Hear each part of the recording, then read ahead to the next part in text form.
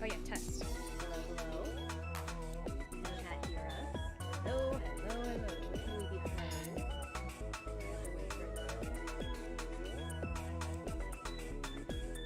Yeah, it might, I mean, they're streaming.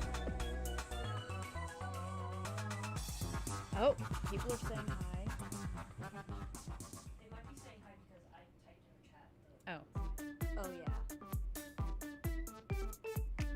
Yeah, I don't... Only just hearing it now. Oh, wow, it's really delayed. It's delayed. There's crazy stream delay. We are? Here, I'll Okay, turn the the... mic up. No, we could do it on. Oh, okay. Yes, Inky. Well, there's Inky. If you guys can hear Inky, she is a very loud kitty, and the reason we had audio issues Are occasionally. you guys gonna do blood rituals on live? Not yet. We'll have to do that when we get a camera set up. Yeah. Oh yeah, I said I made an oath. If we ever, because I was joking, we were talking about the joke, Foxy grid live stream, and I was saying, and Connie was like, what if we reveal the grid and the name is Sammy? And I said, well, then I would have to turn the camera on, turn it around, and do like a ritual sacrifice of myself. We would have to just ritually unalive ourselves. Yeah. I think it should say Sammy. That would be really funny. See, Pat's reaction, he was like talking about the nightmare gas, and he's like, yeah, that was a little weird, and I'm not sure I like it, and that's a completely valid opinion to have. I like the nightmare gas because I think it's funny. Yeah, I mean, I don't think it's nightmare gas. I think it's one of those, either it's they heard the kitty. Either it's an equivalency or it's the Frights fiction thing, which we were watching a video on that, and I was like, that would make the nightmare gas make sense if they do have a bunch of gas stuff lying around, and maybe either they don't want to reveal or they don't know about illusion discs, so they were like, sure, nightmare gas. Are we doing like this? Are we doing the stream proper now? Oh yeah, no, you I should need to switch over. Yeah, I can switch over. She is going to be playing Wobble Dogs. I have it on idle. And it looks like we're like a minute behind. Oh, I Yeah. love our little sprites. Oh, did you? Oh yeah, you haven't seen them yet. I drew these so fast this morning. In our beautiful bicolors. You're quite behind, and it's a little. It's very weird for me because I'm. Oh, someone just said, Then can we don't do get? that. Someone said, can we get hearts in the chat for autistic people? Oh yeah. I autism. Yeah, hearts in the chat for Connie. And the cat. And All the cats are autism. I might have a little. I don't know. I haven't gotten tested for it. Yeah. I got tested for ADHD ages ago, though. Our I have dog. that. Our dog is probably autistic. Just because of how prissy he is. Yeah, he's. I'm autistic. I can make that joke. He has prissy paws. Delays. Yeah, we There's have gonna be delay. Yeah, the delay is gonna be very weird because I can't see if the things are working. You might just need to take your headphones off and not listen then. Well, I'm watching. It's okay. It's okay. All right. Yeah. Okay. Okay. Yeah. Our A lot of hearts in the chat for autism. I love it. our Love to see it. secret sister North is doing our audio. She's the little dinosaur next to Connie on the screen. Oh, she will be doing our audio Well, following the first video because I was bad at it. I'm trying to manually control whose sprites are highlighted.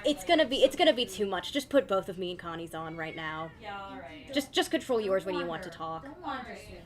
I thought it was gonna be too much. Hi, Lay Inky. down. Lay down in your spot. She's free. She is very agoraphobic, and we're not in her quote unquote house, so she's freaking out a bit. Okay, she's laid back. She's loafing now. Okay, good girl. Yeah. At some point we needed to post outtakes. Quite a few of our outtakes Holy were. shit! Someone just gave us $20. What? We can get money from this? Yeah. Did you not know about Superchats? I assumed we didn't have it enabled. Well, we do. Okay, what do they say? Yeah. Well, holy shit! Thank you so much. I'm at work already, but I had to jump into the stream as soon as I knew it was happening. Love that y'all pulled a Kool-Aid man into the FNAF community, and I hope you are debating arguments of your theory. Hope to see more. Oh, thank Fuck you. yes, you That. rule. That's a lot of money. Oh my gosh. Oh yes, sorry, Red Ubrion. Thank you. Oh my gosh. Thank you. We love Pokemon fans. We love Pokemon in this We chat. love Well, I mean, Pokemon fans. I already said I'm autistic. Yeah, right. We're getting real autism in the chat here. Yeah, we have a list of things we want to talk about, but the ADHD in the room is building. So Yeah. I do ad reads. Yeah, you could. Yeah, you could let us know. I mean, I have chat open. You could do I should That's start true Wobble because Dogs. I'm watching the live chat. Yes. because we don't have sponsors. We should make up sponsors and Like Night Vale. yeah, like Night Vale. I have looked up because I have been looking at. Sorry if to anyone if you ever sent us an email because I look at it because I forget we have one. Because people can access it. So far, we've gotten no, hey, do an ad for Squarespace or whatever, but we have gotten people offering their services, and it is very sweet. It is so It sweet. feels bad to kind of like, I mean, I've had to let people down, like, normally we can't really pay you right now, as well as we're very, as well as currently we all have our own rules going on, and even with audio, North is going to pick that up, so right now we are not taking on anyone on the team, but people have been very sweet about it. Just like, yeah, that's what I expected, but I thought I'd say something anyway. And it's just... we hit 1 million views on that video, which holy Yeah. shit. But we hit 1 million views and we got $10 out of it. Yeah, not even that, because of that stupid copyright thing. So for 15 seconds of the video, which makes no sense and is like random stuff with completely copyright-free music and FNAF footage, it says Omnia Media, which I've heard the name before, but I don't remember what they are. Copyright claimed it, and it's being disputed, and it's almost out of the dispute limit because they haven't handled it yet. And because of that, we've technically made no money on our 2-hour video, but we made $12 from the channel trailer, and haha what. So, you know what? Whatever. As we're gonna say, They say Omnia Media. It says Google says they're a gaming culture thing. So I don't know what soundtrack did you use for those 15 seconds? I don't know, but every It should tell you what part of this. it didn't. I don't remember if it was I don't know if it's the footage or the music. And we were talking over it, so usually that covers it. But as I was saying, we aren't planning on making a living off of this currently. We don't need to.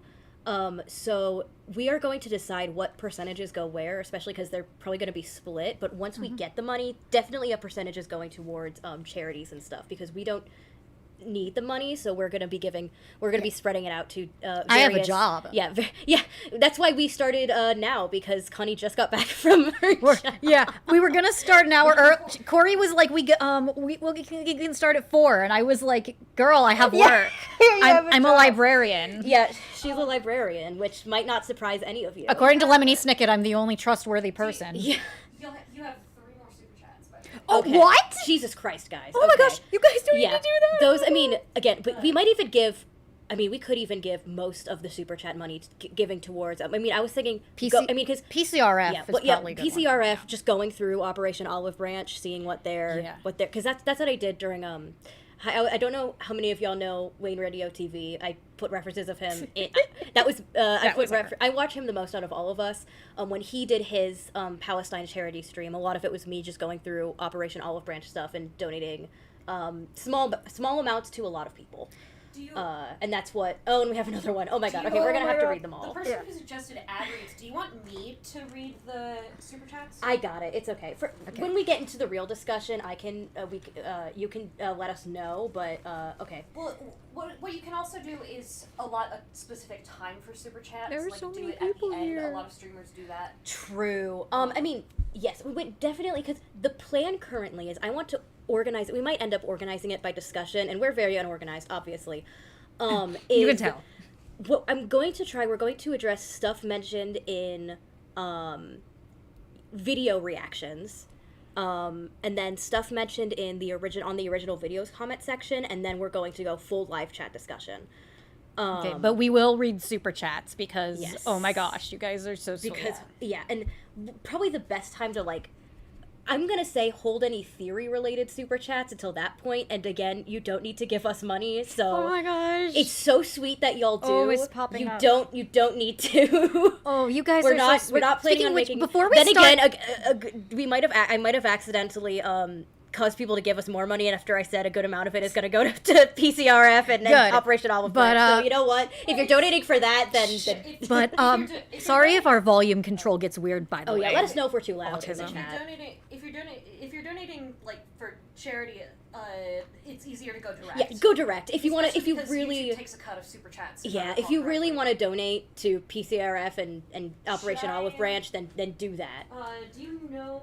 Can you? Can I put a link in the chat for that? Yeah. What you're gonna want to do, because chat can go fast, is spam the link. Okay, You can what's pin the- it. You can pin a comment on what's chat. the, Do that. I know, because Just one time search- Rytos pinned one of my comments and it made me happy. Oh yeah. Because he was streaming from his phone and he said, whoever can type the explanation I'm giving the fastest is going to get pinned, and I am a very fast And the typer. Miss English major over here. Yeah, that's why I'm the Is writer. it this? That's Yes. PCRF. Okay, Yes. cool. Then I will just. Yeah, just put the link and then type it. English major librarian trying to get a screenplay Yeah, we job. have an English major, and if you have a degree, English degree librarian, and then I'm the in training graphic designer.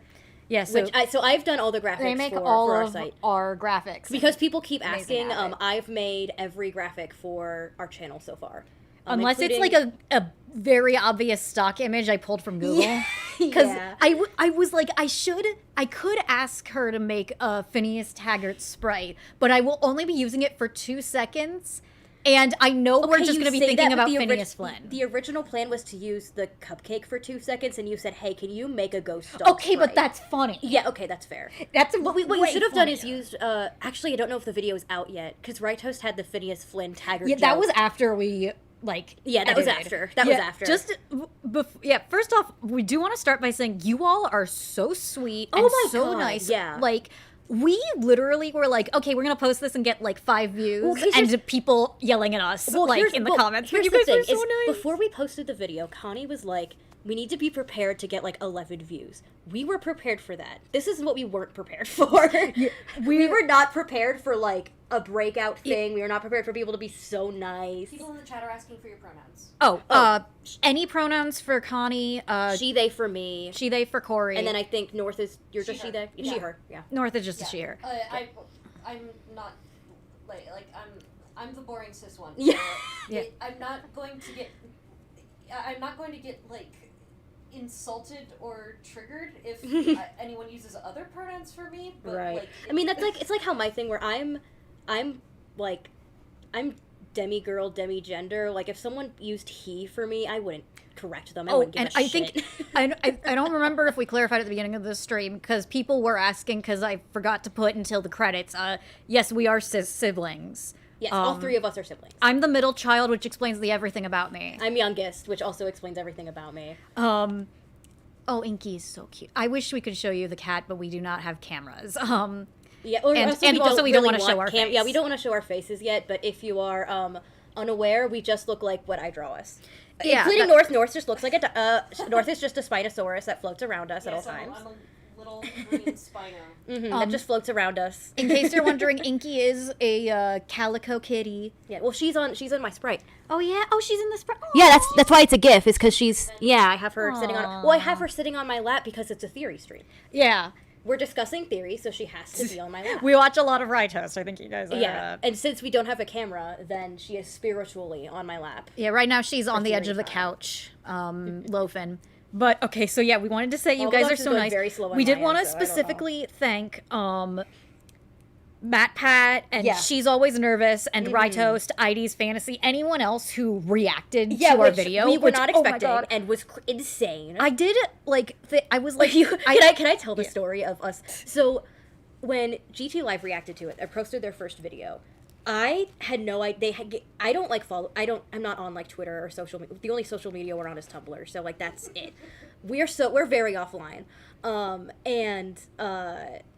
So I didn't find out through YouTube or through Twitter. I was on my Tumblr and I got an ask, and thankfully I was on at that point. So I clicked it and it said, "Hey, have you seen this?" with a link to the GT Live reaction without any indication of what it was. So I clicked the link and opened, and it was GT Live reacts to and I just screamed "what" at the top I heard of my it from lungs. my room. Connie heard it from her room. I just assumed you like saw some Sonic news or something. And I Yeah. was like, oh, can't wait to hear what And that is. then a few minutes later, I walked into her room holding my laptop, and I closed out the GT Live link so that I could show her how I experienced it. So I clicked the link from the ask and opened it that way again. Wait, someone in the chat asked genuinely what is demigender. It's when you're Demigender, yes. It's when you're like, I'm kind of a girl.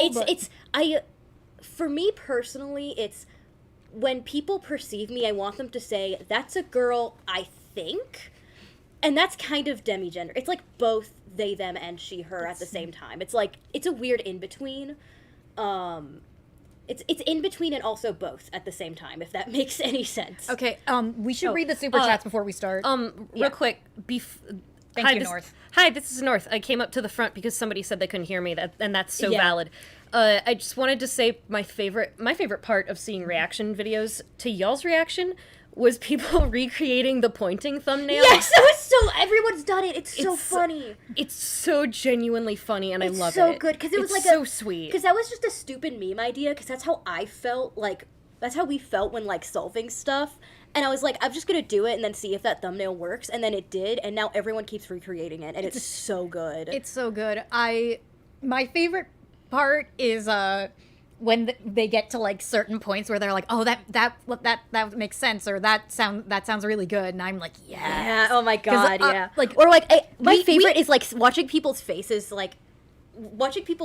turn into, oh, we convinced them of something. in the like, to answer what's probably going to pop out as a question in terms of the writing process, basically me and Corey sit down in ADHD autism hive mind. She comes up with most of the stuff. Yes, I do the heavy lifting when it comes to theorizing, but Connie absolutely does the heavy lifting for writing. Oh yeah, like all of like the script, like 95% of the script goes to her. I just pull up Celtex and go nuts. Yeah, because I theorize and she makes it make sense. I mean, it's not a 50-50 split of that. She obviously does theorizing and I do some of the writing, but it's more like of an in-between than I'm trying to think of what of the FNAF theory stuff was like me, because the only thing I remember anymore. The only thing I remember that was specifically me is gonna come up when we eventually do a mimic video. Yes, that is in the plan. We have a plan set out. We can put that up at the end. I have a thing. Real quick, Chosen, stop spamming. I'm putting you in timeout for 30 minutes. If you have I don't know what your 30 minutes seems like a long time. I'm gonna. Yeah, you could send an email if you have a legitimate offer, but I don't think we're gonna actually be doing. We're kind of working on our own at the moment. Thank you, though. You might have missed what I said earlier. Is currently we are not taking anyone onto the team because, I mean, this is we're at a very hodgepodge setup right now. We've got 3 laptops, a green tea, and a cat. Yeah, it's a here you're gonna want the iPad. Yeah. Okay, but in case you need to do anything. Oh, thank you, Inky. Yeah, I'm doing this on my laptop right now. Like we have, which is why we have a hodgepodge setup and not someone on the comments of the original video was very sweet and was like, oh, if you want better audio, you should set up some of those like those foam things that like Corey Kenshin has behind him, and it's like that's very sweet, but we can't do that. We're in our parents' house. Not only that, but when we started working on this theory, I was in college and we'll go back to college this fall. So we're usually not in the same room. Did y'all try the blanket thing that Raito suggested? We haven't yet because we haven't. We kind of did in her when she was, because we recorded when she was visiting my college, and we hung up a bunch of blankets on the towel rack and on the shower in my college dorm bathroom. Okay, because you can. Yeah, I recorded in the bathroom. Make yourself a tent, because you mean like a fort? Yeah, like a blanket fort. Oh, if I recall correctly, Raito suggested if I recall correctly, it was that's really what nice. they did. Recording early Magnus Archive stuff. Well, Colleen O'Shaughnessy uses a closet. Well, now her husband built her a little thing. Yeah, but house. the Rytoast podcast, like, because people kept bringing us up in their chat, and we were in like.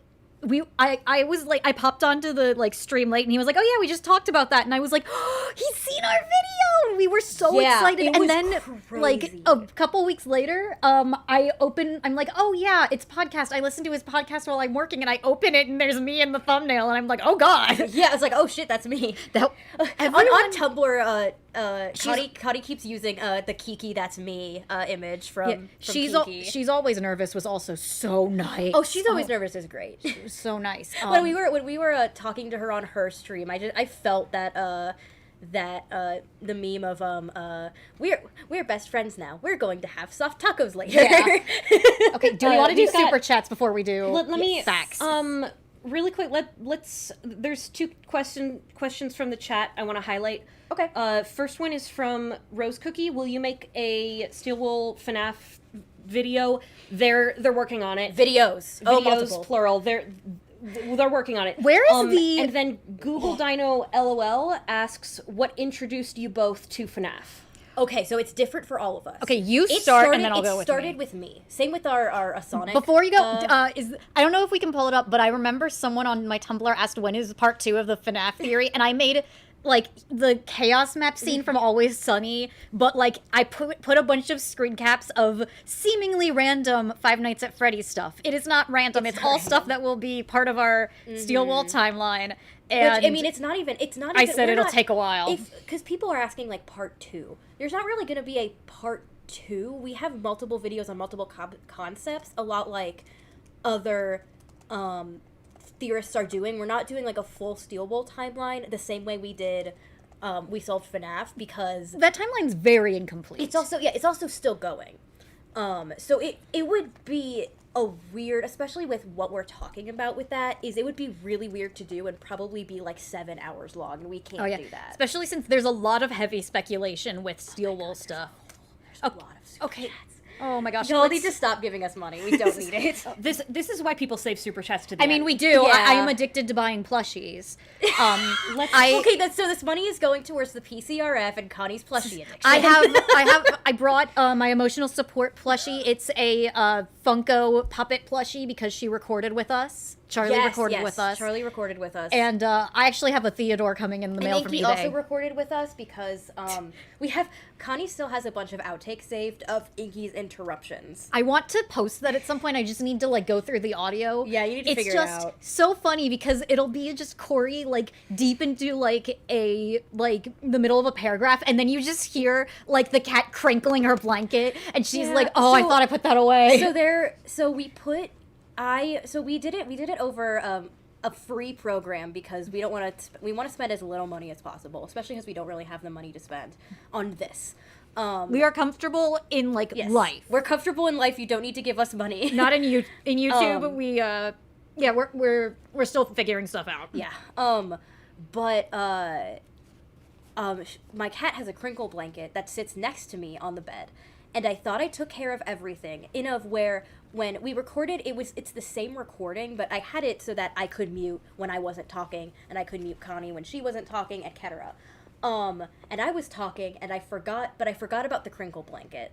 So I'm talking, and my cat, she's sweet. She just wants to sit next to me, puts a single paw on her crinkle blanket, and I just go, oh my god, I forgot about the crinkle blanket. Also, I just saw real quick because this will be a very fast answer. Someone said favorite FNAF characters. I am a Charlie puppet girly.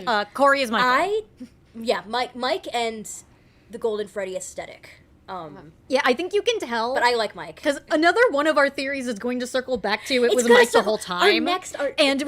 Spoilers, another one of our FNAF theories is going to circle back to Mike. And I promise it's not a bias thing. I promise it's not favoritism. He's just the main character. Well, as I keep saying, I keep going like, wow, this circles back to Mike. Is this just me? And then I'll sit down and be like, oh wait, he's the main character. It's like, all this shit circles back to Steven Universe. Why?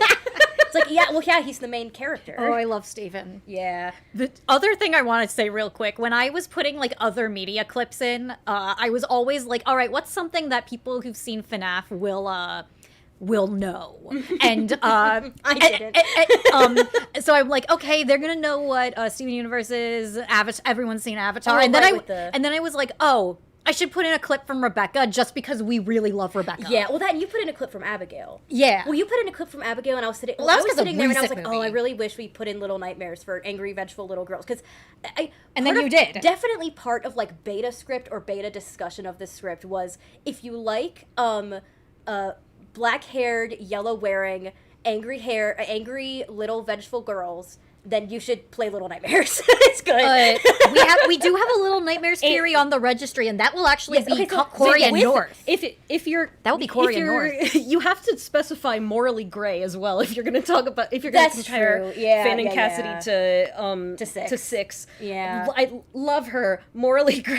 Yeah. Again, that's gonna be a North and Corey video, so that'll be Yeah, fun. Because this Connie, loser hey, hasn't. Hey, everyone in chat, yell at Connie for not watching Little Nightmares. We yet. are about to get there. We literally just finished Paper Mario. We're gonna do Little Nightmares well, I'm not next. gonna play it. I played. We're gonna watch Corey we Kenshin. played Paper Mario together, and by played together, I mean I played it, and they watched it, did some of the voices with me. So Yeah, we we- just finished We'll have to have- 1,000 Year Door That's how we watched Sonic Battle with no Yes. context. when we did our binge. of Rip Sonic and games, Merle. We did not think that was Speaking gonna of, happen. we didn't because ADHD in the room. We didn't answer the question of Oh, how yeah. did you get into FNAF. Okay, you So start for and then I'll me, go.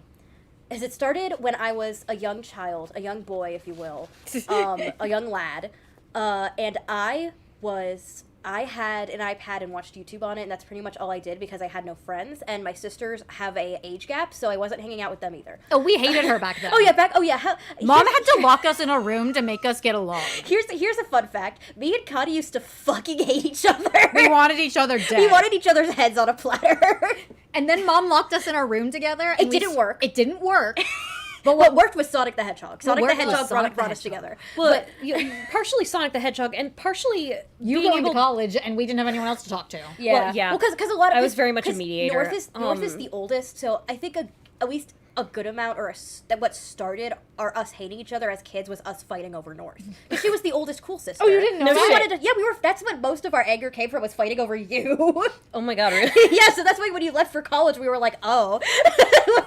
But, So yeah, and I was gonna say something about like communication and being able to talk about boundaries Well, that and too. understanding ourselves and our neurodivergencies more. Well, you know what? Like- What also brought us together was being gay.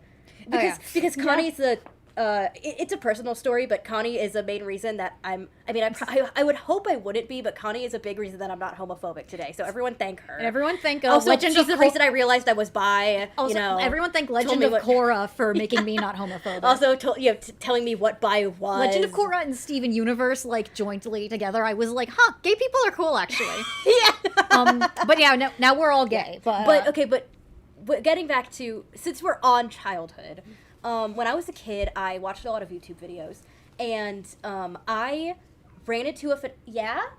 Yeah, Inky? Okay. This was well before you were born, Inky.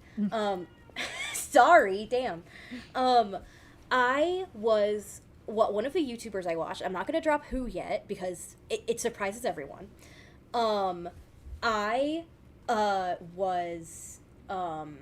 I was watching their channel, and I ran into FNAF, and I was like, okay, I'm a brave boy. I can do this. I couldn't do it. I got to the jump scare, and it scared the shit out of me. Like, you keep making, like, I'm a brave little boy. I do want to clarify, this is a joke. She's not a trans girl. Oh, no, I no. Just in case people get confused. Yeah, no, I don't want anyone thinking I'm, like, fully masked to femme. No.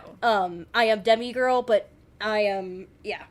Just because we make those jokes of, like, we call each other, like, guys all the time. Yeah, it's just, we have completely we don't want to mislead anyone. We have completely degendered our language. Trans people are awesome. We just don't want to mislead anyone. Right, we don't want to mislead.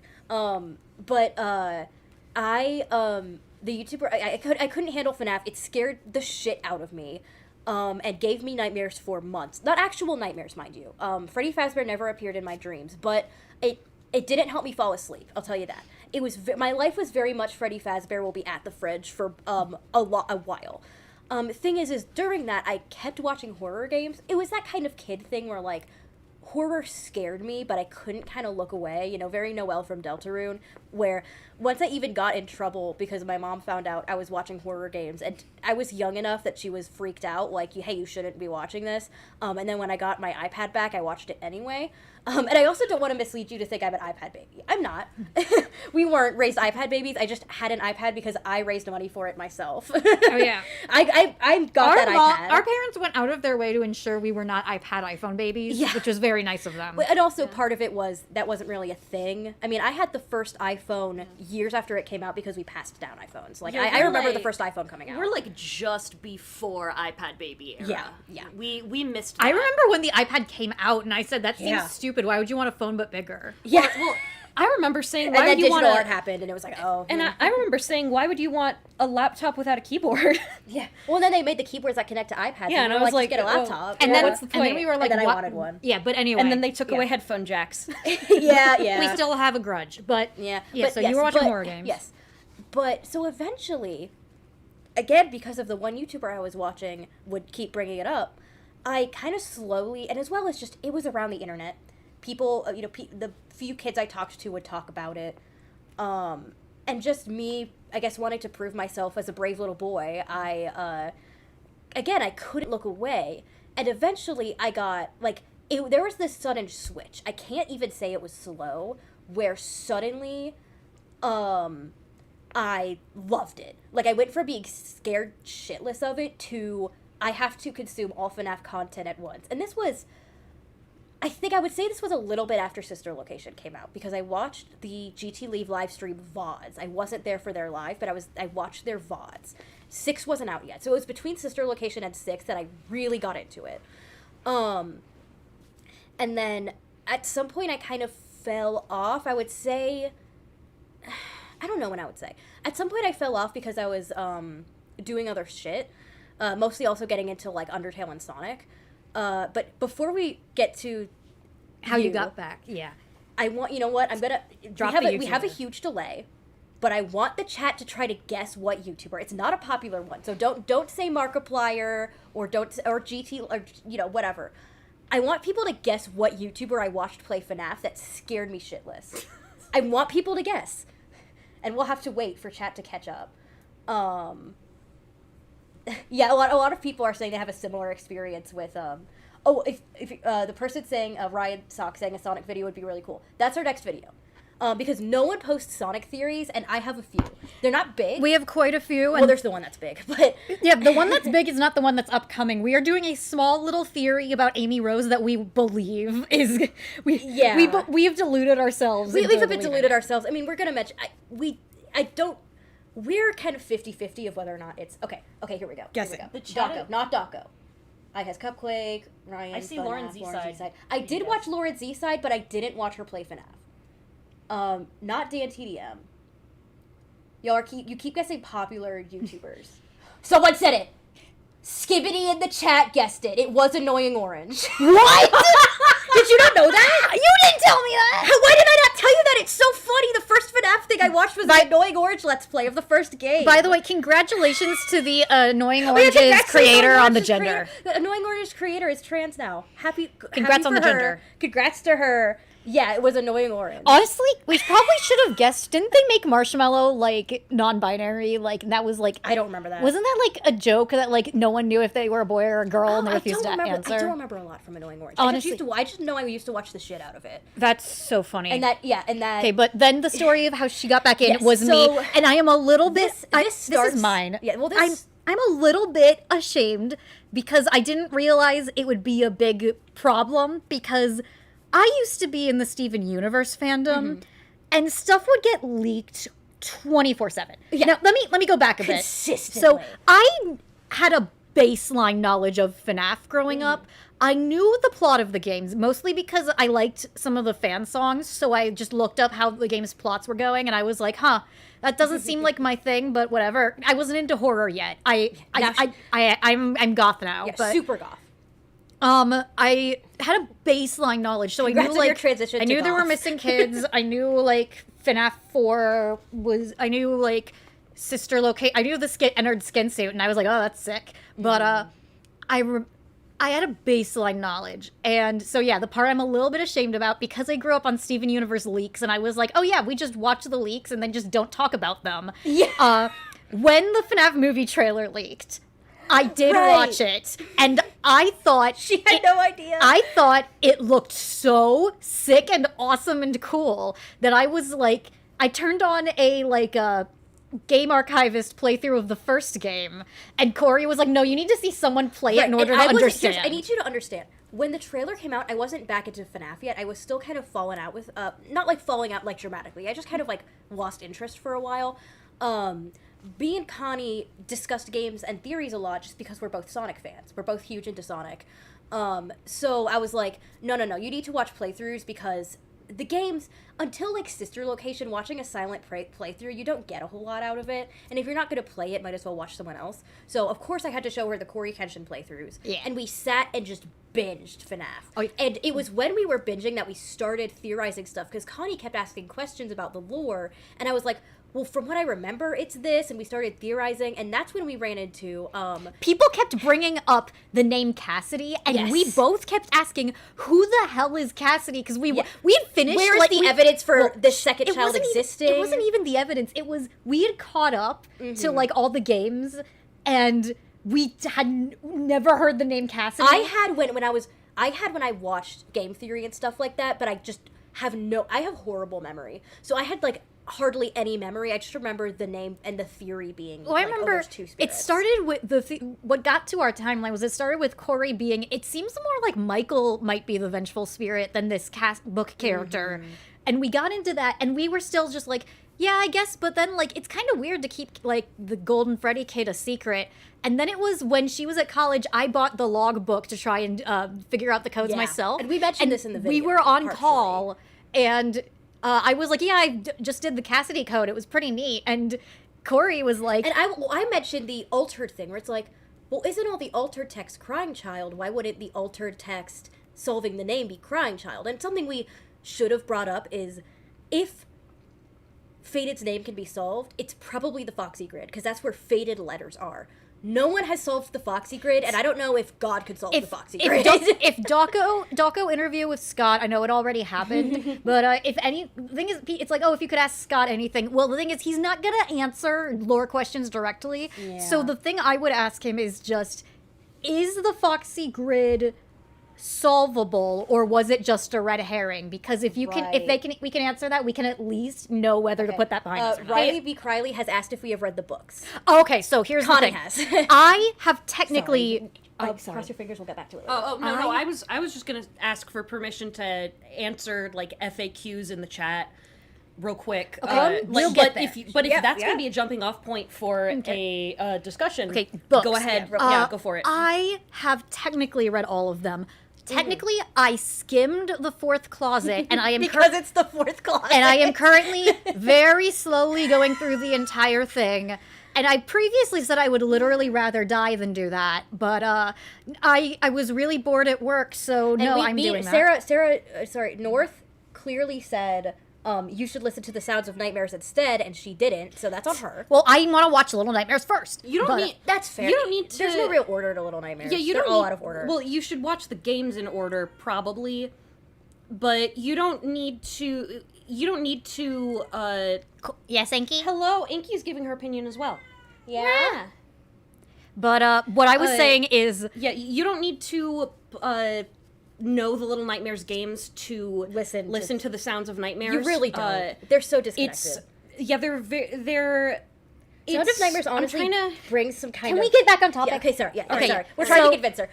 The of the books, I think my favorite of the novel trilogy, I think my favorite is the Twisted Ones. The first one really underutilized the animatronics, and the second one did too, but it did it in a way that added to the suspense. Yeah. Of Fazbear Frights, my favorite is either Count the Ways or Bunny Call, because they both are just Bunny books Call severely. is good. And my favorite Tales is, I mean, GGY is always peak. GGY's peak. I feel like there was something What it else. did to the fandom is peak. Oh, yeah. It's effect. But, like, the writing itself was also very peak. Yeah, it was done very well. I mean, so for me, Connie has read all the books. I have read none of the novel trilogy. I have read some of Tales and I've read intermittent stories from both of the story stuff, some which Connie has read to me, some which I read on my own. It really depends. There are some stories that recently she finished reading the epilogues of Fazbear Frights to me. Yeah. And it was a party, let me tell you that. We didn't need any alcohol. It was stop. We had to literally stop for like 10 straight minutes after in the middle of the Cliffs epilogue, because we got to the part where the giant Afton mech with rabbit ears is like singing, and she was it was singing, and I was just laughing. First of all, because this is when it just gets a bit comical. It's not very. Some parts aren't very well written, and you can kind of tell they gave up. There's a decay you can sense in Fazbear Frights. Not to make fun of the authors. The authors did a very good job with what they were given. Writing decay is totally valid, and I'm sure it was mostly scholastic. Like, you gotta pump out more books, man. So we got to the Cliffs epilogue, and again, like, we weren't even at Forklift Charlie by the time you broke. The part, like the part of like the agony creature, like the things on it was singing, and I kept referencing it's a deep reference, but the Freddy theme from Help Wanted that never came out, there is a animation of it. We can link it in chat. An SFM animation that is so fucking funny. It's one of my Found favorite it. videos ever, I think. It's like the first thing to come up if you search FNAF, but it's awesome. cursed, But yeah, you can still put it in the chat. She was just picturing... Just spam link it. No, I just posted it. I was just... Yeah. We were Okay, just yeah, the picturing... chat's fine enough. We were just picturing... I was just picturing that. that being like on them singing that on repeat, and I'm going through the and she was laughing for like a good couple minutes. Yeah, and I was 'cause like, I all right, couldn't handle it. and I was like, all right, quiet down. We need to get to Forklift Charlie before we break. Yeah. and I get to Well, and she- I get to she the next said- line, and No. stop She said there's no more mentions of it singing because she thought there wasn't. because I missed a paragraph, and I went back to the paragraph, and I was like, oh, I missed a paragraph. I'm reading it, and I get halfway through the sentence, and it says, and they were singing, and I literally stopped and said like, oh. And I immediately knew what she was gonna say, and I went, no! Because they do say they are singing old songs from the old Freddy's stage shows, and she had to. I threw a blanket over her and my cat, got up and screamed and made, I think, the first suicide joke I've ever made in my life, and probably ever will make. It was just honestly, it was just. I She had could to not- go paint to calm I down. had to paint to calm down, which is the most artist shit in the world to say, but it's true. But we've eventually got to Forklift Yeah, we Charlie, got which is there, what we was got worth there. it. But yeah, because the whole time I was just thinking, Freddy Fazbear's Pizza, where kids are number one. I want someone to do like a. Freddy Fazbear's Pizza, where I'll go get to fantasy that. meets fun. But can someone make a epic orchestral version of that for the agony? yeah, like There Goes Hawaii. Yeah, like there goes Hawaii. Like, there goes Hawaii. Okay, so let's get to Let's get to the super chats. 'Cause wow, there's a lot. Y'all need to stop giving us money. Oh my god! I mean, again, this is. Again, if you're going to super chat for theory related stuff, save it till the end. But also, y'all, please. Okay, let's get to it because it's been like We don't need you. It's been a half hour, and we need to get to the super chats. We don't need your money. It's so sweet. Thank y'all so much. donate to PCRF. Yeah, donate to PCRF or people who are making a living off of this, like Rytoast. I believe Rytoast is making a living, so like donate when Rytoast is streaming, that kind of stuff. So we're starting from we already read Umbreons because they were the first person. The Man 515, Autists Unite, love the theory and you two have wonderful voices and cute avatars. Can't wait to see thank them. you. That's great to hear because I hate my own voice. I hate how my voice sounds. See, the thing is, I hate how my voice sounds, but then I used to do live reads on my Unfortunate Events Discord, and everyone was like, you have like a audiobook ass voice. She's good at reading. I'm bad at reading stuff aloud. She is very good at it. That just reminds me It's of when... the librarian. It does remind me of when I read you Prankster, and you were Yeah. like, you were just like, that's where it ends. But my favorite, Damn, my that's where favorite it part ends, is yeah. going through when I go through the stories is when you get to just like boring het nonsense and just reading it as over dramatically as possible. Well, it was the beginning of Bunny Call, and I was just going, God, I hate straight people. As a bit, obviously. Yeah, but like But it was just very like straight people. Bunny Calls. Which not only as a person who is aromantic, there's a lot of stuff in stories that I just won't put up with. she's aromantic and yet somehow has had more dates than both me and Matt. Because we don't get At dates. the same time, because I'm also polyamorous. Yeah, queen behavior. But Yeah. Okay, next one. But yes, no.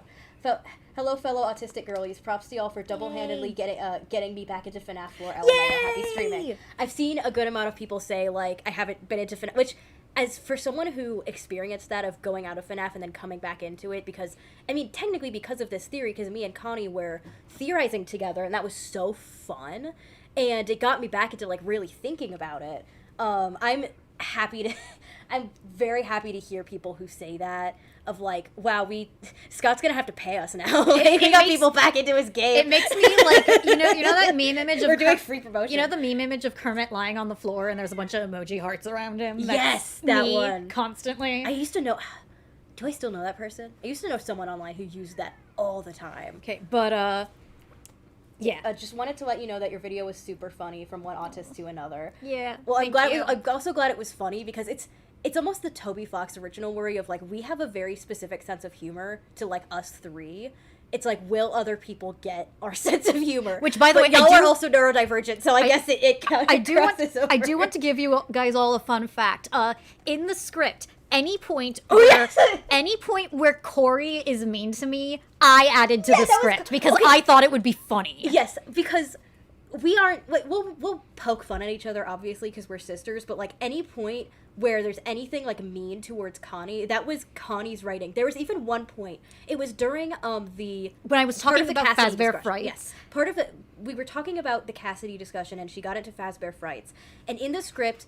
Like, in the original script, it was me going, like, hey, let's get back on topic, and Connie going, yeah, right, Cassidy. And we got to that point in the script, and I looked, and I was like, no, you're on topic. I don't know what you're talking about. You're still on topic. Keep going. Like, I just wouldn't record that line, because I was like, no, you're on topic. Yeah. But the good news is, in the Amy script, we do have a bit where I'm being mean to you. So Oh, do we? I it didn't works notice out. that. Oh, right. You call me a bitch. Yeah. Yeah. Because we do that. Okay, yeah, keep going. All right. Way to go, making one of the most satisfyingly narrative FNAF theory on Hey, messiest. don't forget to read messiest out their fuck names, franchise. by the way. Oh, sorry. Oh my god. Okay, so the last few was the Man 515, the Town Heifer, Chard Broccoli, and this one is Jason Johnson. Thank you guys so much. Way to go for making one of the most satisfyingly narrative FNAF theories on a messy as fuck franchise I've heard. Totally a Cassidy CC believer now. Oh, thank you. Yes, I think part of our theory is so much that, again, Connie is a writer. We look at things from a narrative sense, and I think a lot of theorists, not always a bad thing, like to look at it from a puzzle-solving sense, instead of realizing that it's a narrative, and you definitely need both, because Yes. sometimes the narrative sucks. Yeah, Like, sometimes you just gotta, long story short, our Eleanor theory, where like this is not we're narratively still working on satisfying it, at yeah. all, but it's probably what happened. We have. It might be a watch out shorter. for It might be Inky. The cat's on a leash to She's make on sure a she leash, doesn't yeah. run under the couch. Here, I can take Because we're in a big room right now, so she is Okay, no, she You just wanna wants be to lay close- there. You just want to be behind my computer? Okay, baby. I know. We'll not happy. post a picture of the cat in the community tab at Oh some yeah, point. we could do that. Yeah. But oh, thank you. so like a lot of the time it's like, oh, the narrative sucks and you need to use puzzle solving, and sometimes it's you guys are focusing too much on the puzzle solve. Like I keep saying with like some of the stuff with Fazbear Frights, like some of the stuff like Right. Step Closer very clearly has some connection to Michael and Cassidy because like Right. of the stuff they use with Pete. But like some of the shorts, it's like, I don't think Kids at Play is meant to like parallel the DCI or anything. I think it's they just said, wouldn't it be fucked up if guys turned I into think Kids at Play signs? the three types of. That's not a specific call out, by the way. If anyone's ever theorized that specifically, I made that up on the spot. Yeah, sorry. There's three types of short stories, I think. One, there is some kind of parallel going on that is either trying to tell us something or they just wanted to do a parallel. Two, it's a very basic narrative parallel. The most basic of like, this is similar to something that happened in the games, and it's very basic narrative parallel. The other is, hey, wouldn't this be fucked up? I am like still not fully. I'm still like. I still. Hey, wasn't that fucked up? I'm still Anyway, not full. Sterling. I'm still not fully convinced that Under Construction wasn't like one of the authors had a weird dream and decided to make it a Yeah. book. Like, Hi, baby. oh, she's on the laptop. If anything happens to the stream, it is the cat. Yeah, she's on the. Hi. Hi, Here, baby. let's have North hold You want want to go next to the. Let's have Auntie North hold you. Are you a gamer? Baby. Okay, she loves being held like a baby. Okay, but Yeah. Fazbear Frights is, we have a lot of thoughts on it, and honestly, currently, I'm kind of leaning towards Frights fiction, which is not our theory. If y'all should know Frights fiction. If you don't, then there's multiple videos on it. Was it it a video that was really good? Was it Impulse Evan or Immense Andrew who made the? Let me. It's one of them. They're so similar. They're such similar names. Also, sorry, Immense Andrew, for calling you out in our video and confusing Matt Pet. Okay. It was Sire Squawks. I see. Okay. Link that in chat. Sorry, Sire Squawks, for forgetting it was you. Yeah, link that in chat because their Frights fiction is theory video is really good. But we should move on. yeah, okay. Sorry, I did want to mention that I'm totally a Cassidy CC believer now. Yeah. Someone typed it as typing it like uppercase C Cassidy with like a. And I like that way, but you can't really say it. I was like, I'm gonna call it Crying Cassidy, and then Matt Pat called it Crying Cassidy in the video. Damn, and I was I like, didn't know that. Which, by the way, I don't know how Corey's still functional after Matt Pat. Because I used to binge game theory. And again, another thing is I eventually fell off, and mostly because I got older. The greatest honor of all time was having Ollie interrupt one of the reactions. I used to hope and pray that they would stream GT Live on my birthday so I could get a clap and a half. Apparently it was super easy. All I had to do was solve FNAF and make a 2-hour video about it with my sister. Not hard. But yeah, let's go. Yeah, we have accidentally raised an army. Oh, Red Umbreon again. Oh my god, another $20. Red Umbreon, stop it. Stop giving us your money. No, stop it. Spraying you with water, with a Thank you, though. Thank you so much. Stop, though. I have opened the super chat gates. Now I must go back to work. Deal with it. Oh, okay. Have fun, Have at work. Have fun at work.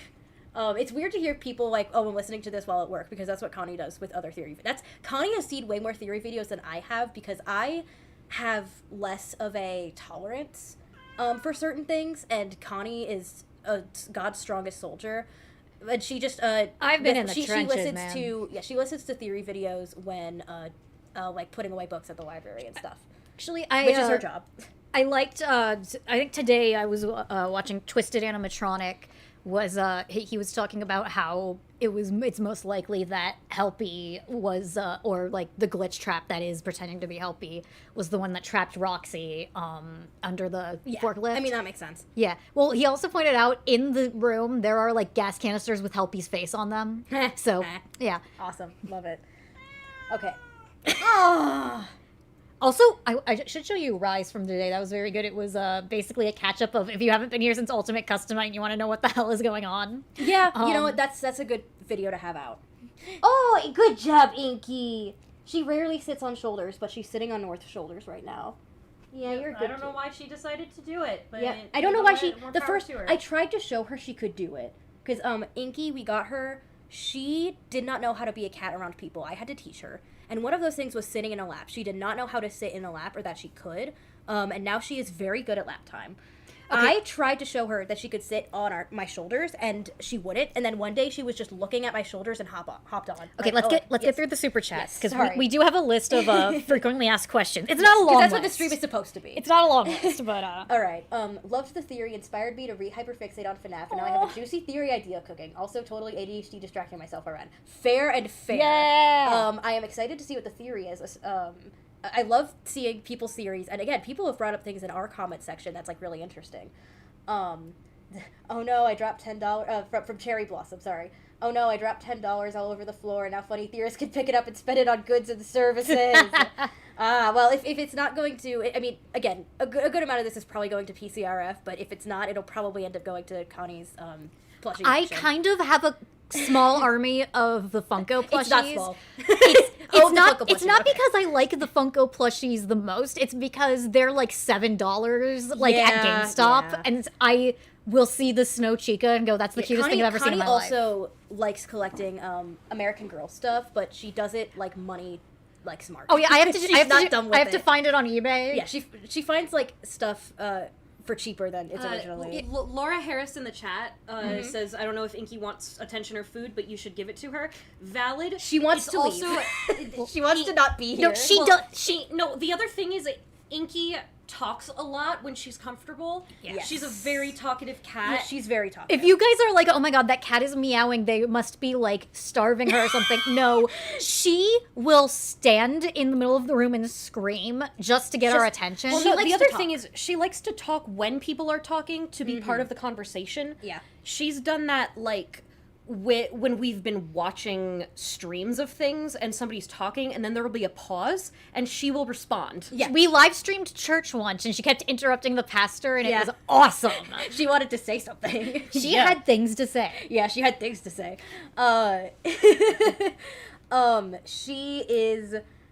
She's, again, as I mentioned earlier, she's kind of agoraphobic and she's not in her quote-unquote home, which is my bedroom. So I think she is. She's slightly stressed out, but she's happier than she would be because we're not doing this in my room, and she would be alone in my room and screaming at the door because she wants me next to her at all times. She's very clingy. Clingy and very agoraphobe. talkative. It's very cute. Yeah. And then, okay. Love from Louisiana. Y'all's video changed my entire perspective on FNAF. Thank you so much. You guys are so nice to us. Y'all are so again, we expected slurs. Yeah. We haven't been. I don't think we've been called one, which is crazy. Yeah, like, again, I was in the trenches of the Steven Universe fandom. Yeah, I mean, well, Connie on Tumblr has been called slurs, but never the right ones. They They always get the wrong slurs, because and there are it's slurs really we could funny. be called, but people don't use the right ones. My favorite time is I never published it because I don't publish Anon hate unless Yeah. there's something super funny I can add to it. Right. But someone called me. My base reaction is to respond with an image of "get a load of that fucking guy." Oh yeah. Well, my favorite is like just when they send like the wrong slur, and I'm like, I just keep thinking of like Kingdom Hearts when Frollo like, sees this little Japanese gay boy and is like, he must be robotic. Which, by the way, because someone brought it up, there is a Kingdom Hearts theory coming. We don't have a lot of Kingdom Hearts theories, but we have one. We have one, a big one, And that's one where we're like, is this a stretch? And then we look at character design and we're like, oh shit. Yeah, I mean, it could very well be a stretch. Maybe it's not. Maybe it is. But hey, what are theory videos for? Yeah, but that's what theory videos are for. That's why we say it's just a theory. You know, It's a game theory. Like, game theory. We made the pact that game theory was talking about. We at made the some blood point pact. there was someone who saying the theory the world was round was a stretch. You know, sometimes you gotta be crazy.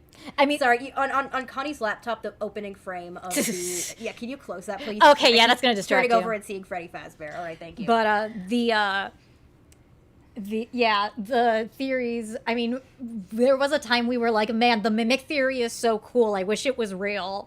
And then Ruin I was watching Rytoast live when he played Ruin for the first time. I was and too. as soon we were in the basement, as soon as those orange eyes started glowing, we were going, no way. I was so happy. Just so people know, because I know there's this discussion about whether or not people like the mimic. I love the mimic. I love him. It's like, I don't even know if they did it on purpose, but it's a commentary on AI. It's a commentary on reusing the same tropes. It's a commentary on the cycle of abuse, and most importantly, it is a commentary about robots being fucking awesome. Yeah.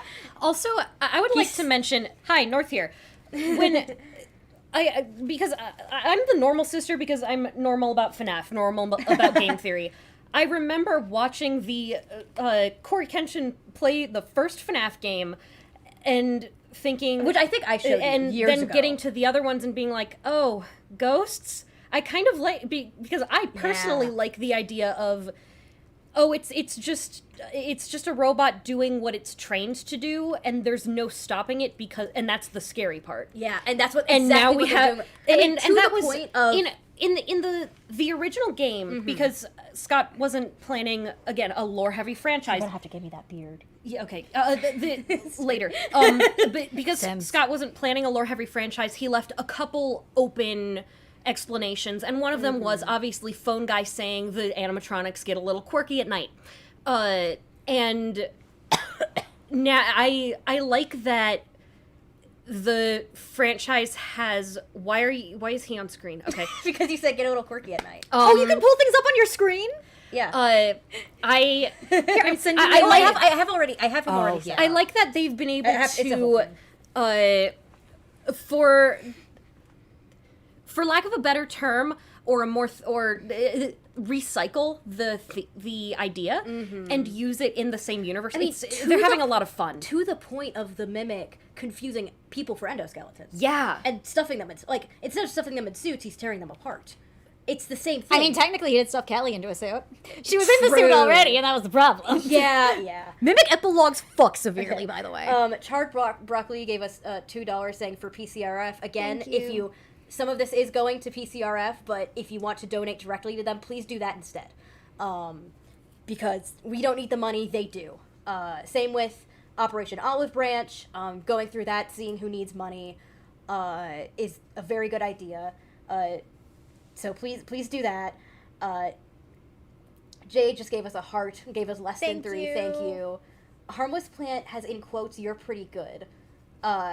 I'm not sure if what that's a reference to, but thank you, Harmless Plant. Thank you. We love plants. We love air.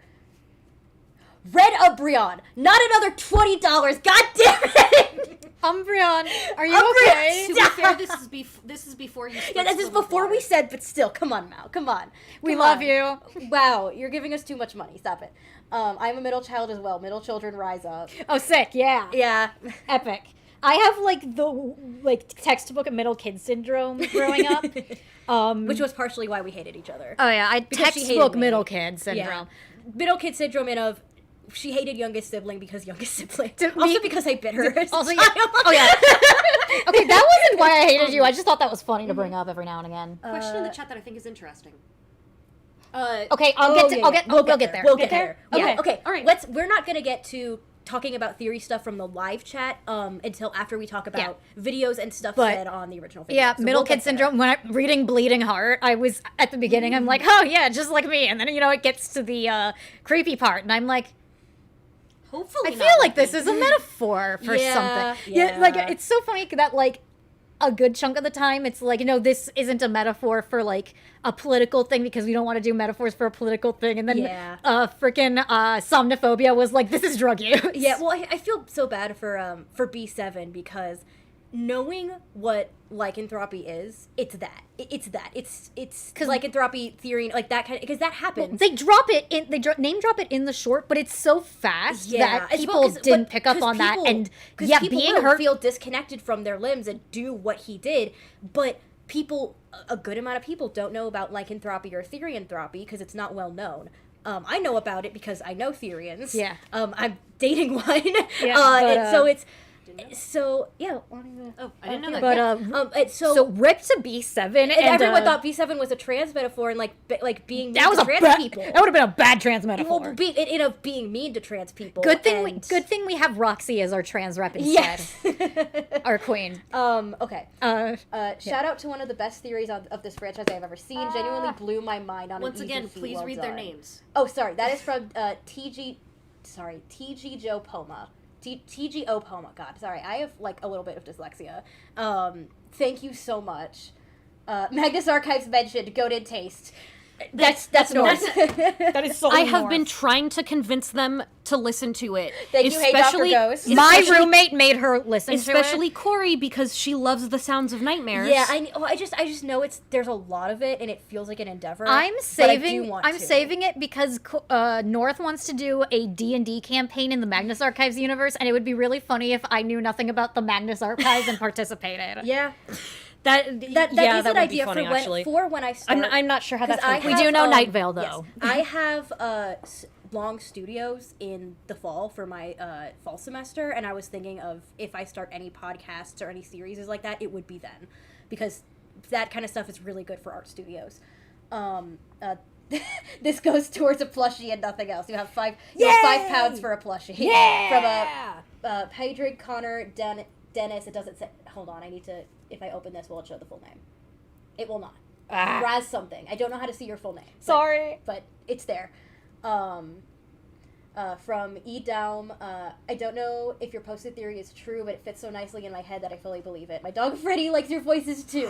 Well, thank you. We love your dog. We love your dog named Freddy. We have a dog, too. Yeah, we have a dog too. He's not down here though. He's not down here. He's upstairs guarding the He's house. also scared of my cat. So Yeah, that's probably also another he's. reason. I don't want you to. The think cat he's- I isn't mean to him. The cat loves him. He's just scared of the cat. Inky wants to be friends with him, and he is bigger than her, but he's scared of her. Terrified. He's not scared of deer. He's made friends with a deer before. Not scared. Not scared of those. Not scared of the giant Newfoundland next door, Yeah, who is his best friend. He loves parasocially. He's parasocially best friends with our Newfoundlands next door. Scared of the cat. Yeah. Chaotic Silver gives $10. I recognize that username. Normally I don't do this, but I have the money to spare, and I may as well support some of my favorite new theorists. I was figuring out the Foxy Grid growing. You have you reached out to Rye to be a podcast guest? So multiple things to say. If that One, happened, I think I would explode. If you don't usually give money, again, Thank you so much. Thank you so much. We don't need money. Again, thank you to everyone who has donated. We're not making a living off of this. We don't need to. Again, we would prefer you donate to, say, PCRF, or again, someone who is making a living, say, as Right Host. But again, thank you so much. Is she's always nervous doing YouTube for a living now? I don't know. Because you guys should donate to her. She was Yes. so nice. She's also so sweet. And we have I was figuring out the Foxy grid going. I have a plan of attack, but that requires getting the Foxy grid in high quality, which we now can't do because in our version of the logbook, Connie wrote all over it trying to solve it. So what we'll do is next time 'cause we I go wanna do it bookshop, digitally. next time we go to Books a Million or Barnes and Noble, we'll get a cam scanner of it. Yeah. No, we will get you the book, your own copy of the book. Well, I just need a cam scanner of that page and we'll be fine. Okay. Because I want to do the Foxy grid solving digitally because there's multiple ways the grid could be laid out. There's multiple Foxies that could be the Pixel Foxy. That's what I was thinking about when I was super sick, and who knows if that'll actually happen. As well as I'm going to reach out to Rytoast. I don't feel comfortable doing that, like reaching out, especially because we're so new. But if Rytoast reached out to us, we would say yes. But I don't want to reach out to them. That would be directly. like so trippy. Yeah, I don't want to reach out to him, but if they offered, then yes. But just so you know, we're not going to ask. Rytoast probably shouldn't because it would be just as ADHD. Yeah, as it would be. is. They also have ADHD. Am I correct? Yeah. Yeah, so it would be bad. And right up, Brian. Okay, only $10 this time, but still. Honestly, the most evidence towards y'all being ADHD is that y'all stated 3 times that y'all are going to read the super chats, and 3 times y'all have gotten sidetracked. Well, we're reading them. We got them. We got to it now. Robo Zero Lenny, do not give that much. Oh, Dude, man, thank it's you. in pounds, but oh my god, dude. It is a dual theory. Yeah, they say that, hey, it's just a theory, a dual theory. It is. I mean, that's why we picked the name. We were stuck on branding for our channel for a while, and that was mostly my job. Because the thing as is, the I graphic was like, I designer. don't want it to be like fandom specific. Because like, Or even video game if we specific. get disinterest in Five Nights at Freddy's, or we get super into talking about like something else, yeah. classic books, like we don't want to. We also didn't want to be married to like video game stuff because we're mostly talking about video games here, but we like other stuff. I would love to make a video on series of unfortunate events, right? But the thing is, the one theory, because we're also classic book the one nerds, theory so. I'm like really set on is for the prequel to a series of unfortunate events, which less people have read, which makes me mad because I love it. Oh yeah, All the Wrong Questions is good. My favorite book, like overall, is either just All the Wrong Questions, like as a conglomerate, or We Have Always Lived in the Castle. Oh yeah, that book's good. I love Watership Down. So much. It's my favorite book. I love it so much. Every time we refer to the Mexis entity, we now refer to it as, quote, that bitch from Watership Down, So because it looks like the Black Rabbit. It doesn't look... Okay. At one point in the files, Mexis was just called Black Rabbit in the files. In Watership Down, the Black Rabbit is their Grim Reaper, pretty much. The Black Rabbit comes when you die and takes you over to its warren, which is, like, the underworld. What's great about Watership Down is their Grim Reaper, even though they're all scared of it in the stories, he's like a super chill guy, and he's just like, yeah, like whatever, you know. Yeah, so we just keep But calling... when I saw Mexis was called the Black Rabbit, I was like, oh, is that supposed... Like, it was one of those of, is that a Watership Down reference, or am I crazy? Because referencing the Grim Reaper rabbits would be apt. But Yeah. who Like knows? it's a reference that absolutely would make sense, but also it's such a vague like it's a black rabbit. That's Yeah. what it is. The rabbits are also British, so, you know, British rabbits, Yeah. it'll happen. So like they have more than plausible deniability. Listen, I'm still not fully convinced that what Crying Child saw wasn't Michael taking him to see the Watership Down movie on The 80s accident. one. The 80s, because the 80s one was the one that was Well, that's animated the one and everyone really- knows, because it's the gory Because it's the one. gory one, which the book, here's the thing.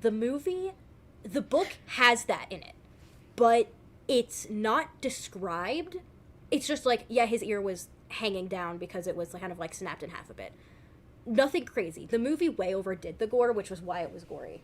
Okay. Let's sorry. talk about something other than Yeah. Watership Down. Sorry, I know, I love it. Outside of Amy, any other Sonic theories planned? Oh, we have a lot.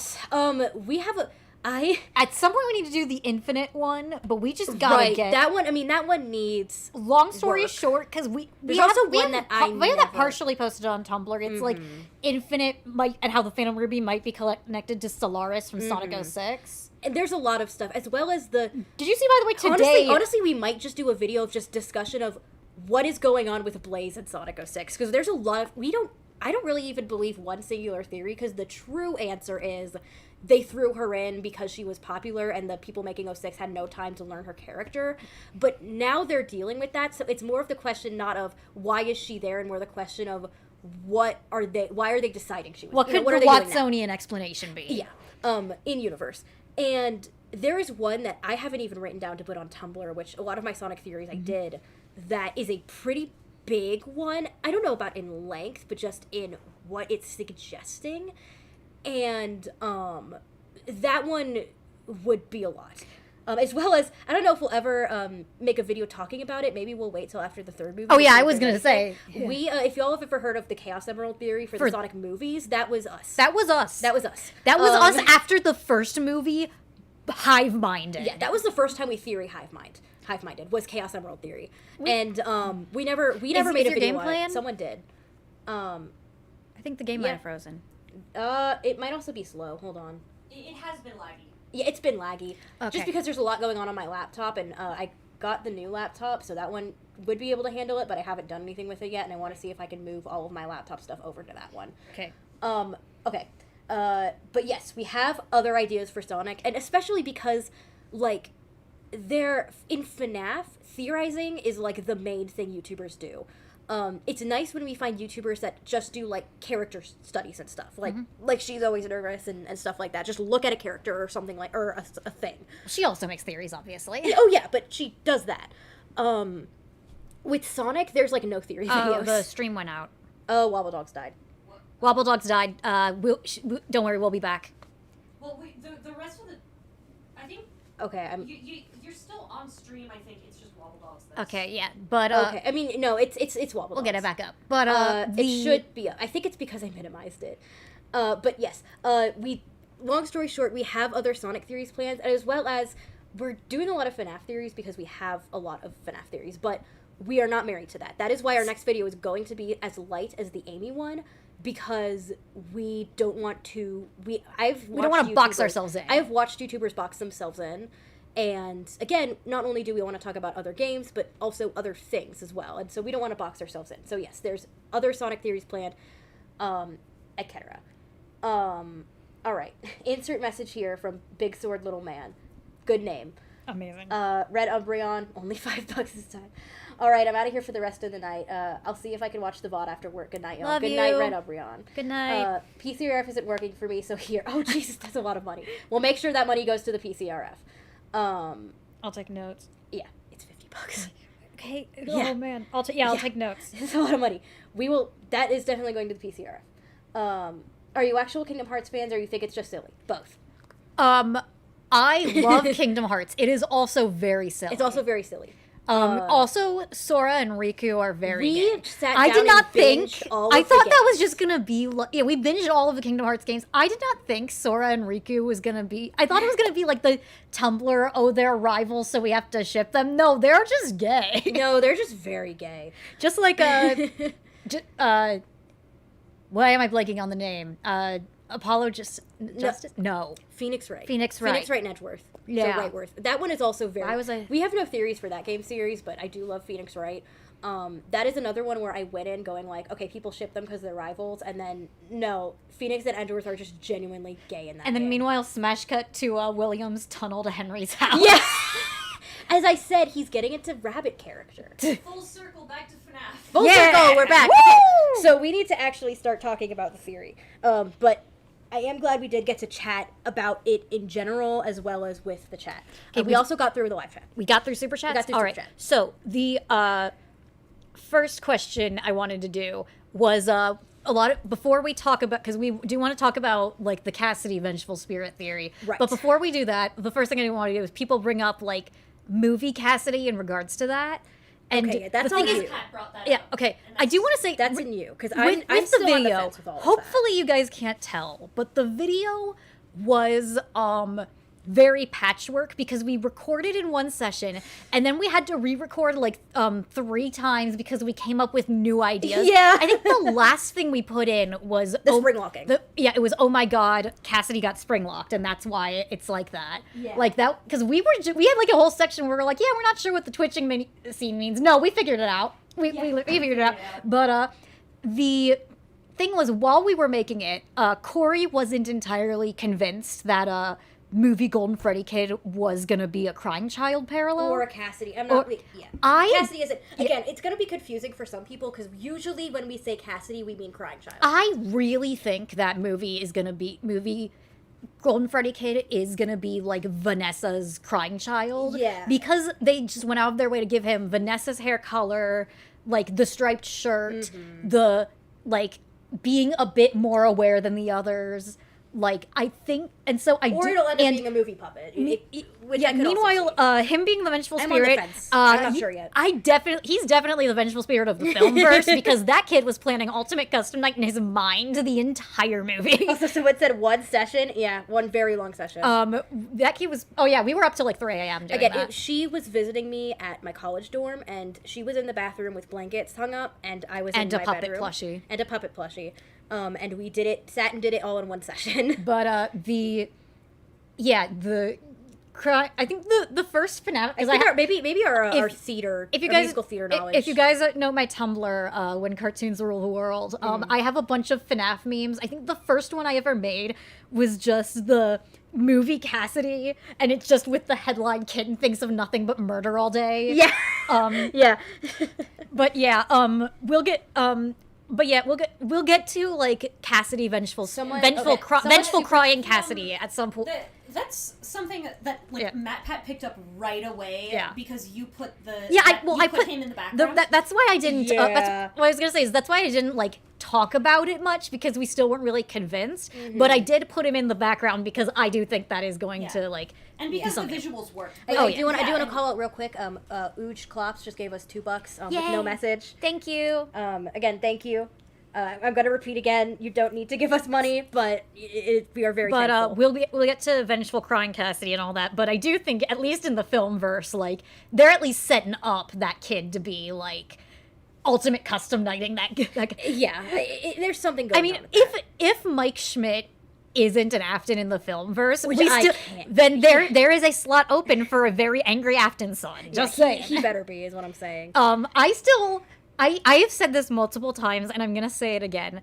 Because the first movie had so many weird parallels to the Silver Eyes, if we get to the second movie, and I am sitting in the movie theater on, like, December 2025, and I hear Matthew Lillard as William Afton say, "I didn't take your brother, I took you," I am gonna just start pissing on the floor. Yeah, like a wild hog. Like, that it doesn't matter who he's saying. That scene, very well written.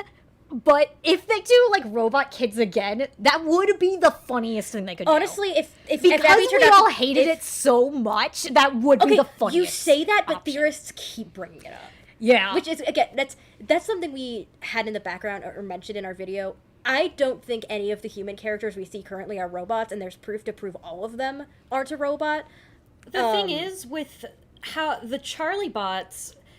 With the Charlie bots being established and the books establishing that she has like she can breathe and eat and she sleep. has like she can breathe, eat, sleep, she has fake blood, like unless Scott comes out and tells us, there's not really a way to prove it wrong unless we vivisect Gregory. Except Vanessa. This is something we're going to bring up in the next video, but I may as well talk about it now. There are 2 ways to prove Vanessa isn't a robot. One is the lesser one of in the disassemble Vanny scene.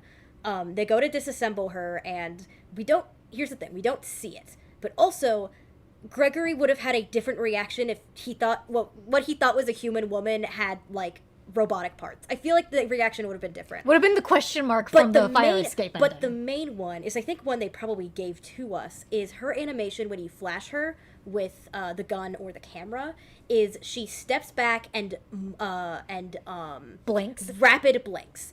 And then gets back, gets back to it. She very specifically rapid blinks, which in the messages is something they specifically tell human employees to do, and she doesn't short out in a similar way to the robots. She has a very human reaction to that. I think that is our proof that she's not a robot. I do want to move on to the next question. We need to actually talk about the next frequently asked question, and this was the one that was most frequently asked, and let me do an intro before you get into it. Okay. So, the most frequently asked question is, if Michael is the runaway and midnight motorist, who is the person in the chair watching TV? Which is a Yes. very fair question. The reason we didn't put that in the video is we forgot it wouldn't be obvious. You know, like when when you're talking to someone and you make a reference to like Mufasa dying, and they're like, who's Mufasa? And you're like, you know, from The Lion King, and they're like, oh, I've never seen The Lion King. And you're just kind of like, oh, some people haven't seen The Lion King. Which, by the way, my college roommate, she had seen The Lion King. She had not seen, what was it that she hadn't seen? Because she hadn't Is it seen like Little Mermaid or something? Brother Bear? Yeah, well, she hadn't seen Brother Bear. I think it was was Little not fair. Mermaid. I Yeah. just show her for the first time. It was something like that. I was like, how have you not? Yeah, but, someone in the chat guessed my current okay, thought. yeah, but basically the reason we didn't put that in is we just straight up forgot. We forgot. We forgot. Completely forgot. It's a 2-hour-long script. We forgot some things. And my current thought is, someone has pointed out that it looks like they have longer legs. It kind of does. I could see it as a blanket. Okay. The fact that the sprite looks very similar to the usual child, specifically Dead Child sprite from other games. Specifically I think- FNAF 2, specifically like the FNAF Foxy 2. Go Go Go. Yeah, I think the person in the chair is Elizabeth, because that's when she would be there. And to the point where even if she was still like somewhat of a toddler at that point, she is just sitting watching TV. She doesn't do anything, as well as her sentence is very simple: just leave him alone, he's had a hard day. Yeah, and that's being the something, golden like- child, she probably thinks she's probably the only one that can somewhat reason with William at this point. And she might even as I think she's still a tiny child at She that also point, but like she no. might She also something knows like that. not to stop him when he goes anyway. Yeah. Yeah. Like I feel like okay, it depends on the situation, but I feel like a wife would at least have a bit more to say. Another abused kid would be much more quiet. a very specific Mrs. Afton theory that we will get to Eventually. rather soon actually. Actually, yeah, as somewhat soon. Um But long story short, we don't think Mrs. Afton is there at that point. I do still want to say that it would be very funny if he pulled a star line from the Sonic IDW comics and just picked some random kids off the street and gaslit them into thinking they were his kids. The point is, I think Michael. I don't think he did, but that would be very I think funny. Michael, at least Michael, is his kid because he looks just like him. Yeah. That would be really weird to like adopt a kid and then they grow up to look just like you. That would be crazy. Robot children! Robot children! No. I think I was saying, I'm like, I would, like, personally, in the movie, if we got a robot kid, like, I would both hate it and love it because it would be funny, but it would be, like, super, like, you know the scene in, like, Fourth Closet where, like, Charlie's got all the wires sticking out of her stomach and, like, the Ella doll, like, flopped over? That would be so cool with, like, the toy plane. That would be so fucked up. Okay. Anyway. Yeah, I don't know. But I yeah, don't know but the how you question got was, there. we think it's Elizabeth in the chair mainly because it looks like a child sprite. Oh, that's- People in the chat have mentioned babysitter. Yeah, and I see which that. is not. It's not a bad option. Especially Not since- bad, Especially yeah. since Max in the movie is just sitting watching TV the whole time. True. It's Aunt Jane. Someone said, I have a hard time believing it's Elizabeth because that's a wild thing to say to a drunk, abusive father. At that point, Elizabeth is still very young. Well, and also consider she's also saying to this dad, "Please let me go play with her. Why won't you Yeah. let me go play with her?" Yeah, she also does that later. So she's I guess it's spoken out a little more than you would think. That's what I was saying with. Sorry, let me get closer. Yeah. North is That's coming. that's what I was saying with her being the golden child. He's. She's Nicest not gonna, to her. William She's is not gonna very get away with clearly- everything, but she could get away with maybe a bit more. Yeah, like Yeah. William is very clearly biased in favor of Elizabeth. Even again, not So- saying she wasn't abused. She probably was, Especially however, considering the Fourth Closet. Yeah, but Yeah, but she not in was the same way most- as Michael. Yeah, she was the most favorited, or the most Yeah. liked. Yeah, that doesn't automatically make Or just her. It doesn't mean this is the child I like. I'm going to treat them normal. No, it's bad to have a favorite child. Yeah, Well, let's be real. The favorite was probably Cassidy, just because he died. yeah. Once he died, he became the favorite. Well, maybe after he died, this is me spitballing, but maybe after he died, he could have gotten the Beth from Little Women treatment. Yeah. Again, but- I made a meme for that. I have no personality and I'm going to die in my but bed. But like in William's head, this is the child that can contradict him the least. Yeah. Because he's dead. He can't talk back to you. He can't talk back to you when he's dead. So you can have this idolized He's dead, version and of him. his ghost is in a fucking Freddy Fazbear suit. Well, What he is doesn't know gonna that do? yet. Yeah, But he'd probably have this idolized version of Cassidy in his head. Yeah. And Something he's obviously, everyone. and he's obviously demonized Mike to the point where Mike, at best, Mike is a pawn for him. Yeah. At worst, he's At worst, he is the devil one from that the Bible. yeah. Elizabeth is either, man, I love you so much, I'm gonna make you, like, make an animatronic based on you, or I don't want to deal with you, I'm gonna ignore you the whole time. So technically she's not getting hurt, but Yeah. I'm just, look, I made her an animatronic for you, just don't go near it. And What the hell? especially and on with Scrap Baby's reaction of, I just want to make him proud. On top of that, if Mike is already the lightning rod, Elizabeth doesn't need to be spoiled to be not the lightning rod. Yeah. So that might be the defining factor, is she's the kid that's not Michael. She did not she has not killed a brother yet. She will get there. She'll get there. She did that though. She ended did up that, though. doing it, but I did like in the Matt Pat reaction where he's like, where I said like, Cat Elizabeth fucked up by dying, and he was like, man, don't you hate when kids do that? well, that's a reference to what was the game called? It had a really weird name. The remake of Dormitibus. Oh yeah. In the first thing, the voice acting in the new version is peak, and one of it is like, well, since you fucked everything up by dying. So we were referencing that. I forgot we were referencing that. I just say fucked up by dying constantly. Yeah, you got that. Okay, what? Oh, People- question. oh, What? Someone people- asked, "What is your take on the baby isn't mine thing?" Our take is that. Oh, that's Now- complicated. we okay, can't can get I- into that. can I- When we say real quick, my take is, who's the guy who did like the We'll have to find it. the recaps of like old FNAF theories? Hold on one sec. Let me pull up name. Character history. I believe what he said, which was, if it is referring to anyone in the series, it is probably the character named Baby, who is the face of the game this show is in. Yeah. So that's like the TLDR, but We have Can varying thoughts on it. Yeah. We have one that the safer and probably Watsonian option is, it is in reference to Baby, Mike trying to convince people that, like, I mean, my thought is, in the video he goes, it's Mike trying to convince Fazbear Entertainment that stuff's going on and they won't, hence him saying I relate to Clara.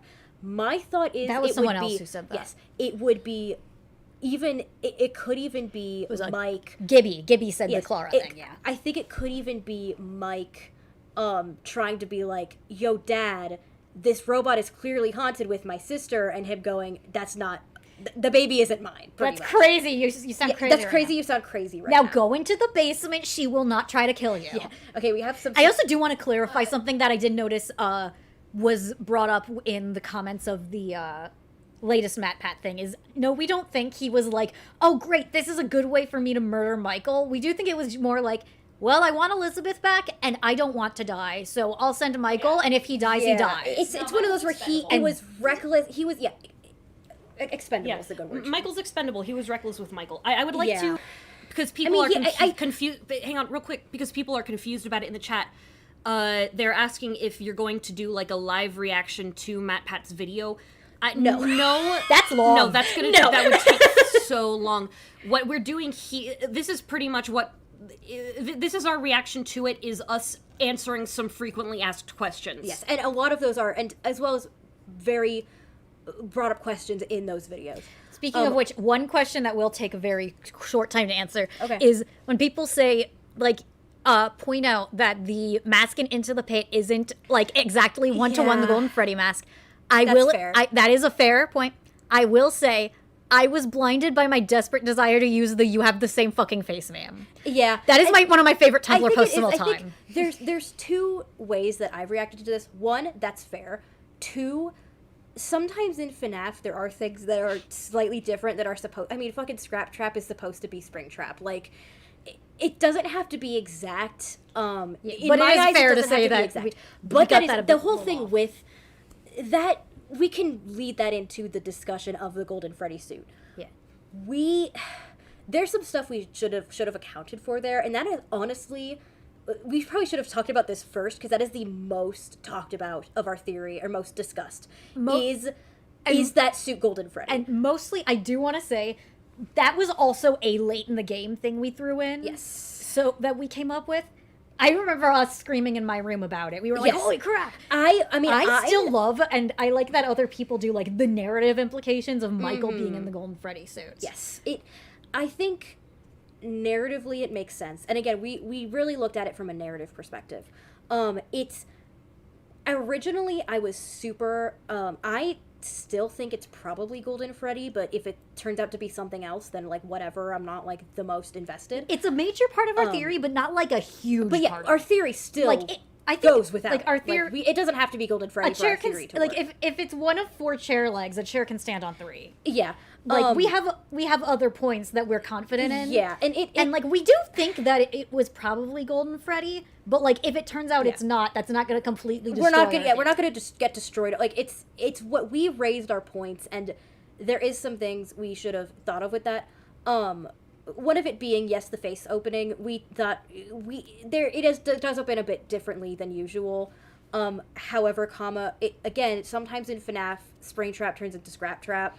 Well, and also so I wonder shit can happen if he already had the faceplate opening animation. Yeah, maybe so. I don't know. I get that's Doyle's speculation. Originally, I was 100% with it because of how coy Scott was being in the interview of like, well, I can't tell you. Whose suit is it? Well, I can't tell you that. So at first I was like, well, if he's being coy, then, you know. It's important. It's important. But then Pat said he could have said it because he doesn't know. And which is fair. Which, honestly, if he doesn't, completely fair. And if he I said wish that because he didn't, I wish then completely I fair. wish someone in an interview he would have just said, "Oh, I don't fucking know." Yeah, like here's the guy who wrote the Golden Compass. Someone was like, "Hey, where do the daemons come from? Like, does the mother daemon like birth it or whatever?" And he just goes, "Oh, I don't fucking know." Yeah, here's a thing with Scott. I think at a certain point, if Scott doesn't know something, I think he should just tell us at this point. Like, it's okay. We Scott, get it. I understand the imposter syndrome. We have it really bad right now. Yeah. When we're streaming to like 600 people right now. There are 600 people. Yeah, did you know? I thought there were like 30. Oh! Oh my god.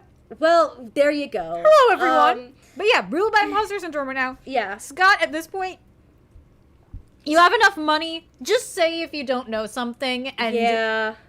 Or say, I'm working on it. Yeah, or say something. I'll figure it out, or I'm figuring it out. Like, because I think some people in the fandom are shitty. People will always be shitty.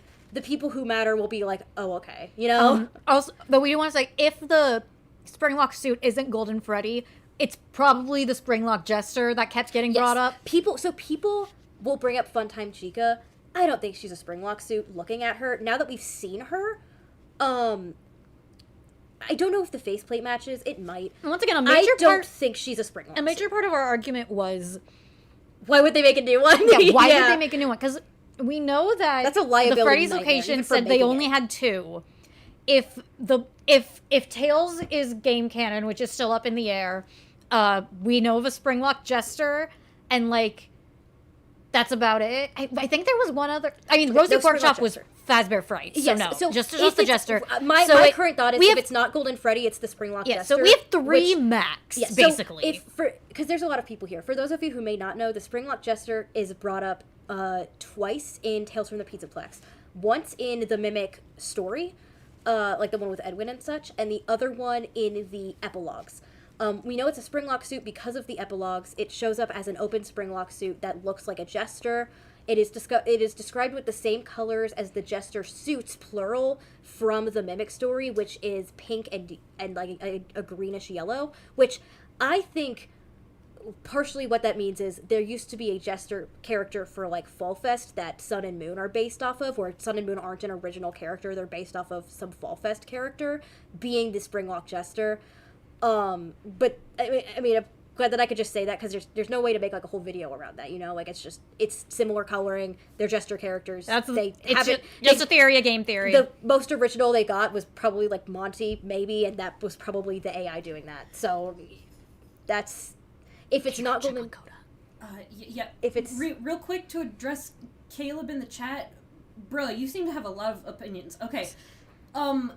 We like Bro, opinions here. Make your video, dude. Do it. Oh, this isn't me being like, I'm not looking at current. I'm not looking at the chat right now, but yeah, make your own video. You clearly have like a very in a positive different way interpretation of the games. That's interesting. I'd like to know where that comes from. I love watching different interpretations. Yeah. I'm going to say one thing. You and I don't know if it was you in the comments of the original video, but I remember seeing it. Somebody insisting that like William Afton was still alive in the Springtrap suit and not like dead from bleeding out and then possessing it. Okay, what? North, I can explain that to you. This is from the Man in Room 180, yes, that's right? from Man in Room 1280, but also in Ultimate Custom Night, one of the elite motifs sounds like a heart beating. Yes. So people are thinking that that might be what's going on in game canon. But also, I think that is dramatic.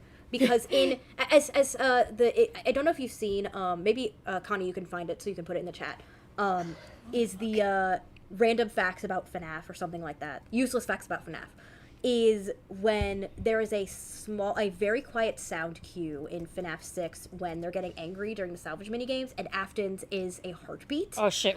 I don't think his heart is still beating in there, but I think it is something dramatic. I think it's a Afton-associated thing. Sending the link to this video in the especially chat. because it's not like you could hear if he still had a heart beating, you could hear it. You would be able to hear it all the time. If it's something that happens when he gets irritated, as well as there is, I think the reason there's a heartbeat in one of the songs in UCN is because there is a heartbeat ending Nowhere to Run, which is the song that plays during Henry's speech. We don't hear the end of the song because it cuts off, but there is an end to it and it fades into a heartbeat. That is such a good song, by the way. Yes. Leon Reskin fucking going crazy, and that's probably where like the heartbeat thing in UCN comes from, because the ending of Nowhere to Run goes into UCN. I think that's what that's supposed to mean. And then I believe it was someone in Rytos podcast did bring up the theory that this is a little off topic, but someone in Rytos podcast brought up the theory that like Ultimate Custom, like how Man in Room 1280 was like the Fazbear Frights Ultimate Custom Night, that like the Tangle is like the Ultimate Custom Night holding like which Afton, I'm not. Which I kind of like that. I'm kind of digging. I'm also like because I think in his recent video he the one from today that you haven't seen yet, he posited that the Mimic AI glitch trap was like, all right, guys, go to the basement and get the Mimic for me so I can become Afton. And they go down the basement and they find Afton's corpse and they're like, oh, this is way better. Yeah. And they like lock the Mimic behind a wall and they're like, this is awesome. And then the Tangle comes over and is like, we're not done with him yet. Yeah. It's a little out there, but I do like it. Yeah. There's a lot to talk about there, so we probably shouldn't get into it. But I will say, another thing in the video was we had the very basics of what we thought happened with the FNAF 2 location in the DCI, because we didn't really know what was going on there. Shout out to Cypherspace and the Rye server for sharing their theory, which kickstarted ours. But the important thing is we ended up coming up with a lot of DCI theories after that will surprisingly end up in a video that is not about the DCI.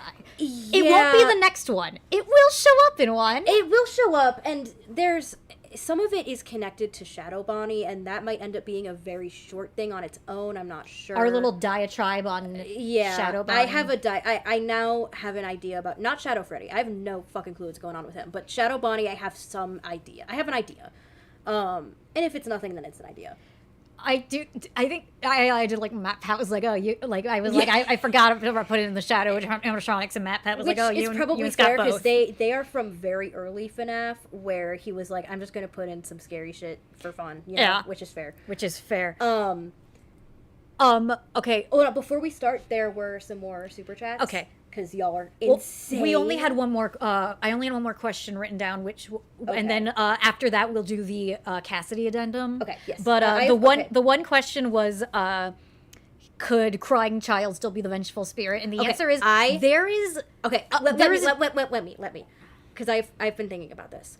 So there is some evidence to point, and we kind of talk about this in the video, but we're going to talk about this deeper because there are quite a few people who watched our theory and took from it, okay, so crying child is the vengeful spirit. Which is fair. Which if you don't believe here's the Michael's thing. the vengeful spirit, that's a fair It's a conclusion. fair interpretation, especially with the two things pointing towards that is childlike image being the best, which one of my favorite things, I don't mean to call this person out, but I don't remember their name, so it's technically not. There was someone in our comments saying the voice and picture of the vengeful spirit are both of a girl, so it has to be a girl. Yeah, North just made a face. So two things.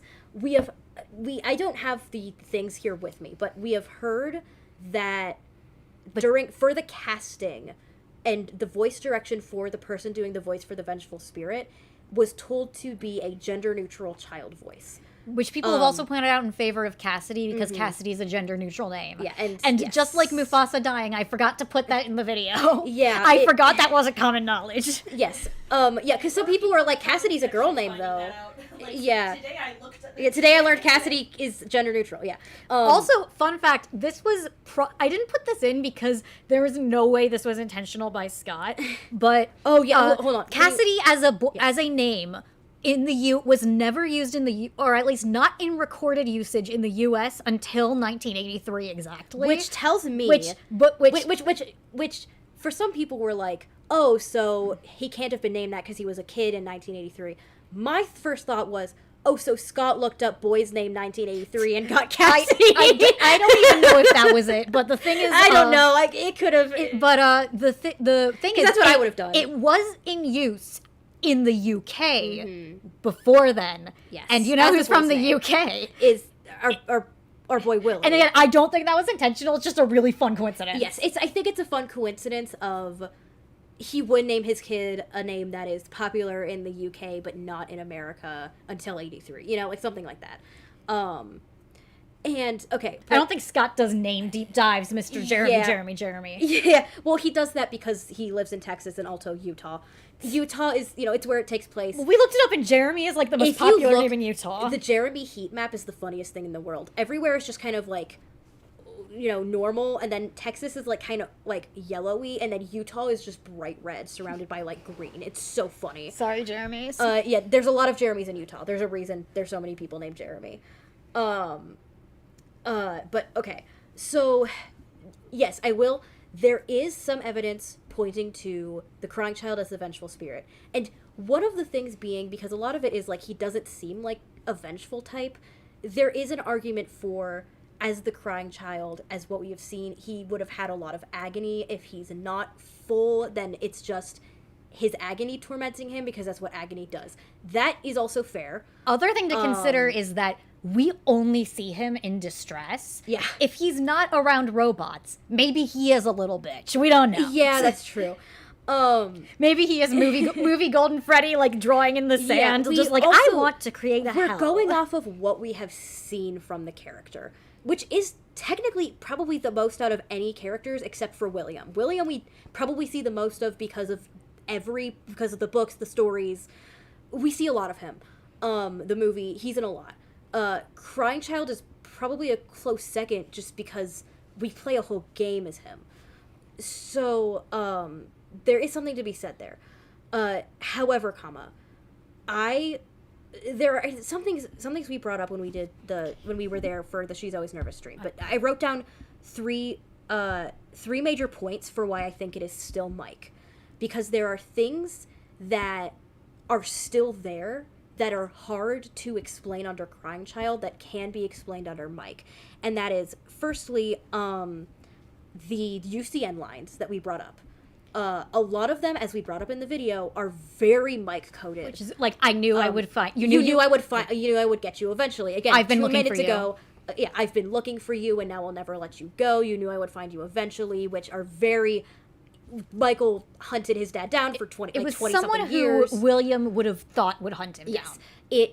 It's all places and animatronics that Mike has seen, and something that I have yet to bring up, but I'm excited I get to, is after our video came out, Raito's theory about, not even theory, just talking about how Agony and Remnant works in the books, which I already knew, but the way he phrased it, helped out, is something that they're able to do is Remnant can kind of show you happy memories of either the person who has the Remnant or you. The your own happy receiver. memory. The receiver. Give her a receiver. Same with Agony, but with bad memories. It seems like they're kind of, it's very Rusty Lake. Agony, bad memories, Remnant, good memories. Sorry, our mini fridge is making a noise. Was that our mini fridge? How's the cat doing? It's fine. Oh, no, it was Inky. Yeah, that's what I figured. You freaking thought it was the fridge. Because it was making like the cardboard sound. But yeah, that's Okay. what is the UCN has so much Yes. Well, because of the night so guard something shit. I realized is in UCN, the idea it's all Agony run is interesting because you know whose bad memories is all of UCN. Is Mike's. It's all of Mike's bad memories. Straight up to the FNAF 4 bedroom. Yes. And only Mike would have access to Mike's bad memory. And again, this is how it feels. Yeah, and I believe Afton had to experience playing FNAF like Mike had to do literally every and time. like we know he was the night guard in FNAF 2 for a bit. Yeah, and we're but, kind like, of re-talking about things we did FNAF mention 1, in the video. Yeah. the FNAF 4 location. And that's something we talked about in video, but I think it's good to bring back some of these points of when you say crying child is a vengeful spirit, again, it's There's a nothing valid proving person. that There's he's nothing not. proving that he's not. However, there are things going towards Mike that are hard to explain for crying child. You kind of forget that they're there. And the first thing again is those UCN lines that are the UCN lines and UCN as a whole being everything Mike went through. And this is how it feels. This is the torment you put me through, being your little puppet and then me chasing you, you know? The second one is the screaming which again we brought up. I would like to apologize for not having a lot of explaining old man consequences as Henry. A lot of people have done that, so I just kind of assumed. We don't need to do that. Yeah. A lot of people have. Especially with the motifs sounding similar. Yes. Real quick, one thing that I think Pat was confused about, because he was talking about how interpreting the Ultimate Custom lines as all coming from the Vengeful Spirit instead of from Shadow Bonnie himself or whoever's talking, because these other characters have like ghosts in them or associated with them. Yes. Your theory posits that this isn't the literal. The only people who are in there are maybe Charlie, Vengeful Spirit, William, and Old Man Consequences. And maybe Susie for a bit. Maybe Susie, because Maybe. that's the one thing is there is the one Chica line that says I was there, I have seen I was the first, I have seen but then everything. again, that might Doyle's and perspective. again a Chica line saying I have seen him, the one you should not have killed. Again, a Doyleist perspective might have just been, oh, we need to establish that Susie was the first. Yeah. I know, maybe Susie was the but Vengeful Spirit. Have we considered that? Yeah, In that's the short- thing is that was the funny thing we were joking about because we know the She most is the about only- Susie and she speaks yeah. through Chica that She honestly is the there's- only universal there is constant, as more you said. there is more evidence that Susie is the Vengeful Spirit than Fan and Cassidy. But to summarize, because that was a point of confusion, and Yes. that's a very fair criticism to bring up. Some of these are very definitely Vengeful Spirit lines. Why are we interpreting all of them as? Because because we think that this is William's personalized hell. These are Taunts. these are mostly just visions of Chica and Freddy. These aren't the kids that are in Chica and Yeah. Freddy helping the Vengeful Spirit as haunt well him. as No, they could be. so I mean, It and could do what they want. A lot, It of, could a lot be- of them speak again. A lot of them speak in first person in general. Again, I have seen him, because that one isn't even an outlier. Of again, I am reborn, but not by you, by the one you should not have killed. Well, the thing is, I also definitely because I put that in the written essay version of like some of these lines may not be Vengeful Spirit, but there's something to take into consideration. Yes, and we just right. didn't put that in the video because I forgot. Yeah, I you forgot. forgot. But yeah, so like that's another one where like if it turns out like Night Marion's line is not from the Vengeful Spirit connected, like Okay, so our chair still has 3 legs. I Yeah, like yeah, that's yeah, okay. and that's even very, even the ones again, even the ones that are definitely the vengeful spirit, that being the whispers, is from what I'm remembering, because there's so many lines to remember, is again, this is how it feels. I keep referencing it. That is from I believe one of the mediocre melodies with the voice behind it, meaning the person who said, I have gone through this, now you're going to go through this, is definitely the vengeful spirit, which again is very Mike. Yeah. As well as I think, okay, chat, you're gonna have to help me out here, so let me go back to like full chat, because I may be wrong. I keep forgetting to look this up, and now I'm paying for it. Oh, no. All of the lines that have a whispering behind it, They're all mediocre melodies. That's Okay. Okay, that was your question? yes, that was Okay. my question. Which It's is everyone but Pigpatch, and the Pigpatch voice actor released the line that was supposed to be there that got cut. yes, the one of that was like, oh, you you- still think you're a night guard. Yeah, that I can definitely see why they cut that. That would have been confusing as hell. Yes, because then we would have been like, is Mike in hell? Like, it is interesting that it's all mediocre melodies, because again, you would think that could point to like maybe Henry, but we have proven that Henry is definitely not the one you should not. 'Cause They they we have refer to proven Henry that in the third person. They refer to Henry in the third person, and Charlie, as we have talked about extensively in the video, Would be there is wild proof- to say, stay out of my way to the guy you are actively keeping in hell. Yeah, I don't think it's Charlie either. So it's neither of them. I mean, I think it just being mediocre melodies also kind of points to Michael, because that's the restaurant he owned. Was the one with the mediocre That is melodies. true. Is the one that had like all of the mediocre melodies on there. It's know? also the one with the rock stars, which implies that he's the one standing inside his dad's office going, please deposit 5 coins. Give me money. Allowance. Allowance.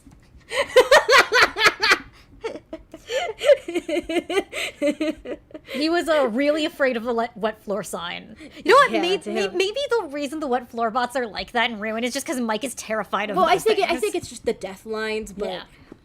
I think it is something to put into consideration that we don't know who made the mediocre melodies, but the fact that they are definitely stuff that Mike had control over is something to take into consideration, as well as the Mr. Hippo stories, which are just funny. That's still the funniest thing you could have done. Like, every time... Stay out of my way, Yeah. girl, I can't. every time there is a, like, lore poll of, Please like... give me my overdue allowance. Every time there is a lore poll of, like, robot kids or nightmare gas or whatever, I just grow more powerful because I think this stuff is funny. Yeah. Like, I don't care if it breaks the canon. I think we should have more of it. I think me and Connie have we have something called whimsy, and sometimes stuff can just be funny. That's how we experience Kingdom Hearts. It's us. We love it, and we're also like, wow, this part was stupid, but in like a giggling kind of way, you know. And then Lumpy is there. And then Lumpy is there, and By the way, nothing matters. Random opinion. Pooh's Heffalump movie is the best Winnie the Pooh movie. It's peak. It's peak. It's peak. We won't take any honestly, notes on this. in the top 10 best Disney movies. Yes, it's Piglet's peak. Big Movie is a close second. Oh, Piglet's Big Yeah. Movie is a close second. Close Pooh's Grand Adventure would be up there if they Yes. got the theatrical animation budget they wanted. I mean, Pooh's Grand Adventure is it's so still up there. good. That soundtrack is, I think, the best of soundtrack the is Pooh movies. fire. Yeah.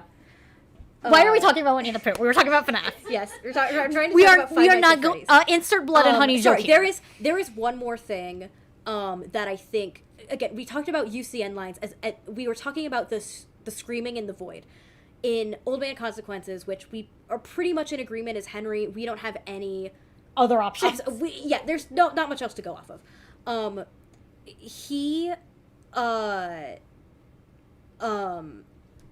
In that room is the one where you hear screaming, Mike, Henry, help, which something that someone was talking about. To be fair, as when I listen to it, sometimes I don't hear Henry and just hear help. Henry may or may not be there. I feel like I'm Either hearing way- Henry. Yeah, it depends. I hear Henry. Either way, Mike is definitely being said. On a scale of 1 to Ghost Adventures. On a scale of you're 1 to Ghost not, Adventures. like, you're not Ghost Adventures. Yeah, it's not Ghost Adventures. It could very well be Henry. Don't worry. You're not that close to Either like, way, taking he is- one syllable and going, oh! Yeah, which again, in a scene where it's say Henry and a different person, him screaming Mike, Henry, help would be a bit weird. But if Mike and Henry are the ones in that room, then that makes sense. Now, 2 things I wanted to say. One thing very quickly is people are saying, like, if the Golden Freddy spirit isn't the Vengeful spirit, why are we a Freddy PNG in that cutscene? And the answer to that is it is a FNAF world reference. Yeah. Technically, we are not Fredbear in that scene. We are Freddy in that scene. So Yes. if we go by that logic, Gabriel is the Vengeful spirit because he never got his fucking spaghetti wheels. Yeah. Um, Which, yeah, that's...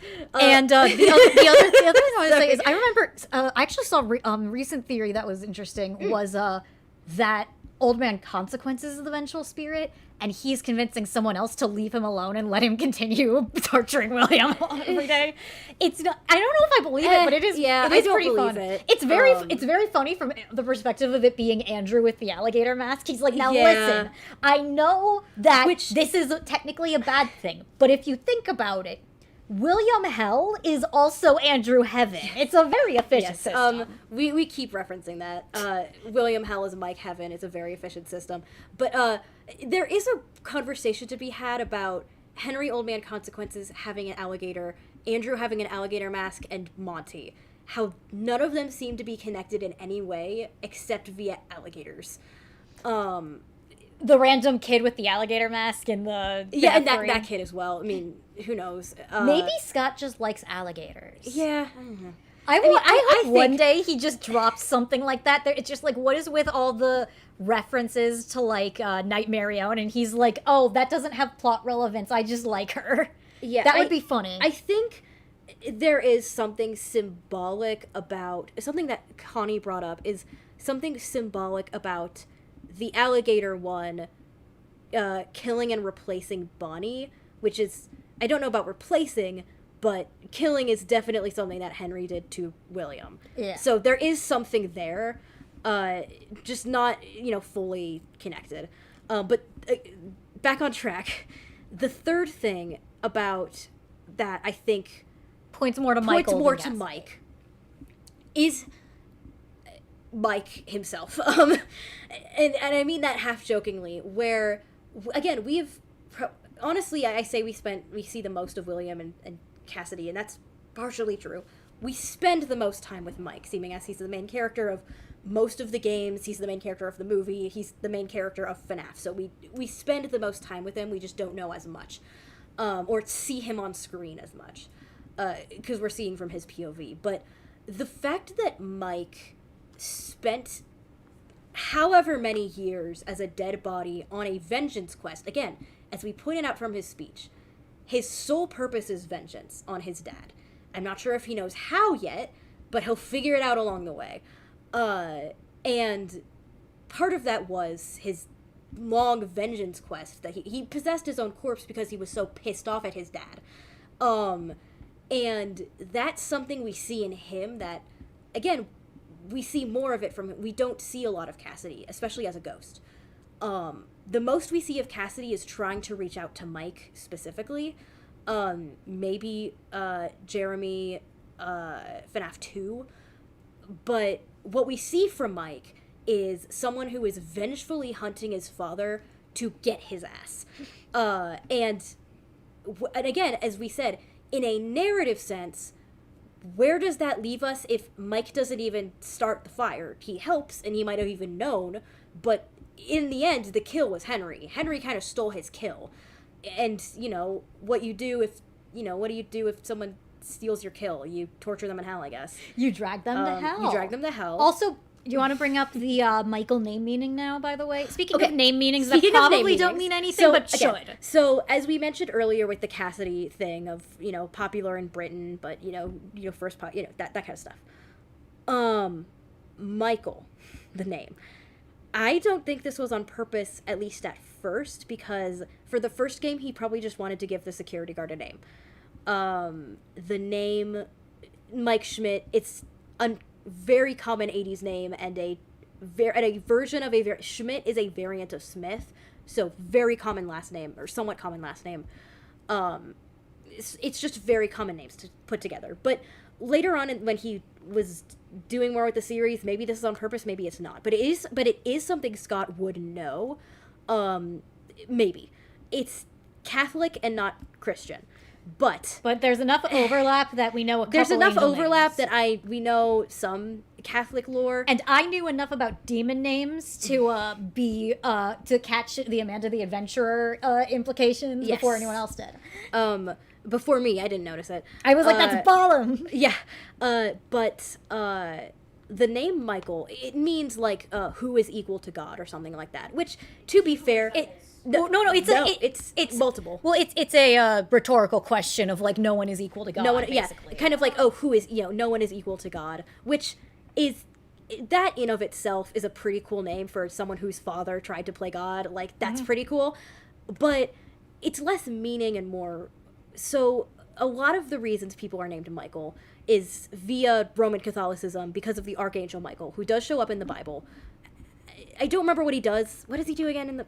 What is Archangel? He leads armies. I think He leads armies, I don't know I think. how much he's mentioned in Revelation. I didn't look it up, but at least in Catholic canon, and you see this in a lot of Renaissance art. I saw it in a lot of Renaissance art because she's an art major. because I'm an art major and I took art history.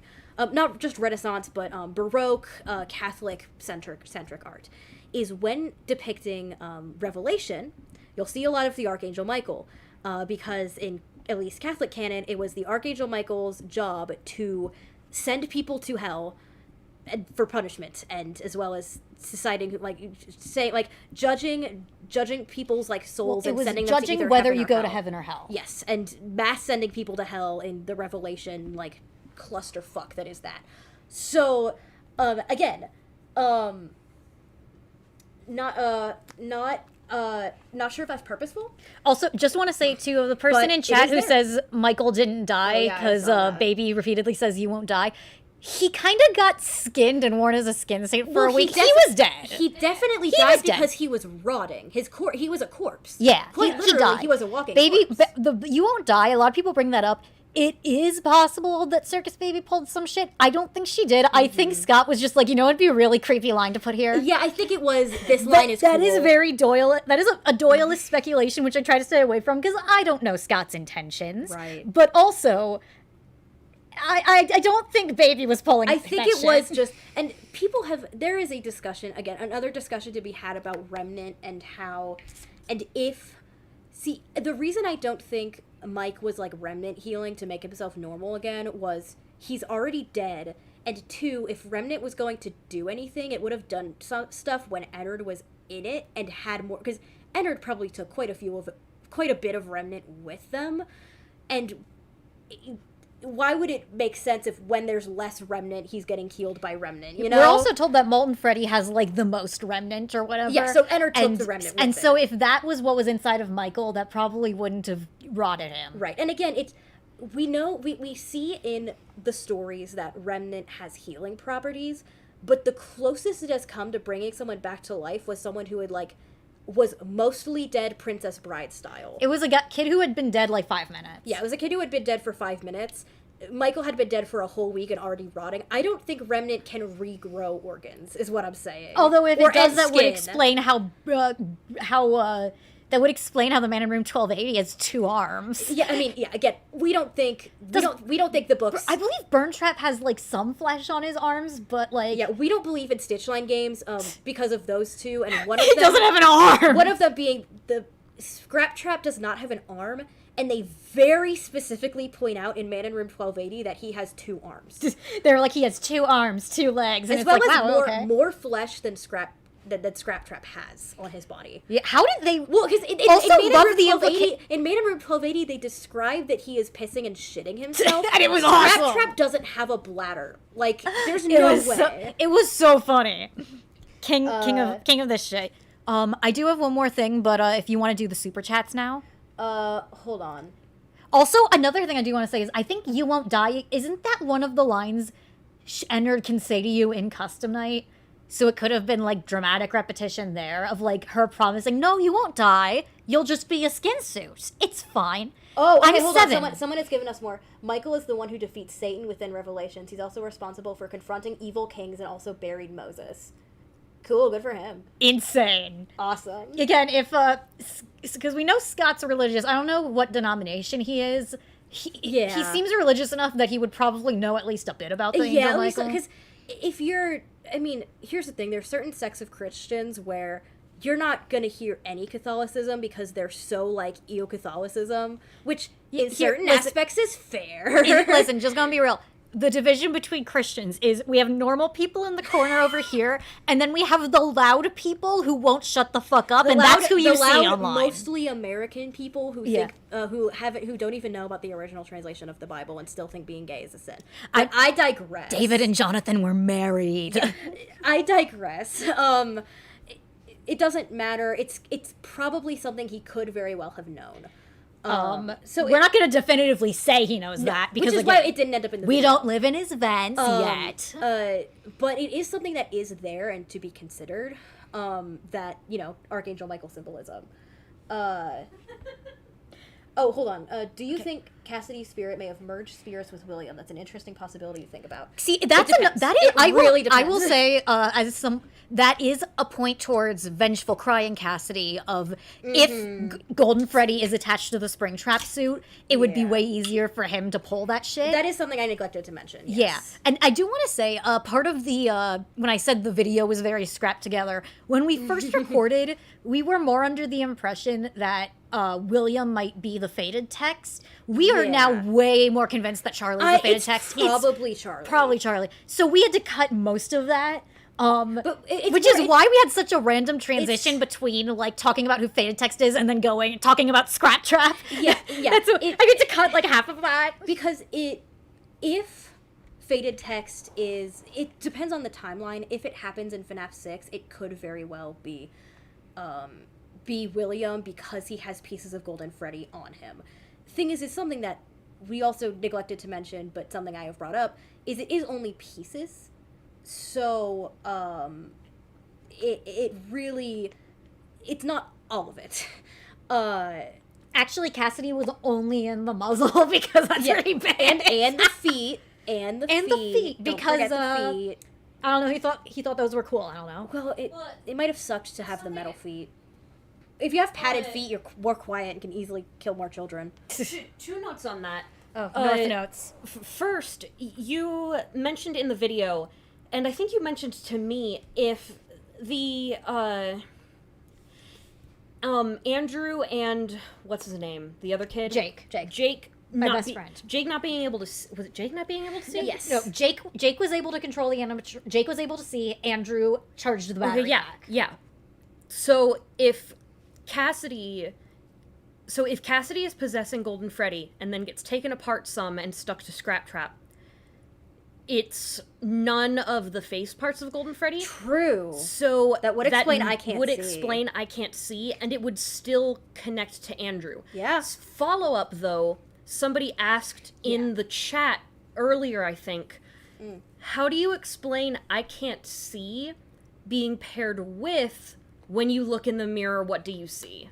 Well, because that's fair. Yeah.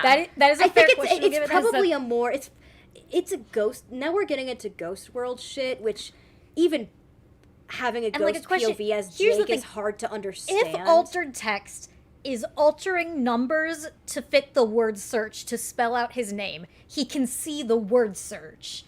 So, it's probably more like the logbook. It gets to ghost world He can work more through the logbook communication, and so Charlie's, waving a picture of a mirror in front of his face, okay, what do you see? Jake describes things happening in ghost world, like seeing Andrew go to heaven and shit. So, it's probably he can't see what's going on in the real world, but he probably could see some ghost world stuff, is what I'm thinking. Again, Charlie, dangling a sketch of... I don't think Charlie put him in front of an actual mirror and asked what dangling a sketch of a telephone in front of him going, was this your favorite toy? Yeah, I don't think he's actually, again, it's the same way, she's not dangling his actual toys in front of him. I don't think Charlie put an actual mirror in front of him. I think it's more, metaphorical and ghost world stuff. Which also, when we get official art of Jake and Andrew, I love my boys. I want to see them. They're funny. Which also just saying, if they ever do official art of Jake, and it's healthy Jake, and he doesn't have long hair, I'm gonna start killing people because they said in the real Jake he liked having long hair. The real Jake was is one of my favorites, but it was rough, man. That was rough as hell. Okay. Oh, I mean, ghost beings only visible in mirrors is like the ghost trope. That's true. That is true. I don't think he'd be able to see the mirror, but I don't know. Maybe he could. It's ghost world. I don't know how ghost world works. So, like, does that make vampires the opposite because they can't be seen in Well, yeah, mirrors? they're undead. Yeah. They are undead. So, the immortal and the restless. Yeah, damn. You can only see Cassidy in the mirror, but you can't see Michael in the mirror, so you can never get them in photos together. No family photos for us. Well, you can't see Eleanor in the mirror, because if anyone's a vampire, If God. anyone's a vampire. It's Literally like, sucking the agony. That out is of not people. our Eleanor theory. No, I it's want to be not. clear. but she does like suck the agony out of people and have sharp teeth. But so we she's very did vampire-coded. make her a vampire on The Sims. Yeah, I hope you. Yes. One day we should just stream like some of our Sims. Oh, that would destroy our computers. Are you kidding? Oh, you're right. That would like maybe on my new computer. I got a new for graphic design reasons. I got a super fancy computer, and that thing better last me 12 years. For we how get expensive it very was. creative with The Sims. She is better than me at making like the animatronics as Sims. You gotta post like your Vanny because oh my god, that was so good. Yeah, I think she made Vanessa a werewolf and made a sick ass Vanny for the wolf form. But I like to make the locations from the books in Build. Eleanor equals vampire theory. Oh my god, that. And okay. I'm really good at making the builds. Hold I on. made Susie's house. I need Jake's to see house. raise of hands. How many people were in Rise chat when we were there and started talking about MINIREENA egg theory? To clarify for anyone who's wondering, this is an in-joke with us. We came up with this theory slap happy at like 2 a.m. one night. And I just sent it in Rise chat as like a joke because there wasn't really anything going on, and I would like to apologize to Riley personally. Yeah. So we came up with the theory. We were like, since Bellora's a spider and the MINIREENAs are like baby Belloras, do they hatch from eggs? Because Bellora is a spider. Well, no. And then I said, follow-up question. Well, no, it wasn't a follow-up question. I said crack theory that Balloon Boy and Bellora are related because their names start with the same couple letters. And they're very B-A-L-L-O. They're the very few human, like in the FNAF, like in the character lore, like of the animatronics, they're related because they're both human characters and have similar names. That was like, again, crack theory. No substantial evidence for that. I think it's funny. Joke. And so when we got to the spider eggs, I was like, do you think they then like the MINIREENAs become Balloon Boys, which then become Belloras? Yeah, and like a Pokemon evolution. We were like making Bellora lays an egg sack of balloons. We were making a whole life cycle. No. That's what it was. Bellora. What we decided is Bellora lays the balls in the ball pit. Yes. They hatch to become MINIREENAs. Then they cocoon in balloons to become Balloon Boy, which then cocoon to become Belloras, and that's their Pokemon evolution. So does that mean Balloon Boy is carrying around his younger sibling? Yes. Yeah. But like we in the flesh too, in the flesh too, in the flesh too, in the flesh too. Scott should hire us. I should have said in the flesh was my favorite just to see how people reacted. It's not, by the way. It wasn't like as awful as people bring it up. It is kind of weird, it's but funny. like it's funny. It's fun. It's like not that bad. It's at least funny. Gotta be real. We have whimsy and can at least be like that was funny. I think my least favorite was the Monty Within just because it was boring. Yeah, it's a metaphor for Vanny. We get it. Yeah, boring is more of a I had crime to read through a kid's entire thesis. Boring is more of a crime than funny. But so the Bellora egg sack is a crack theory we came up with at 2 a.m. Yeah. And we still think it's funny. We just think it's funny. So we ended up bringing it up in Rise chat, and everyone was confused. Well, because I just sent, like, do you think the MINIREENAs hatch out of eggs? And he read that and said, why? Why would they hatch from eggs? And once again, pulling a Mufasa dies, I forgot that there's a whole backstory behind that question. We would have to go on in the chat for so long. Yeah, that is, the life cycle of the Bellora. Yeah, that was, I mean, again, it was an in-joke that ended up being brought up, and I felt bad because this has happened every time we show up in chats as dual process, just because, like, that's why I always go on my main, because Connie goes on their main, I go on dual process. I'm not hiding that it's me, but like then random people won't be like, oh my god, dual process is in the chat. Yeah, like it's that's just the thing. I'm just there to chat. Yeah, a lot of people will start talking to us as dual process theory, and as nice as it is, it's like, this is Rise stream. Can we focus on like him playing Help Wanted 2, please? I love the Laura egg theory. Thank you. Okay. What was Scott trying to tell us it in the flesh? I don't know. Don't be mean to women is the main thing. Because the point was that he was a misogynist. Daddy? Just like in Night Vale. Yeah. What he was telling us is, Daddy? Do I look like? Yeah.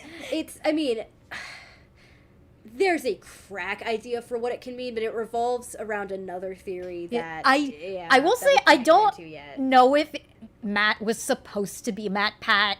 I don't think so. I don't think so. Other than being he's such an asshole, there's no way. Other than being a guy named Matt, which is a common name, who's into video games, there wasn't really that much. The guy in Prankster had a friend named Matt who had like a new son, and I'm like, that might be more Matt Pat. That's closer to being a Matt Pat reference. However, saying Springtrap Matt Pat Empereg is really funny. Yeah, however, it's funny. So. It's very funny. Read this. I live for the bit. North Notes. But by the way, I am like so sad that Matt didn't like. He didn't. Yeah, he didn't see the Matt Moore. I am so glad he didn't. I would have died. Hold on. I almost didn't put that in because I was like, Corey, I made it. I said, Corey, I think we're only gonna get like 20 views, but like on the off chance Matt Pat sees it, like how would he feel? And she was like, he'd think it was funny. Put it in. Yeah, he's made jokes about it himself. I'm so glad he didn't see it. I don't know how I would have lasted. When we watch, I think it's funny. And we watch his reactions and like Nervous and Rytos, we have to pause every like 2 minutes to like squee like fangirls like on the floor. I definitely still have it. I'm going through my files. To okay, find but what? Why don't we go through the super chats because then we have to get to, you know what? Yeah. Hold on. Yeah. The last Cassidy addendum we have is just from a friend of ours, but it's not. Yeah, I might want to open. Hold on, I might want to in a new tab. I'm going to open up the OG video and scroll through comments to see if there's anything. No, Corey, super chats. Okay, that super chat. Let's do that first. Okay, they're paying us to read their questions. Yeah, there is someone who added us saying, "I'm curious about your thoughts on the Foxy grid and the security logbook." Currently it's impossible. I think they made it too hard, and this is coming from 2 people. So we were in the Gravity Falls fandom. Okay, if you're wondering why we're like this, not only did we grow up like homeschooled and reading classic literature, then we got into Gravity Falls. So I was there when we solved the Bill Cipher grid on our own. Yeah, I think after 4 episodes in. I was there when Not What He Seems aired and Tumblr blew up. I remember when Tale of Two Stands aired, and me and our friends were all there as a watch party. And when Fiddleford said something, we recorded it on the shitty microphone on my phone, yes, and ran to my computer to plug it into iMovie and play it backwards. Yes, and we're so excited when it had a message in it. That is why we're like that. That's why we're like this. That's why, because we've been theorizing since. Alex. Yeah, Alex Hirsch fucking trained us for this. And then I got into a series of unfortunate events. Know, in like Spy X Family, when like they trained like Lloyd to be a spy, we were trained to be theorists. We have reading comprehension and watched Gravity Falls. Oh my god. Yeah, and then again I got into the Snicket verse, and now we're here. Yeah. Oh yeah. No. And then Connie got into a series of unfortunate events. Someone in the chat asked if you were Homestuck girlies. No, but North is. Yeah. To be fair, I read it after it ended, so I wasn't I wasn't on the front lines. But I do know. I know things. I will say this is completely off topic, but one of the funniest memories we quote constantly is one time we were at a Comic-Con and we saw someone walking by in cosplay with horns. It was probably Malleus Twisted Wonderland looking back on it, but we didn't know that. And I just saw the horns and I turned around, pointed to him and asked North, "Is that John Carcat?" And I didn't remember that was a Tumblr post about a baby actually being named John Carcat. I just thought that was the character's name. And North, started losing it. She was like, "What the fuck do you mean, John Carcat?" Even I knew. Well, I have the middle ground of Homestuck knowledge because North would talk about it to me, and I got secondhand smoke. I actively forget stuff about Homestuck. I say I am a. You had a dream. I had a Homestuck dream. Yeah. After one night when I info dumped some Homestuck stuff to you, you had a dream, and you weren't, and then woke up and you weren't sure what was actual canon and Yeah, what so was I your was dream. convinced there was like a specific type, there was like a dinosaur sidekick or something, and Sarah was Yeah. like, "What the fuck are you talking about?" And then I was like, "Oh my god, that was in a dream. I dreamed that." And to be clear, she's not talking about Casey the salamander. She made up some whole other dream dinosaur sidekick. She's not calling Casey a dinosaur. Also, fun fact, I watched The Owl House because I had a dream. I was watching The Owl House, woke up the next day and said, well, might as well.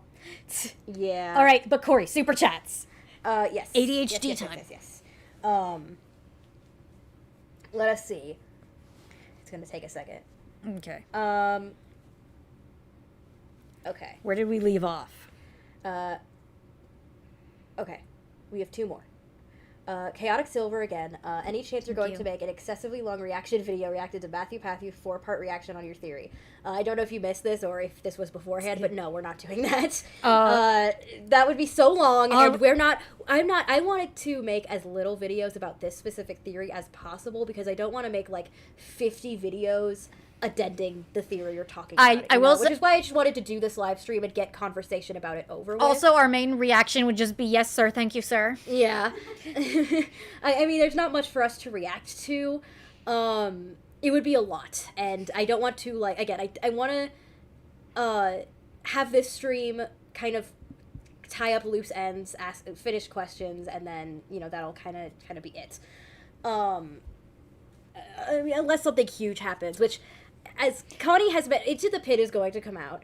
And as Connie has mentioned, do you want to... Okay, if in Into the Pit, a little girl with black pigtails walks out and says, hi, I'm Cassidy.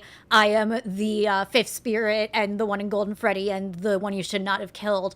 I'll accept that. I will accept Fan and Cassidy if it turns out she's canon. I just don't think there's any evidence that she's canon. I don't think she exists. I just don't think Not there's at all. really any evidence that she is the Golden Freddy one. Not But even that- if there's evidence not shows even- up, I will love her. I love Vengeful. Let me finish. Yeah. If she shows up, I will love her. I love vengeful little girls. I would if she says I'm the girl in Drowning, I will not accept it. That was Charlie. Okay, but that is Connie's, that's the hill I will die on. I almost said that's Connie's 9/11. That's the hell I will die on. Every time people are like, "Oh, that girl in Drowning was Cassidy," she has a creepy music box. It's Charlie. It's so obviously You didn't Charlie. put that in the video. Okay, but that's Connie's gripe with Raito I specifically. would have. I keep saying one day I'm going to post a video that's just Connie talks about Drowning for 10 minutes and people are going to be like, oh, what theory are you talking about? And it's me pointing out that she's the same color as the Pixel Charlie from FNAF 6 and she has a creepy music box. As well as her house has a brunette dad, mom, and her. And no mention, Rip Sammy. Rip Sammy. Sammy's dead. We killed him. Also Yippee! her in the rain and Drowning and Yeah, if anyone's still in the Pizzaplex, it's that bitch. Well, it's like- especially considering the Nightmariones lying around. Yeah, here's the thing is, you can so obviously connect Drowning to all the Nightmariones lying around if Charlie is still But I active. digress. I said if Cassidy shows up Into the Pit, I will accept and love her and cherish her. I don't think she's gonna happen. If I don't know about Connie. I will genuinely be surprised if she shows up because I do not think she I'll be exists. surprised, but I'll just be like, okay, there's my girl. If they turn to us and say Crying Child's name is Cassidy, I will pull out my old Origami Yoda book and we'll do a full recitation of the I Was Right by Harvey chapter. Hold on.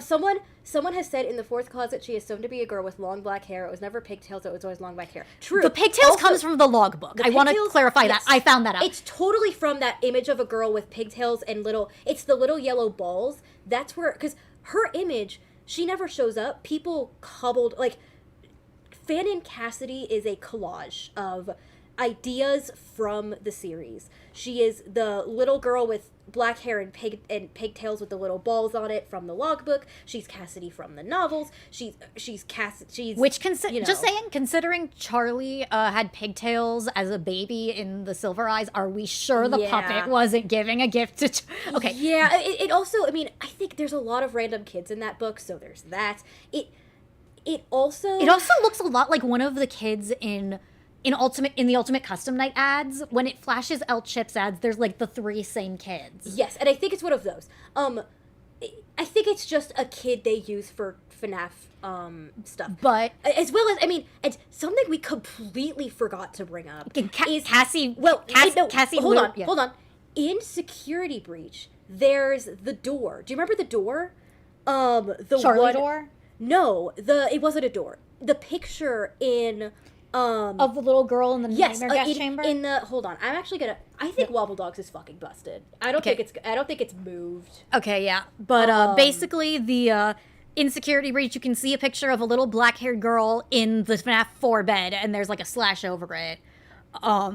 And she looks scared or whatever. And I do think that is the fact it's the FNAF 4 bed is something to point out. Yeah. Like, but I think it's the fact that looking at our theory, it's Fan and Cassidy in actual Cassidy's bed with a mark with an X over it, going, no, she's not Cassidy. I don't think that's what that I don't means. think it was that deep. But I don't know, but what I was saying is, yeah, I will straight up pull out the Origami Yoda book and read my favorite meme that no one ever uses, the "I was right" by Harvey chapter, in which he says the phrase "I was right," covering I believe 2.5 pages. Someone in the chat corrected you and reminded us that it is book 3 that it takes place in Secret of the Fortune Wookiee. Secret of the Fortune Wookiee. Thank you, person in chat. You're our favorite you're right. I knew it wasn't the first one, but we have all the books, and I knew it was the one where it was the girls who had like the other origami Star Wars figure that they were using it as like a fortune teller. I remember doing that in school. Do kids still do that in school? Like the little fold-up paper thing? Know. People do that. That it's sick as hell. I hope they do. It was fun. I hope they do. Hold on, I hope you kids still play Webkins too. I know you don't, but you should. They have Webkins Classic as a browser app now. I have been going through it. My friend Annie did not believe that we had the online exclusive Hop Webkins because that was like 2011 only. And I was like, girl, I logged into everyone I knew's accounts to get them the Hop Webkins. We have him. I don't even like that movie. I just wanted the online exclusive Webkins you get by answering like a poll. Yeah. Okay, but whoops. Yeah. Okay, while she's figuring that out, I do want to say before we go back to Super Chats, the one addendum I wanted to bring up, because this one has a bit of stuff to it, is I know one of the things people point out is they're like, I don't get why William would shove his son in a Springlock suit. And I want to say, for the first thing I want to bring up is we kind of explained it badly. We don't think William, in his immediate first thought was, let's kill kids and put them in suits to see what happens. I think what we think happened, we explained that bad. What we think happened is he killed Susie, hit her in Chica because it was like easy to do. Mm-hmm. I think he wanted to kill kids to experiment, but he didn't know he was going to do it. And then Chica started moving and he was like, oh shit, let's see how this works. Like, I think that's what happened. And then like when it didn't immediately work on Cassidy, he gave up, and then suddenly Charlie shows up and he's like, oh shit. But the Springlock thing is, we don't even know if he wanted to intentionally Springlock him. He was like, well, the other suits are kind of moving. A little weirdly, but they are moving. Mm-hmm. Let's see what this works. Now, the other thing we brought up with Cassidy is, especially with Into the Pit seeming to double down on the MCI 85, is we looked up after we made the video, which sucks. Yes, Inky. What's up? She has opinions. Yes, do you have opinions on Springlocks? You think Candy the cat should be canon? Oh, see. Hold on, I'm moving the mic. What? Yeah? What do you think? Yeah? She's way smarter than us. You have a lot to say. Don't listen to her saying she's never been fed. She She gets was 2 meals a day. Yeah, she was fed a few hours ago. Oh my goodness. I don't believe them. So we looked up what it would mean to lose your frontal lobe. And now we will say, it is not Corey. Your cat wants you. Sorry, the cat is now standing up on the chair trying to get to her mama. Do you want your mama? Okay, give me a second. Can you... we looked... Oh my goodness! She climbed up the chair and is now on her mom's shoulders, desperately trying to claw at her hair. Clawing into my neck. Is it shoulder cat time have you evolved? Okay, so what I was Hi, baby. what I was getting at is I love you. they never clarify if the crying child lost a frontal lobe. We have theories that it might that tie into other things, but we won't bring that up right now. But if we say like it was a frontal lobe accident way or past, but I something found it, by something the way. similar to that. No, I moved the chat. Yeah, something similar to the frontal lobe destruction. Losing a frontal lobe can result in, memory loss, which is what people I are did a bringing deep up with dive on Jeremy. this. It can also, Okay, so what it is? It's the difference. and we will say, we are not doctors. If we get something wrong, do not trust us. Our father is a doctor. But he is not that kind of doctor. We cannot hear. And also, But I will say, our dad is named Michael, and he was born early 70s, so we do have knowledge on people named Mike born in the early 70s. he also, well, no, he didn't trap his dad in hell. His dad is cool as hell. His dad is awesome. His dad's awesome. Our grandpa rules. But, okay, so, what happened is when you lose your frontal lobe, a lot of the time it can also result in paralysis or, full body paralysis. Connie, let me explain it, because I did the deep dive. Or even half body paralysis, like in Monty with There Hank. is a difference between losing your frontal lobe and your prefrontal cortex. Your prefrontal cortex, losing that can result in memory loss, difficulty with conversation and movement and stuff. But overall, you could be okay. Losing your frontal lobe is different. You can still regain, your brain can work perfectly fine, but it will cause full body paralysis. The big example I kept seeing, which people know, is Stephen Hawking. That's what generally idea of what was going on with him. Full paralysis, very smart person, so brain functioning somewhat properly. And it's the idea of crying child got bit in 83, was in coma for a bit, and we mentioned he took him home, or in that bit when we looked this stuff up, people who lose their frontal lobe or prefrontal cortex are taken home pretty quickly. Once everything is healthy, being with your family and at home can really help with memory and recovery exponentially. So if he was home... So nurses specifically recommend sending, people who lose their frontal lobes home. And again... If he was home... in case anyone just came in, there's no confirmation that he specifically lost his frontal lobe, but if we go based on that... They're kind of... Well, we have theories. There's the police call, remember? Oh, yeah. When Mangle... When Mangle hooks into the police call, because Matt Pat did was like, is that a police sound? I might have put in the wrong bit of the audio. You can hear a cop come in and say, we've got a little boy here who lost his frontal lobe. Frontal lobe. And considering these levels are before the bite of 87... It's entirely possible Mangle was repeating or, mimicking the call from when Cassidy got bit.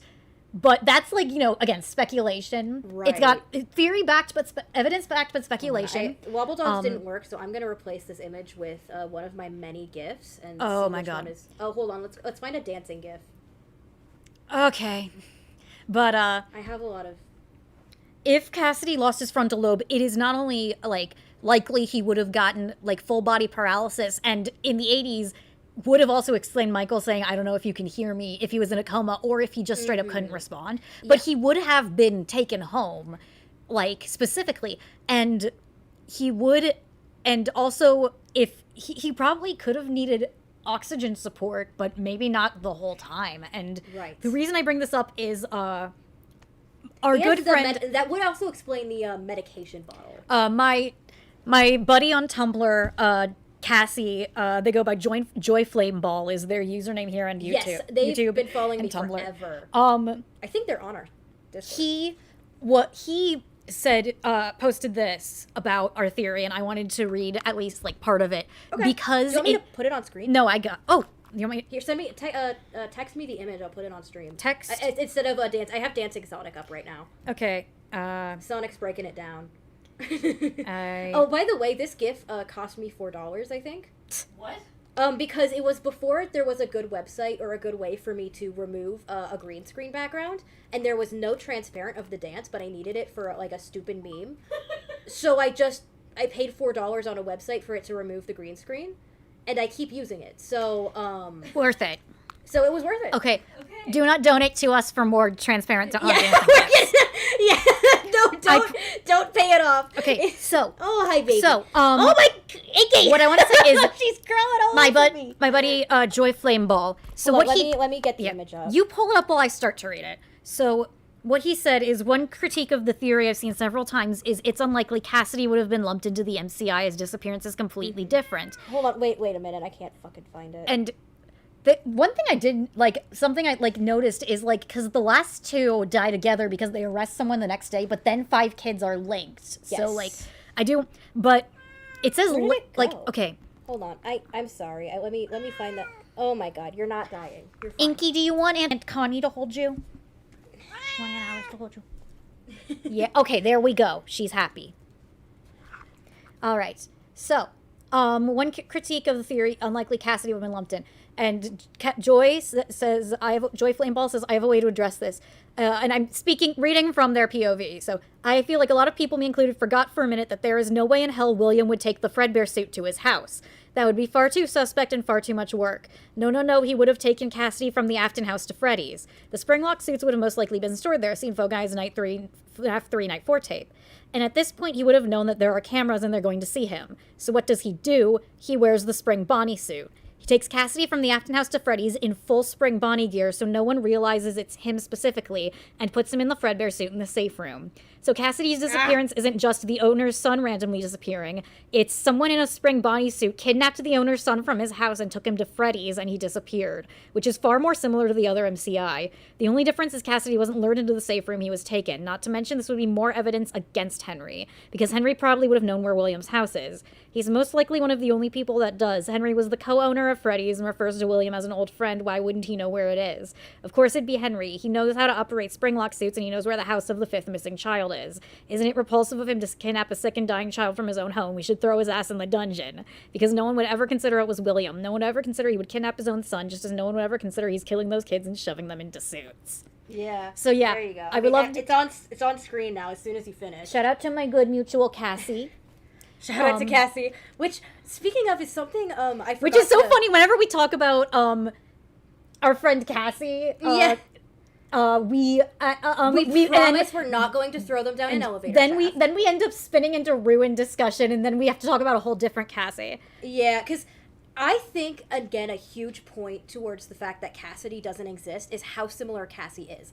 With seemingly no connection. Because she's more connected to Charlie, being with Charlie or even, Foxy stuff, it's very much that type of thing. I'm going to turn it back to Dancing Sonic. Zizzycraft R in chat asks, would you consider doing a follow-up video where you respond to the questions? This is it.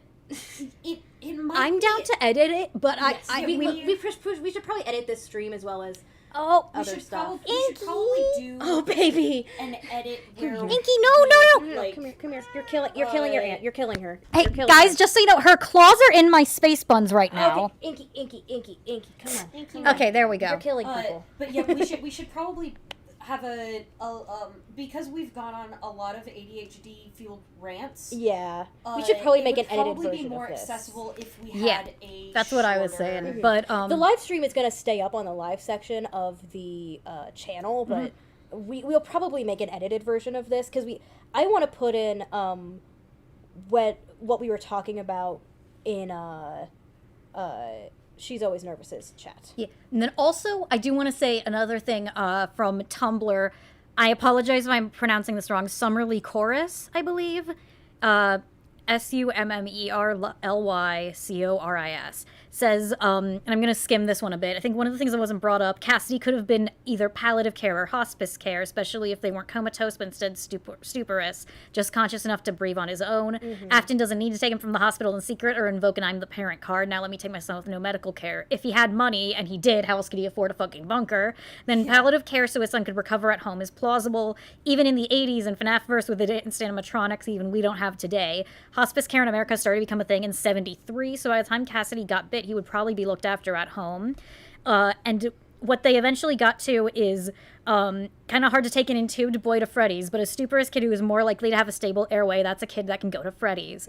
Also, it makes everything more tragic if Cassidy really had a chance to get better before his dad fucked everything up forever. Because people can get better from comas and stupors. Brains can heal to some extent, especially for kids. And he said, no, I'm gonna fix it, and then Springlocked him. Well, yeah, because that's definitely, Which, like, if you wonder... Again, we don't think the Springlock, I think he put him in the Golden Freddy suit because he thought he figured it out.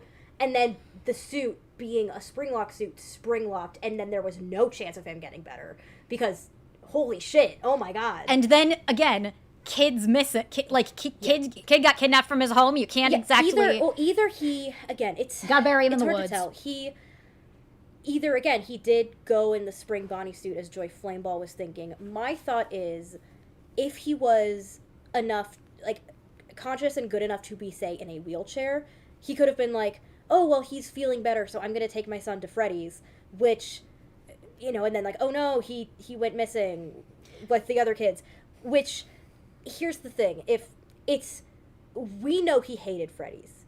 Most people know he hated Freddy's.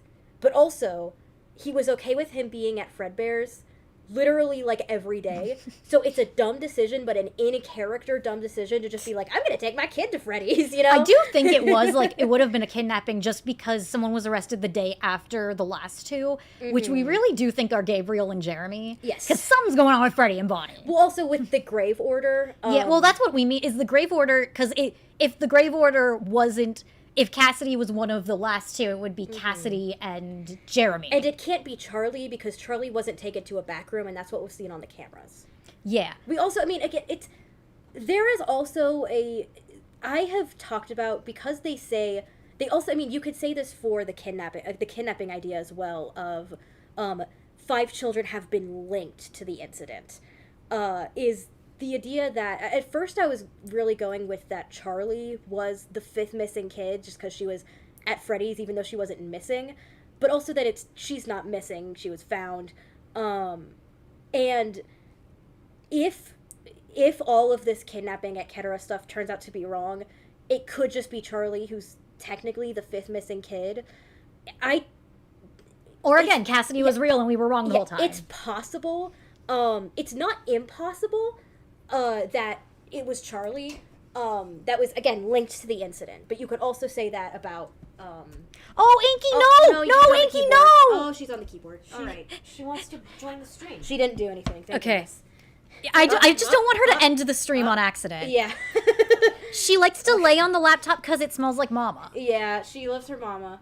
And another thing is with Afton, because I believe Matt Pat was the one who brought up with repeated themes in the series, one of them being Afton kidnapping kids, because that happens in the books, in Didophobia, in the movie. Honestly, I really do think the DCI would have been a kidnapping case, because it took a while for the police to link it to Freddy's, and Phone Guy referred to it as something going on out there. So I think William was just straight up... Kids got kidnapped, and then... Because it was, something's going on out there, but it has nothing to do with us, which means kids got kidnapped at Freddy's, and then everyone went on lockdown when the kidnapped kid suddenly turned up dead in Freddy's. Yeah. So I don't know if that meant, he was having Balloon Boy out in the woods luring kids, or if he, the kids just were free range because it was the 80s and their parents didn't realize where they were. Corey, Superchats. Oh, right. Yeah. Yes. Okay. Sorry. But it was the 80s. Kids were free range. Which, by the way, another thing I want to point out. This one was more of a joke. When I was it's entirely possible that the kids' birthday party at Freddy's was a sting operation. A lot of people did say, why would they put kids in danger like that? And they're the police. My answer to that is, one, they are cops in the 80s. 2, they're cops. 2 in the FNAF universe. Yeah. They somehow didn't notice William Afton had like a tunnel to a secret bunker. Again, murderers love to return to the scene of the crime. Yeah, I unfortunately watch a lot of true crime streams. I'm that kind of white girl. That's her white girl thing. That's my white girl. I promise have our one white girl thing. I promise it's Connie, like it's true crime. I promise I'm looking for ethical true crime like Kendall Ray. Yeah, for me it's tarot cards. Yeah, but hey, my ancestors made those in Italy. I'm allowed to have tarot cards. But yeah, killers like to return to the scene of the crime, and cops in the 80s were not always doing their jobs. Yeah. Very well. I mean, good, so nothing's changed. I mean, like, a lot of serial killers got away with it solely because the cops just didn't notice something was going on. Yeah. And, like, again, so, like, I believe, which one was it? Like, I don't know, I'm not going to talk about real life cases here because that seems like gauche, but, I can see them being like, well, if we have enough cops here, then, like, the kids, like, will be safe or whatever. Yeah. And then the animatronics go haywire for, reasons. Mm-hmm. God, okay, Corey, super chats. We only have one more so Okay. far. TLDR, Michael's dream in the movie is of the bite. I do like that theory. Yes, I have thought of that. Especially since it's very... Okay, so the first thing I thought of leaving the movie is he talks about how dreams will try to tell you something, but, like, they're hidden. And if you look at... What they're talking about is if you look at what happens is they're sitting at a Freddy's-esque table, there's a spill of ketchup, like, there's stuff that links to the bite of 83.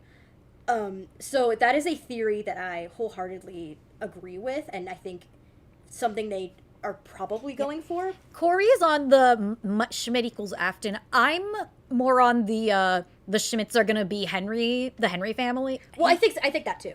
Yeah, I think it's well, she thinks that Mrs. Afton left William and married Henry in the Movieverse. I think he stole his girl. I mean, which I haven't thought about that in a while. I'm on the fence about that, but I mean, I think it's a possibility. Are you jealous of Henry? Why would I be jealous of my ex-wife? I meant of Henry. Like, again, fellas, is it gay to build a tunnel to your best friend business partner's house and write in all of your journals about how you worship him as a god but also want him dead? Fellas, is it gay? He was like an old man in the 80s. He didn't know. He didn't know. He didn't know. He didn't know. Listen, And then look, now Freddy's gay. Now Freddy and Bonnie are kissing. Mm-hmm. Okay, here's something when looking through the comments that I remembered. Is one of the things that people have brought up is the box. I was talking about the box. Yeah. So, that was originally a stretch, and then when we realized he was spring-locked, we were like, oh! And that's why he's in the box. There was a part of the video, because I pitched this to a group of friends, where I said... A friend told me this is kind of a stretch, and yeah, it is, but do you have any other better ideas? And then it became less of a stretch when we were like, oh my god, this kid got spring locked, and now he can't be like, oh, he finally died in his coma, because that kid got ripped to shreds. Or even, like, in a stupor. How do you get ripped to shreds in the stupor? Especially if I mentioned Together Forever. If any of you haven't read that story, which is fair, it's a late game Fazbear Frights, which a lot of people haven't read.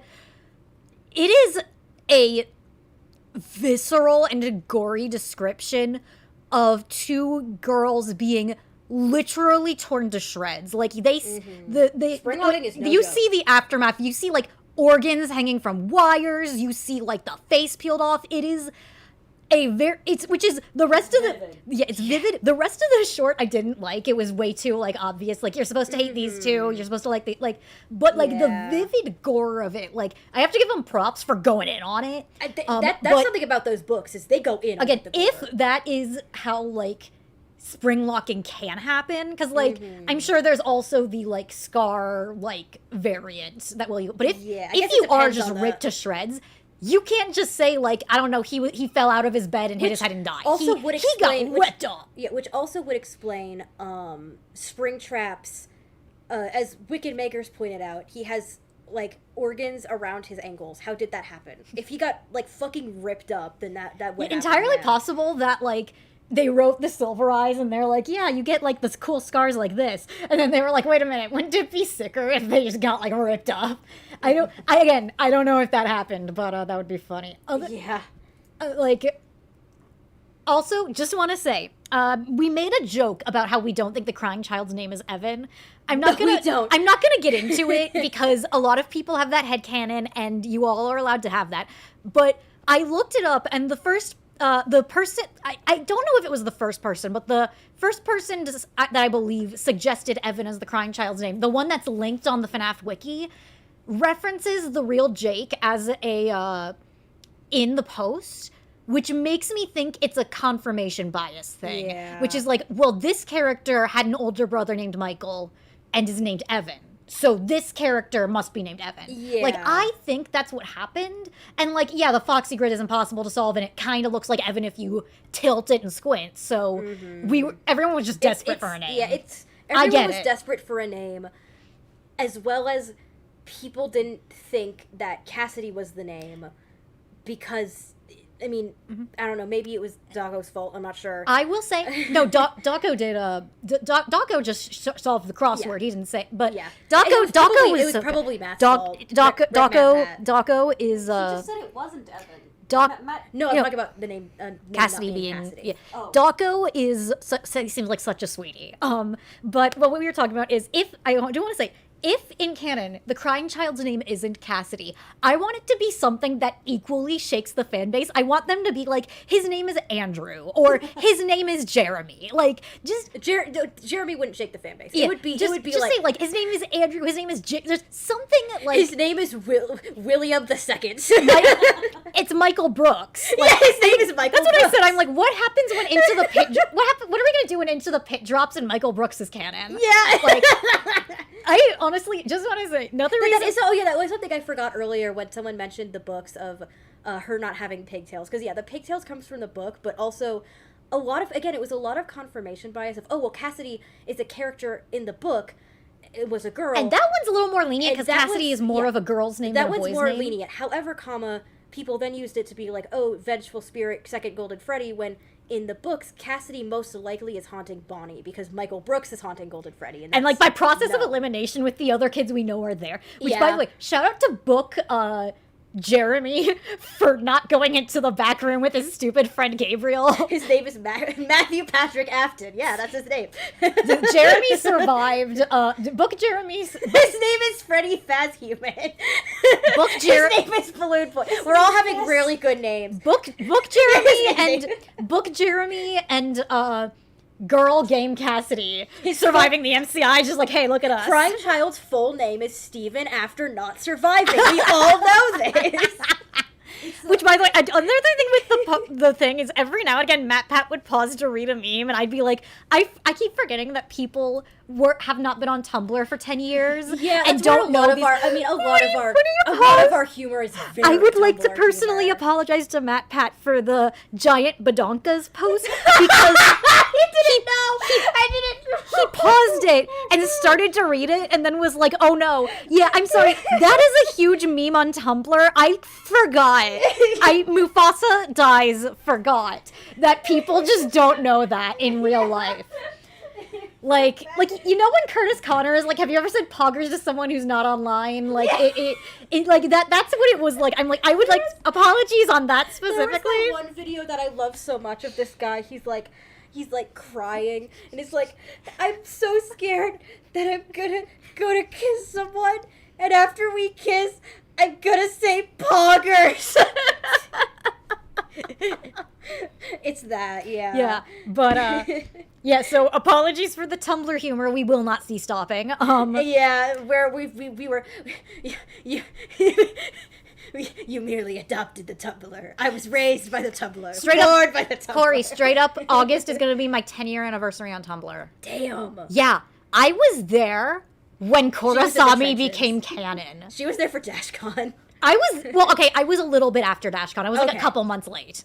But yeah. I was there when Kurosami became canon. I remember the Makora post. We are popping the biggest bottles when Makora celebrates its 10th anniversary this year. We are popping the biggest bottles when Michael Brooks isn't Into the Pit. Yeah, we popping the biggest bottles when Cassidy Tucker or whatever the fuck shows up at the game. Listen, I will say, I do believe that the Talbot files were probably not real. Oh no, those are fake. I fully accept as a headcanon that Fanning Cassidy is the random off-screen little girl daughter of the one guy in the one short, because that's really funny to me. Yeah. Someone said, "What the hell is Korosami?" Learn your history. Okay, first gay couple in a Western kids cartoon. I'm sure there's plenty of stuff. They about had it. to literally sneak it past the They had to censors, sneak like it back. sneak last the minute. sneak it in. First time and two all girls kissed in Western. well, they didn't kiss. They just held hands and looked at each other. Really? They held Okay, hands I and looked at forgot. each other, and that was it. And that broke barriers. Like, that's the reason Steven Universe was able to do the shit it did, because Yeah. Korosami got snuck past the That's censors. how Steven Universe got to have a gay wedding on screen. And it was Anyway, awesome. someone And has then asked- that's how Adora and Katra got to kiss on someone screen. has asked, "What is your top 10 shifts?" William Afton X dying. I don't really think about ships a whole lot. No, we don't. Not for FNAF. Oh, for FNAF ships? Yeah, I don't. I don't think a whole lot about it. Yeah. I I think via I the one like video. I like when people have a live AUs and they have Fan and Cassidy and the crying child get married, because I think that's really funny. Okay, so there's one specific one that Connie found where in that one Cassie is their daughter. It's their daughter. And It's an AU. With our theory, the idea of Cassidy marrying Cassidy and having a daughter named Cassidy is the funniest fucking thing in the world. What did you name your daughter? Take a fucking Take a guess, fucking buddy. guess, Michael. God, I think that's funny. I'm trying to think. I would say Jake and Andrew, but I don't. Andrew was born in the 80s, so I don't know how that works. They're both kids. They are both kids when they meet. Mm-hmm. So if they're in the same timeline, that's kind They're of cute. both kids forever now. Jake is constantly like holding him on a leash. Yeah, I think Toddler it's funny. leash. Toddler leash, keeping the super powerful. I mean, he did possess a dog. He is on a the leash. chat just caught up to the Cassidy family. Nice. The Cassidys. They're Yeah. creepy and they're kooky. Do we have an Afton family parody for that? I don't know. 'Cause The Afton family. I found- Do-do-do. Someone mentioned earlier. I found out I we would- didn't start the fire Five Nights at Freddy's. I did. Parody, and now I want it really bad. Michael did start the fire. Hey, if any one of you want to do an animatic, Wildfire, the Vocaloid song, do that. Michael, that, now. Okay, the Addams Family is how I found out I was autistic. People were like, I was super hyper fixated on it, and people were like, "Hey, do they seem autistic to you?" And I immediately became an expert in autism, and then was like, "Hey, this kind of sounds like me." But Hyper-focused on autism. yeah, I'll see if I can write an Afton Family parody. Then, because the thing is, if you just search Afton Family song, what's gonna come up is that banger of a fan song. Someone put Matt Pat X Insanity. I have a crack. Stay strong. I have a crack theory that everything done in FNAF is a calculated move by Scott Coffin to draw Matt Pat further into insanity. We know at least one thing was. I swear to God, I can't find it, but I swear to God, there was a point where he said, "One time I changed something just to piss off Matt Pat." I don't know where it is, and I could very well be misremembering. Again, But I think if he did that, that's a power move. and Yeah, I think respect actually it. this entire series is every move done is calculated to further push Matt Pat over the cliffs. Speaking of which, when we read the cliffs, I brought my plushie Freddy down and had him as a stunt double for the tag-along Freddy. And North was like, "You're being so mean to him," and I'm like, being so "He mean to volunteered." him. And North, when we got to, you went upstairs by this point. When we got to the part where he yeets the tag-along Freddy off a cliff, I just threw it at Corey, and she caught him. And then he got lots of hugs for being such a good actor. I did not actually stab him with scissors. We were reenacting it. Matt Pat X Scott. Maybe Scott changes lore so that Matt Pat keeps making theories about his creation. I mean, Matt Pat does become pregnant by Springtrap. High school girl ass behavior. You know what? No, actually, FNAF ships, Glamrock Freddy and Glamrock Bonnie are definitely making out. Maybe my crush will notice me if he keeps making theories about my game. That sounds like a Rainbow Rowell book, and I say that derogatorily. I do not like those books, but sorry if you do. Which Rainbow Rowell, she's the one who wrote, like, I'll explain it to you later. It's a whole thing. Okay. I mean, we're talking about things we like. Don't want to be negative here. If we were being negative, I would be talking about the Disney reboots. But, which actually at work, we were just talking about what reboots we liked, and DuckTales is the answer. Yeah, But, it's DuckTales. Roll back to Five Nights at Freddy's. what have we not gotten to? I'm pretty sure we got to Monty all is of gay it. and homophobic, correct. Oh, yeah. I'm straight up trying to think, I'm like, is there anything I ship? Because I'm thinking of, like, Fazbear Frights, Tales. I mean, I thought it was cute when Abe and Sasha adopted their three robot daughters. Yeah. Also think it's really funny that we canonically have a character who's a social worker. Do you think she's, like, trying to find Gregory? Maybe. Damn. We're on the fringe that believes Burntrap ending is canon, but if Yeah. Princess Quest is canon, do you think Vanessa, like, takes Gregory to her Fazpartment, and Sasha, like, comes outside to get parts for her robot daughters and turns around and sees that missing boy, like, carrying around a Glamrock Freddy head and an ice cream cone, like, and she's like, what the fuck? I love how quickly the fandom caught on to just putting Faz in front of everything. I'm pretty sure they are called, like, Fazpartments or something. Yeah, I'm it not was. sure. Well, It's a Faz Tower. I mean, it has to have been by Faz Balls. Yeah. Like, I don't know the history, but that is Speaking my of which, guess by the right way, now. guys, Corey, obviously we've known about FNAF since it started, but Corey was more into it than I was. Somehow, she had never seen 5 a.m. at Freddy's. I had never seen Until I watched it and said, why the hell didn't you make me watch this? Connie, do you know? That is my favorite video on the internet. Connie, do you know why I didn't? Because I was a kid watching FNAF, so I didn't see swear words. I straight up, but 5 a.m. at Freddy's, the prequel, is my favorite video on the internet. I can quote that from memory now, and I only learned about it a few months back. Like, It's very good. I mean, that is comedic perfection. That's the thing, is because I was a kid not on social media experiencing FNAF, I experienced it different from the average person because I wasn't in fandom spaces. So I didn't see that. I didn't see Foxy X Mangle or any of the Adult shipping. Theory. Adult Theory, I didn't see that. We did force North to watch Foxy X Mangle with us Yeah. because it was fandom history. We tormented her. She was not happy about it, but to be fair, you watch bad I've seen movies worse, on. yeah. She's seen She's worse. seen No, Foxy X Mangle had some killer animation. Oh yeah, she is. What was the last bad movie you watched for fun? Oh god, it was I think Neil Breen should be in the it was on FNAF Tubi. movie. Hang on. Will you make a video on the Burntrap ending?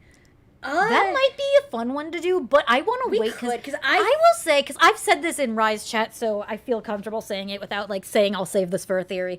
I have a sneaking suspicion that they are intentionally trying to make us trust Vanessa so that she can turn on us. Yeah. Specifically because they wanted to do that in Security Breach based on the cut lines where it's only a glitch, it won't happen again. And then Help Wanted 2 files imply that Vanny might have been talking to us and then, like, does the Vanny ending thing. My theory is that they're trying to make us... Because the thing is, it seems really obviously Princess Quest with the Headless Freddy, the sword in the machine, all that stuff. But if it was, why still blur out Gregory's friend's pronoun? That's Yeah. what's weird to me, is if they were so set on it solidifying Princess Quest, why not just say Connie her? thinks they're trying to gaslight the fandom into trusting Vanessa. And, like, if I'm wrong, I'm wrong. That's how theorizing works. But I do think Burntrap might still be the canon one, and Gregory's friend is probably Freddy, but we also have a crack theory that it's Lucia. It's not even a crack... Okay, you say that. It's not really a crack theory. So this might end up being a very short video, depending on what we do with We it. But- love Lucia. So here's the thing. If someone who knows Concrete can stop the Mimic, who has used the vent bait trick before, knows how to work with radios, i.e. could get Gregory actually to talk to Cassie, and is mentioning wanting to go to school for mechanics and programming, but it's never really brought up. As well as someone who could very well have a grudge on Fazbear, who is Lucia. So honestly, I think it's a there's crack a theory, good likelihood. For people who don't know who Lucia is. She's in the Mimic epilogue. She's the one who beats the Mimic to death with a metal pipe. She's the final girl. I love her. Yeah. We love her, and we're probably huffing copium because we love her. We might be huffing copium, but I think there's actually, with all this shit that And happens listen, in Ruin, there's a good possibility. Doing the math, of she's Lucia only coming. gonna be like, doing the math, she'd only be a couple years younger than Vanessa. I'm just saying. Talking about FNAF. Toxic Yuri. Toxic Yuri. But, this too is Yeah, Toxic we're huffing Yuri. copium because we love Lucia. Honestly, I think it'd be funny if she was like related to Cassie and like drove up and was like, "What do you mean she's missing? What did you do?" I love theorizing about the Mimic because again, I don't even know if they intentionally made it 1800 metaphors. This but- person is saying, but the original line said Vanessa being more trustworthy. Why change if she's meant to be more trustworthy? Right now, Vanessa's super suspicious. That's what we're talking about. Is Yeah. either they knew they weren't going to trick anyone, or there were changes internally. A lot of stuff happened. We don't know anything. We don't know shit about what happened in the security breach. And lines were changed. I think what they were like, they wanted you to trust Vanessa, and then, oh shit, she's Vanny, you know. Because some of the lines were like, "Trust me, Gregory," or like her being sweet, and then Vanny turning and being like, "Come out, Gregory." It was only Or the glitch." idea of, like, you implying don't that trust- implying that maybe at some point you choose to go with Vanessa, and then she turns Vanny and kills you, and then that would have been cut. It's something like that, and I think they either didn't get their opportunity or something changed, and they're trying to do that now. That's where just they our want film us, theory. the player, to trust Vanessa, and of like, oh well, Vanny's gone, Princess Quest ending is canon, and then she kills us, you know. Because again, like Princess Quest, I like Found Family, I like all that. I just find it suspicious that if they were so Sorry, no, shut the fuck up. Someone, game night in chat just said she retcon on my Fazballs till I mimic. Nice. Okay. This is the kind of jokes we make, but I was just saying if Ruin was so set on making Princess Quest canon, why not just have Gregory say her instructions? Because everything else seems to be pointing to it. Why scramble up that one thing is what's throwing me. Like that's the one thing keeping me from thinking like. Also, like, although it would be really fucking funny to have, like, a different Freddy in the same damage position, which implies to me that, like, Vanny... No, Stormister in chat! Stormister in chat! Hi, you were just talking, but like, hi, Stormister! Hi, We keep watching your AR video. It's a comfort video. It's so fucking funny. You're so good. You're so good. Stormister, we keep watching it. It's so fucking Sorry it's we become exploded. a comfort video. We love your video. Sorry we It's so exploded. fun. I quote, United, like, leader of the United Fazbear Forces. I quote that daily. It's so fucking funny. But, But yeah, what Stormister said is Matt Pat literally got an email from Steelwool asking if he had insiders and his theories before SB were all about Vanny being suspicious. Yeah.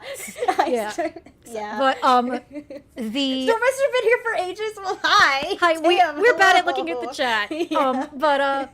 Yeah.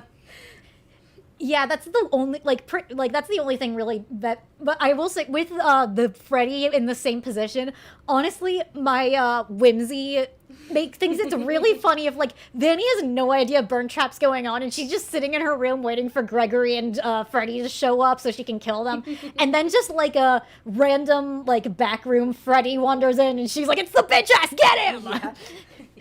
Like, that, like, yeah, because during Burntrap, where is she? Yeah, that is the one thing of like, where is Vanny the whole game? Let's be real. Well, I remember one of They the... keep putting her back in the closet. I think it might still be one of the top... She's in the fourth closet, don't worry. Yeah. I think it might still be one of the top comments on the 5 a.m. at Freddy's for security breaches. I was about to say there's no Vanny in this video, and then I realized you were just being accurate. Yeah. I think it's a lot of interesting stuff, and I think part of it is, even with, like, the Princess Quest ending of Help Wanted 2, which, if you think about it, the other ending is the one where we see MaskBot give Cassie the mask, which we know happens, so even if that is quote unquote the end of Glitch Trap, that ending might not even be canon. Which, speaking of which, I watched Teleported 2 the first time, I was like, oh, that's what they're telling us, and then no one ever brings it up. Yeah. I'm Also, like, no, let me that's see. another thing. Yeah, okay. I'm like 90 when in the video where I'm listing possible video ideas, and one of them is like all staff meeting equals all staff bots. I'm pretty sure they were implying that all the missing people are the staff bots, and that's how Fazbear is getting away with not paying people. Especially because like they start fighting over the you can see in the environmental storytelling in Ruin, you can see that like in Phasor Blast they were fighting over like power stations. And that would be why the staff bots need breaks if they still think they're human. Well, because our thought is that in Help Wanted 2, everything is AR, and you are in like a under construction Tiger Rock style hallucination where you think you've escaped. Yeah, and that's why you're doing tasks, and because that's what the staff bots are doing in the Pizza Plex. That's what the point of the mask is. Well, it's so even also say it with your chest. Also, even it's so when staff bot says it's so easy a human could do it, that like if she thought you were a human, wouldn't she say it's so easy even you could do it? It makes me think that you're just always a staff bot. Starbuster said, waiting for the random drop that Vanny has an identical twin, but also kind of serious. Sadly, that possibility does kind of exist because of the VR sisters. It's there.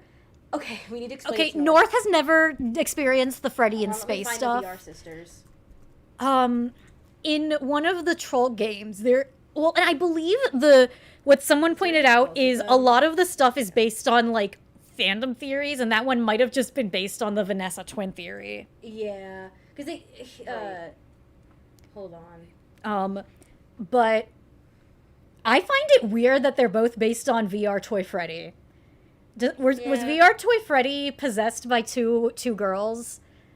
Anyway, but congrats to Toy Freddy on the fun new gender. Yeah. But now they're Miku. But God, there it is. No, wait, that's wrong. God, if someone pulls a secret twin, I'm gonna lose it.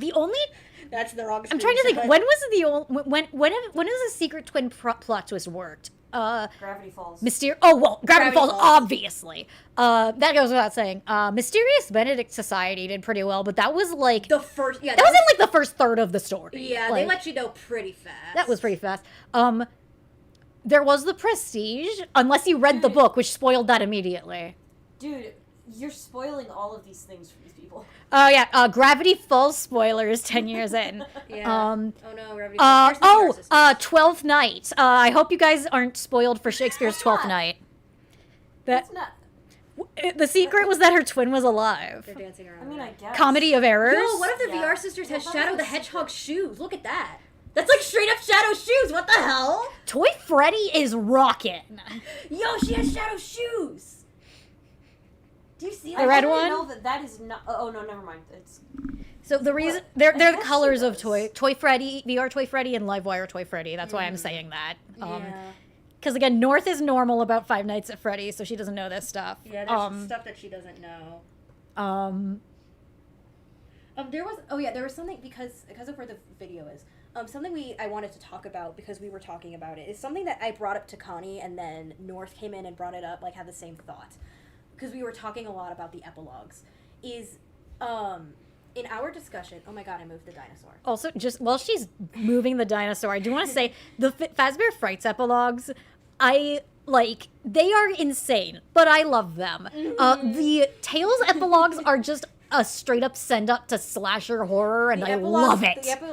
It's the difference between the epilogues is so stark, it's insane. You can tell one of them was planned. Yeah.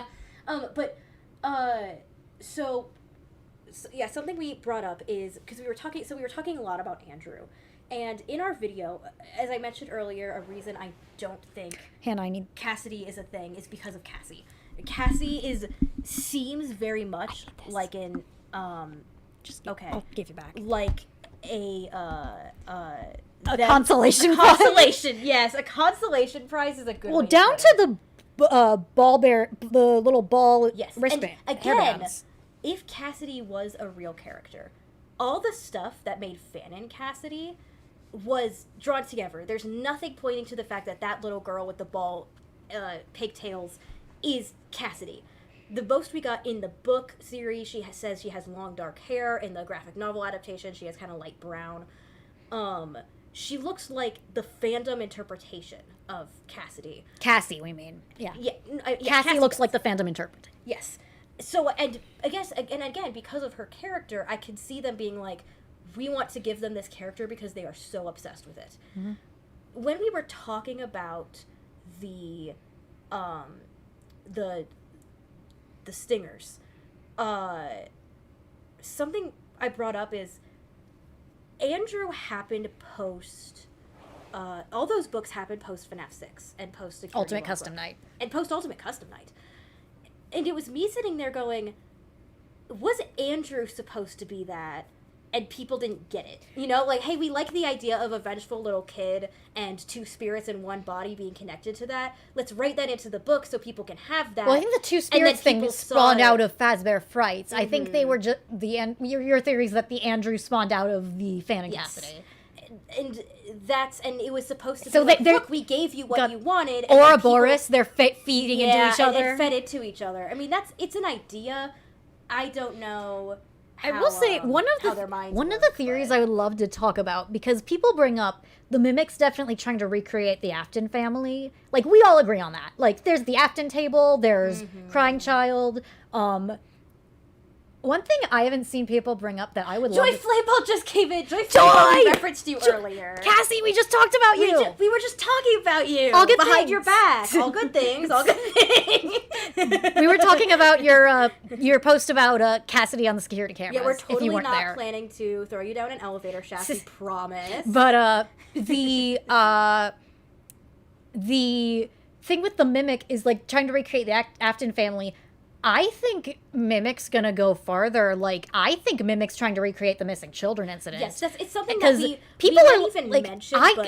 My thought is, I think Cassie's supposed to be Charlie because she has the mechanic dad, the no one showed up to her party, like, versus Charlie being locked out, the close connection with our little brown-haired, like, striped-shirted golden Freddy boy. Tech dad, you know. Like, so I think the Mimic is gonna like start going after. And maybe we'll go into this, but it'll be a hot second. So I do want to bring up. That's why I think it's hunting Gregory in Security Breach, because, as mentioned, Gregory looks a lot like the Crying Child. Doesn't always act like him, but he looks close enough for the Mimic to be like, "Yep, that's our Crying Child." Not only there's other stuff too that there's more to that, but that is what I will say is I think. They are actually trying to kill Gregory in Security Breach because the Crying Child getting bitten is what started everything. So we gotta kickstart. And the Mimic wants to kickstart. I will say, I'm not going to spoil our Mimic video at all. I will say, when we say what the Mimic video is about, it's going to sound absolutely insane. We are going to sound I promise you, we're going to sound off the walls. It is. We are going to sound like we just sniffed glue. And then we're going to, but like, we came up with so many like evidence ideas for it that like we've kind of convinced ourselves that the sniffing glue was the right idea, actually. Hold on, Stormester, I love the connections that the Mimic/Glitch Trap specifically has to the Wes Craven's New Nightmare. Yes! Okay, I don't know that. Corey. Okay, so yeah, Corey's not as well versed in classic horror, which reminds me, we still need to watch. A professor I really liked.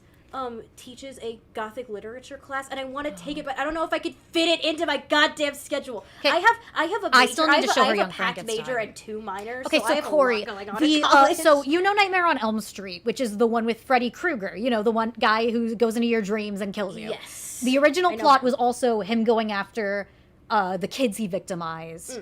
And like, or like the kids of the parents who killed him, that sort of thing. Yeah, that kind of thing. I think the original script, it was supposed to be the kids he victimized, but that was too much for the 80s.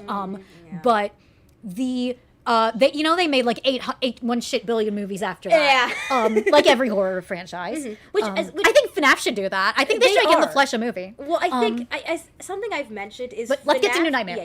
So I'll remember that. Wes Craven's New Nightmare was a movie that takes place. Hold on. Bones and Ick. Will it sound like Gregory is a robot kind of crazy or Wario is 10 feet tall kind of crazy? More like someone you know starts wearing a cowboy hat sounding kind of crazy. Speaking of which, when will there's a Phineas and Ferb reboot coming? There's a non-zero chance they will do a FNAF like joke. Yeah. Like I don't know how we're gonna have handle some that. mechanic boys. It's gonna happen. Okay, 1 second. Okay, yeah. So I just want to say, okay, so yeah, West. I don't know the story. Yeah. I'm just looking up what year it was. The Oh, yeah. Joy Flayball. To be fair, your main video has points that initially sound like you sniffed a glue, and then you explain it, and it's like, oh. No, yeah, absolutely. That's kind of usually how our theories it's go. going to sound like us walking into Twitter and saying Cassidy is the crying child. That's what it. I think it's going to sound weirder. I think it's going to sound weirder than that when we talk about what we think the mimic is. Oh yeah, God, someone saying God, that Phineas and Ferb reference. Yeah, that's also why we're like this. We were raised on Phineas and Ferb. Okay. Oh, we weren't allowed World's SpongeBob, most- but we watched Phineas and Ferb religiously. That's why we're Like, ADHD. and I know a lot of people will say like, "Oh, I did this religiously." We mean it. We really mean it. I had to wait 2 hours to watch the Phineas and Ferb movie, and I cried about it. But Wes Craven's New Nightmare is the director of the original Nightmare on Elm Street made a movie where it takes place sort of, I want to say in the flesh style, but there's no MPreg. Okay, it's in a universe where it's supposed to be set in the real world where Nightmare on Elm Street's a movie, and the lead actress starts like having dreams that Freddy Krueger is coming for her and like her son, and she has to fight back, and then and it's like Freddy trying to make a new movie like out of like real life or whatever. And it's really cool to see from the director of the original movie. Yeah. And so like that is very similar to what like where I think they're going with Glitch Trap, like in a Doylist perspective. Yeah. Definitely like let's New Nightmare this. Let's and again, put it into the real world. As you mentioned earlier when talking about how much you love the mimic, it's also a kind of metaphor or commentary on the stories that can't the cycle of abuse. The cycle of abuse, yes. Because even it's definitely ignoring present in like FNAF. if even if you're saying like just Tails canon, you have Edwin beating the mimic learns violence and beats other people. That's and then you have learn how to break the cycle. Like that's what I mean, I think also is also very, it seems like a metaphor for not being able to let go of the past, especially in storytelling. I mean, and FNAF certainly has the cycle of abuse because, I mean, there's 3 kids who had an abusive father. It's going to be there. I mean, shit, even UCN and, you know, Michael tormenting him is a cycle of abuse. It's literally a cycle. Literally a cycle. You put him in a time loop. Yeah. Get your ass to the time. Well, I see you're trapped in my gay and stupid base. Well, and also when I said, like, Cassie's dad handing her the rabbit mask of trauma, like, if you don't learn to face it, your kids are gonna have to. Yeah. But yeah, New Nightmare, yeah, that is a really good call out. I love, like, and especially since, I wouldn't call Nightmare on Elm Street I guess it is a slasher. No, it's just it's supernatural. It's a slasher. It is a slasher, but like especially since with the epilogues being so, like it leans heavy into slasher tropes, and like you can tell it's intentional, so it doesn't feel forced. Where it's like it sets up and it's like, okay, here's the jocks, here's the good girl, here's the final girl, here's the nerd, and you're just like, okay, they're all gonna die, but let's see how this works. Like there's the crush. 3.5 hours, by the way. Oh man, There's the we're gonna have to players, leave at some point.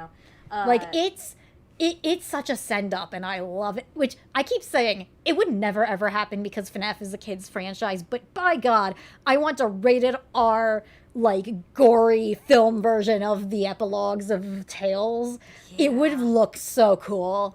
Like I'm not really like into gore horror. I find it more gross than scary. Right. But like when it's done well, it's done well. I have a weird thing for that because if it's like fast gore, then it's like, yeah, okay, cool.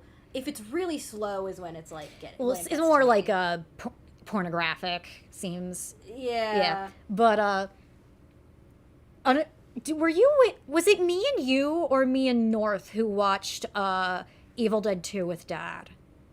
Me. Oh, yeah. You should see Evil Dead 2. That movie fucks. Mm-hmm. That's the one where Dad went into it without seeing a trailer for it, and now he won't watch trailers for anything because that was peak experience for him. Yeah, when will who loses an arm? When will Scrap Trap strap a chainsaw to his arm and go groovy? Someone said meta commentary by Stool Studios about how by trying to recreate the same movies and media from existing franchises is slowly killing entertainment. Exactly. That cycle of abuse. That being recycling mixed, media. Oh yeah, and robots are fucking awesome. That being mixed with AI is because it's kind of obvious in the storyteller of. Scott clearly doesn't like AI art. And good for him. The Mimic is a really good commentary on that. Whether or not that was intended when they first wrote the books in like 2021. Right. It's happening now. Yeah. It's happening now. And honestly, the thing with AI art is I feel like it's gonna come and go. Because the thing is, we were all so worried about NFTs. And now those are dead in the water. Yeah. I think something's gonna happen that just kills the AI art boom. It's already dying. It's costs so much money. And, you know, greenhouse emissions. Well, they don't care about that. Again, I think some environmental protection agencies are going to get on the government's ass, so at least the U.S. will have to stop. But, the Mimic being a metaphor for so many things is why I love him, and I hope he dies. My funny little robot guy.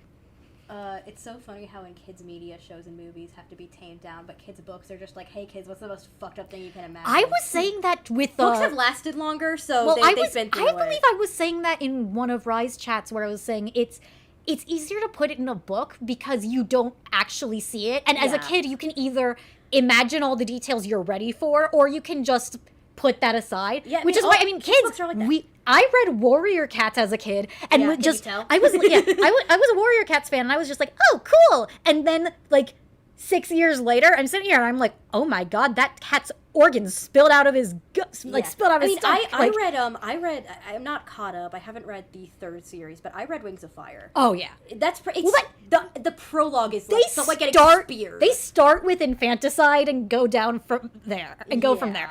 Which that's getting an the animated series got picked up. I'm so excited. I'm so excited. I want to see my kids on screen. They're gonna have voices. I'm not gonna handle that. I'm not gonna handle Sunny having a voice. Stay on track. Okay. It is something that's something kids' books do. It's because I think books have lasted way longer, so they've been through it. They get that kids can handle it. And also, again, it's not a visual medium. You're not seeing it. And we have our own thoughts on Poppy. However, I do respect that they were like, this is a game that a lot of kids are watching. Fuck it. Disembowel the dog. Because they get that kids can handle it, and that's something that, like, Steelwool keeps being told. Make it less scary. Make it less scary. They're being told this. This isn't them, like, thinking this. And I think at this point, I hope Poppy Chapter 3, they can show that to whoever's telling them that and go, yeah, the kids could handle this, you know? Well, again, I mean, I tell them the story because I work at a library. I was putting away books, and I turn around and I see a little kid with a FNAF t-shirt on. It was probably like a bootleg t-shirt because I believe it was like Ballora, Circus Baby, and Mangle. It was probably like a girls' night t-shirt or whatever. And I was like, oh, I love Five Nights at Freddy's. Like, look, I've got the puppet keychain. And his mom was like, oh, that's nice. Do you want to tell her about your 4th birthday? We just had your 4th birthday. What was the theme?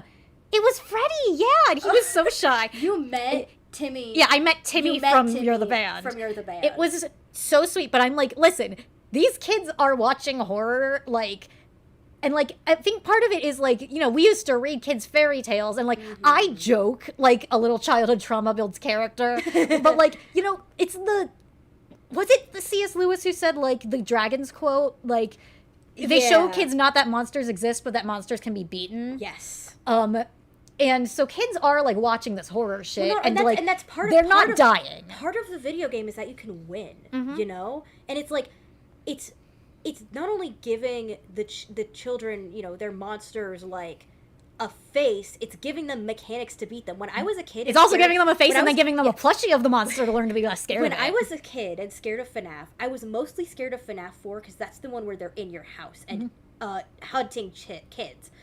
And I wasn't scared because, oh my god, animatronics. I was scared because I didn't know how to play FNAF 4. You know, it's like, what if I don't have a flash? Like, I think at one point I had, like, one of those little keychain flashlights that I put in my bed in case FNAF 4 happens to me. Like, Sounds good. Which... But if 4 happens to me, I'm just gonna start rizzing. I don't know. I say that as you say that in your life. I say that as the only, like, non-furry in my friend group. I'm like, I don't know, I'll just ask them to play cards. Like, hey, do you guys want to listen to Within Temptation? I think you'd like it. I always say I would just win FNAF. I would offer Freddy spaghetti wheels, and he would be like, fuck yeah. Yeah, apparently that's his weakness. If you guys haven't read You're the Band, you're not gonna get the spaghetti wheels joke. I'm not explaining it. I will say, to end my story with the little kid, so yeah, he's 4 years old, like, talking up, like, really excited. I was showing him my puppet keychain, and then I looked down and saw that he had little Crocs on with Garden of Banban giblets. And that was the greatest day of my life.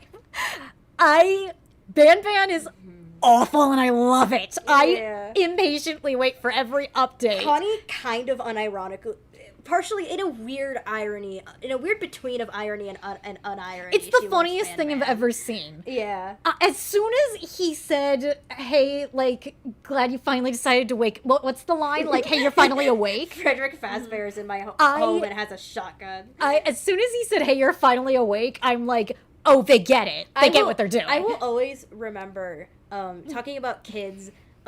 when we were talking about hype for the third Sonic movie, about how people are going to watch Maria Robotnik get capped on screen, which by the way, if you don't know Sonic, that you're not going to get that. Oh, have fun on Sonic Movie 3. Have fun Sonic Movie 3. It's going to be wild. But, someone talked about, they were like, yeah, I played Shadow the Hedgehog a lot as a kid and watched the Maria death scene and reenacted it as Maria. And I was like, this little girl is reenacting being capped by the U.S. government. That rules.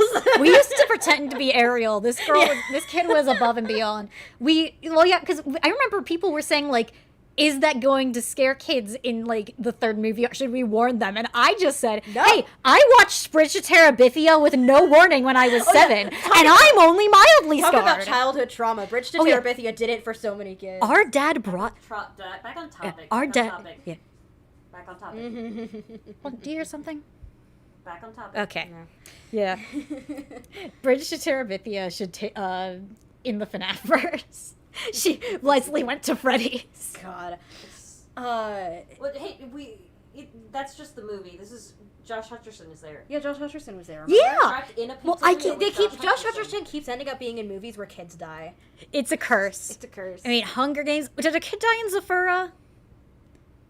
I don't know, Zara. Yes. Okay, so yeah. Hell yeah. Yeah, Josh Hutcherson curse. They should have put him in Maze Runner. No, Maze Runner was bad. Yeah.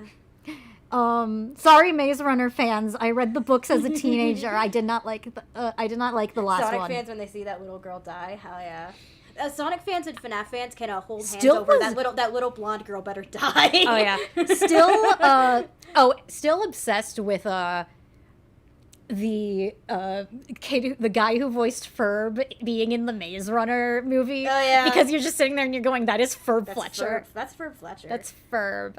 Yeah, I mean, I was saying that when watching people play. I always forget what the game is called. By the Until Dawn guys, the one in 2003. Army stuff, and Ashley Tisdale is there, and I'm like, I can't take you seriously. You're Candace Flynn. I'm sorry. Once again, now that you're Candace Flynn to me. Now that Alison Stoner is both Shion and Kyrie, I think in the Phineas and Ferb reboot, Isabella should just pull out a Keyblade, hit something, and then put it away. Yeah. Never mention it again. Yeah, Josh Hutcherson cursed to be in movies where children die. It's like how what is his name? The guy that plays Tom Wachowski. James Marsden. James Marsden is cursed to be followed around by cute little animals. There's always... All popular actors have a curse. Ayo Edibiri is cursed to be the coolest person in the world. Where would you know her? I'm trying to think. Wait, who? Because you didn't watch Bottoms. She is so funny. What happened to Back on Topic? Fuck! Topic. Back on topic. I think someone just said, like, Phineas Taggart. Yeah, back on topic. I think Ayo should be in the This person doesn't understand. I'm probably pronouncing her name wrong. Growing up with Phineas and Ferb and hearing anyone named Phineas and being like, oh, like Flynn. Reading, like, a character named Phineas in like the Percy Jackson books was so surreal. Chaotic Silver donated it, and I'm noticing you literally saying the word comma. I do that a lot. Yeah, she does that. I just say the word because that's how my thoughts go. My thoughts go with commas because I have ADHD. And I'm so glad I finally got rid of Grammarly because they were like really pushing AI stuff and their like shit didn't even work anymore because it had too much machine learning pumped into it. So I got rid of it, but I'm so happy because Grammarly would tell me so often to remove commas and use something else instead. Fuck and I go, you. No. No. I'm a semicolon bitch. I love that. I love that motherfucker. Doof Def getting spring locked in the reblues. No, we were saying we were joking about that. What we were saying is it's like, look, Candace, we made a suit that can we made a costume that can function as both animatronic and suit. Oh, I'm gonna get in this and show Mom. Phineas, what was that sound? Yeah. Rip. Don't worry about it. We'll put you back together. What? What? Don't. Buford already has the 4 closets. It's fine. People. Oh, been a while since I read Percy Jackson. Percy Jackson, good. The Disney Plus. Stormister, if you see the show. Okay, listen. I still haven't finished the show because every time I watch it, I want to throw up because of how good it is. It gets us too hyped. I look at those 12-year-olds in armor and I'm like, oh, that's them. Mm-hmm. It gets me too hype. Yeah. So it says M dashes is where it's at. Everyone's talking about their favorite what's it called? Punctuation, thank you. Yeah. Again, I'm a Behold the Springlock in it. Yeah, I just saw that. Behold, the Scooperinator. It would be a Scoopinator. It was a Scoopinator, yeah. Behold the Scoopinator.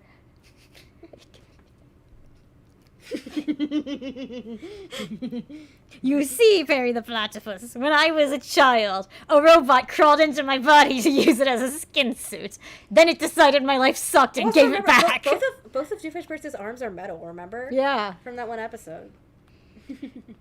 Absolute king behavior. Okay, we are getting so off topic, we should probably end it, because we're just talking about Phineas and Ferb. Yeah, okay, actually, before that, I want to talk... We need to get back on topic to talking about the video. Does anyone have anything we didn't address? There might be people from later, so if we addressed it, we'll just skip it over. We won't bring it up and say we already did Also, that. do you want to say, while we're waiting for that, yeah, our next video is going to be Sonic related. Mm-hmm. We love Sonic. I spent all of last night binging Sonic Sat AM instead of sleeping. We have the script out. I miss Sally. It's one of those where imposter syndrome kind of things where we're like, oh, this sucks, well, it's specifically me because I write it. And I'm Mom, Gregory is inside Freddy's chest cavity again. That's good. But Doof, a bear.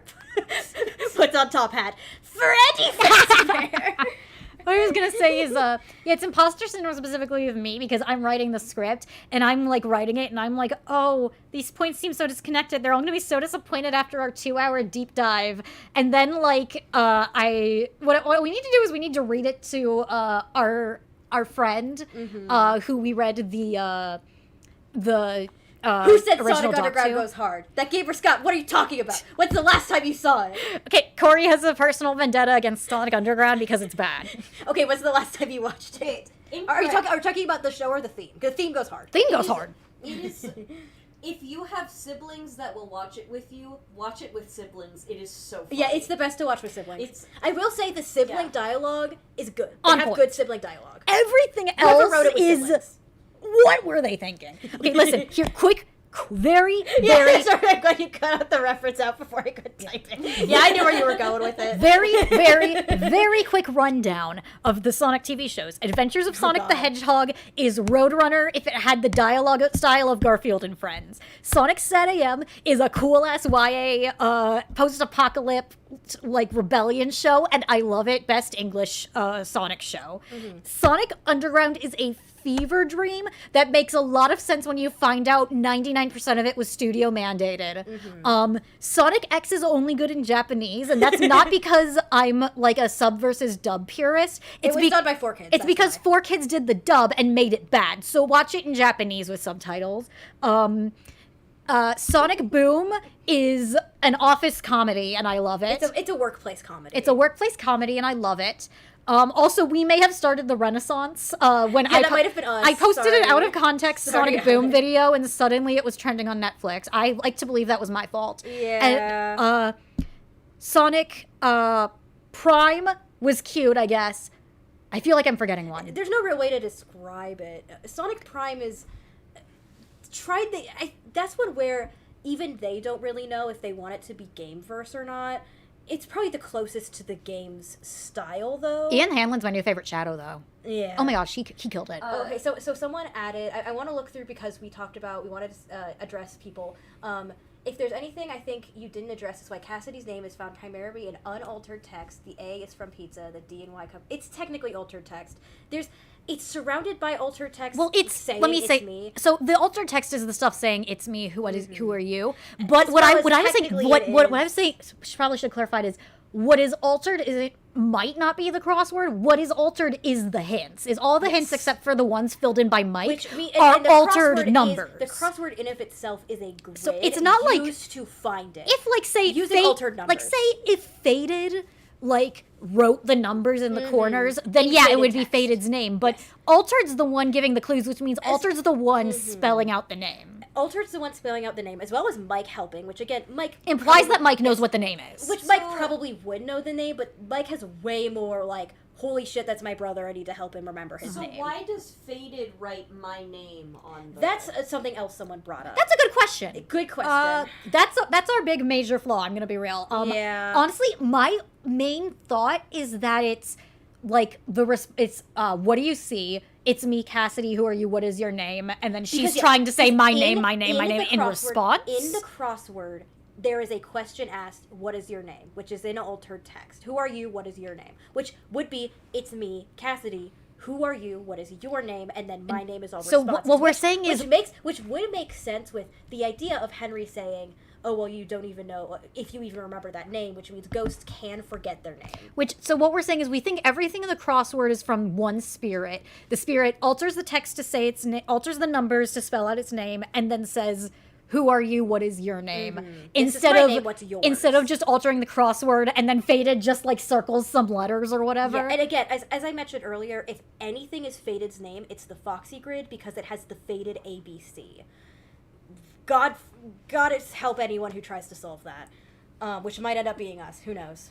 God, if we solve the Foxy if we solve the Foxy grid and it spells out Sammy, I'm quitting the internet and moving to the woods. People are singing the Sonic Underground theme. Yeah, because it goes hard. It goes hard.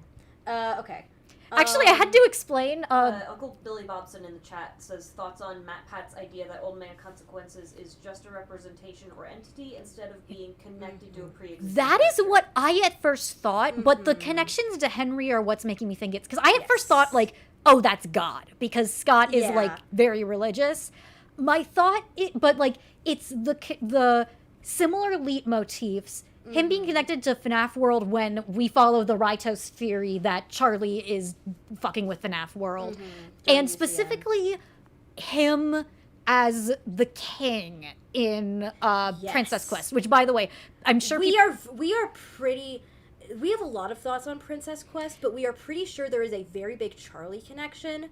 And part of that is... part of it, like, half the time we're like, the princess is Vanessa. Then the next we're like, the princess is Cassie. And then we're like, the princess is a lot of princess is the friends we made along the way. Yeah. But we do think there might be a Charlie connection there, especially with the Princess Quest song in FNAF, in Help Wanted 2, the PQ4 song being very similar to Alchemist's Fantasy. It's not the one in Help Wanted 2. It's the main theme. Oh, it's actually, the main theme? Actually, I think it was the Help Wanted 2. no, it's the Help Wanted 2 song. Yeah. And very similar, I mean exact. I put them together, and if you change the speed... Shout out and to Rise pitch- Podcast for pointing that out to If you change the us. speed and pitch of Alchemist Fantasy, it's the same.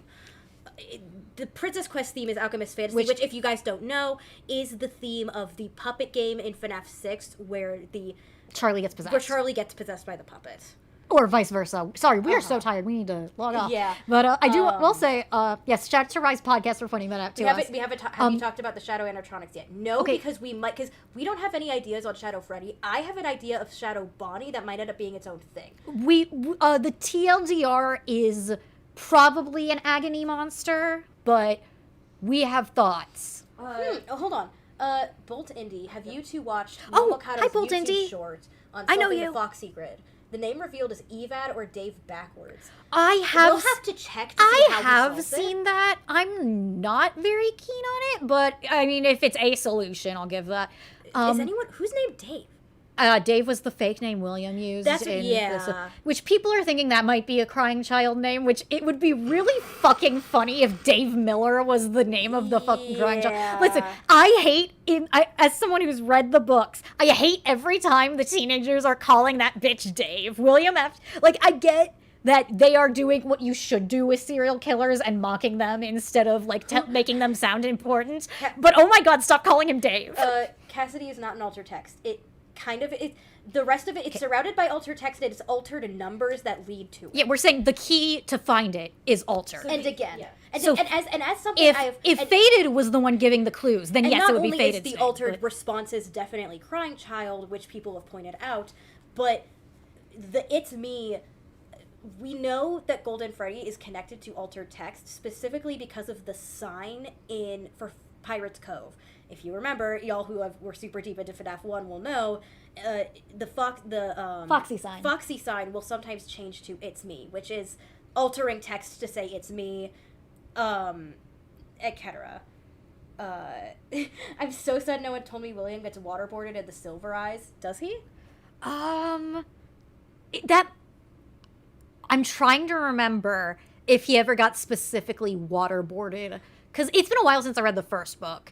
They did like slap him a couple times, which was funny.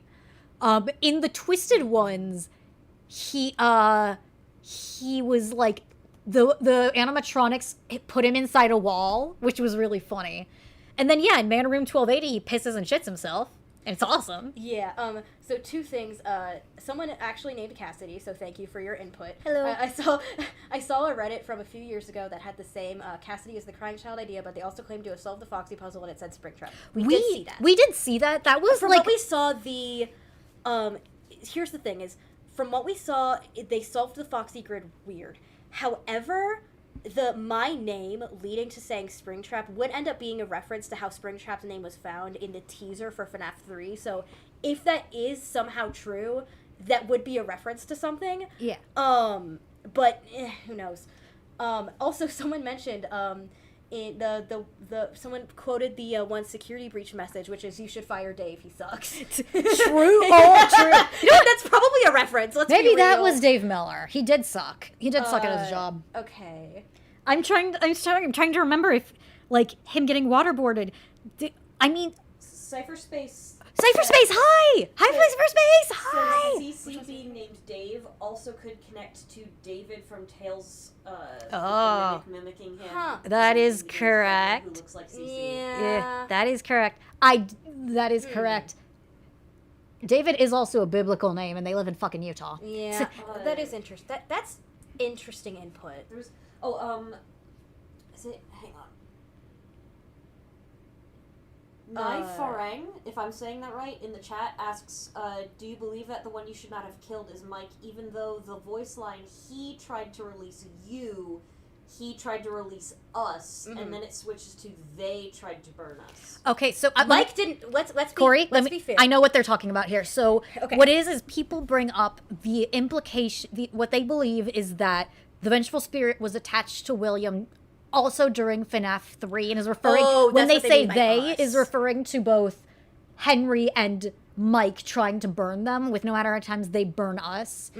I think that the line was probably just being artistic and creepy. Yeah, I think that's kind of But yeah. if you believe that it's literal, like, okay, like that's valid. That's valid as hell. I think what it proves that Henry isn't the Vengeful Spirit, as well Yeah, as that's as the well main as thing that line what it proves. It's not is It's Henry. not Henry, and they were in the fire.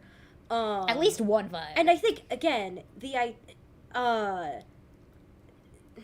Also, it would be really funny if Michael was like staying And inside again, of Fazbear Frights to burn, and then he I- sees Springtrap crawling out a window, I and is like, get "God damn they, it!" But also, Mike didn't start the fire. I think he knew where it was going, but again, part of the theory of him being a vengeful spirit is he didn't. He helped Henry. He helped Henry aim, but he didn't shoot the gun. If you get what I mean.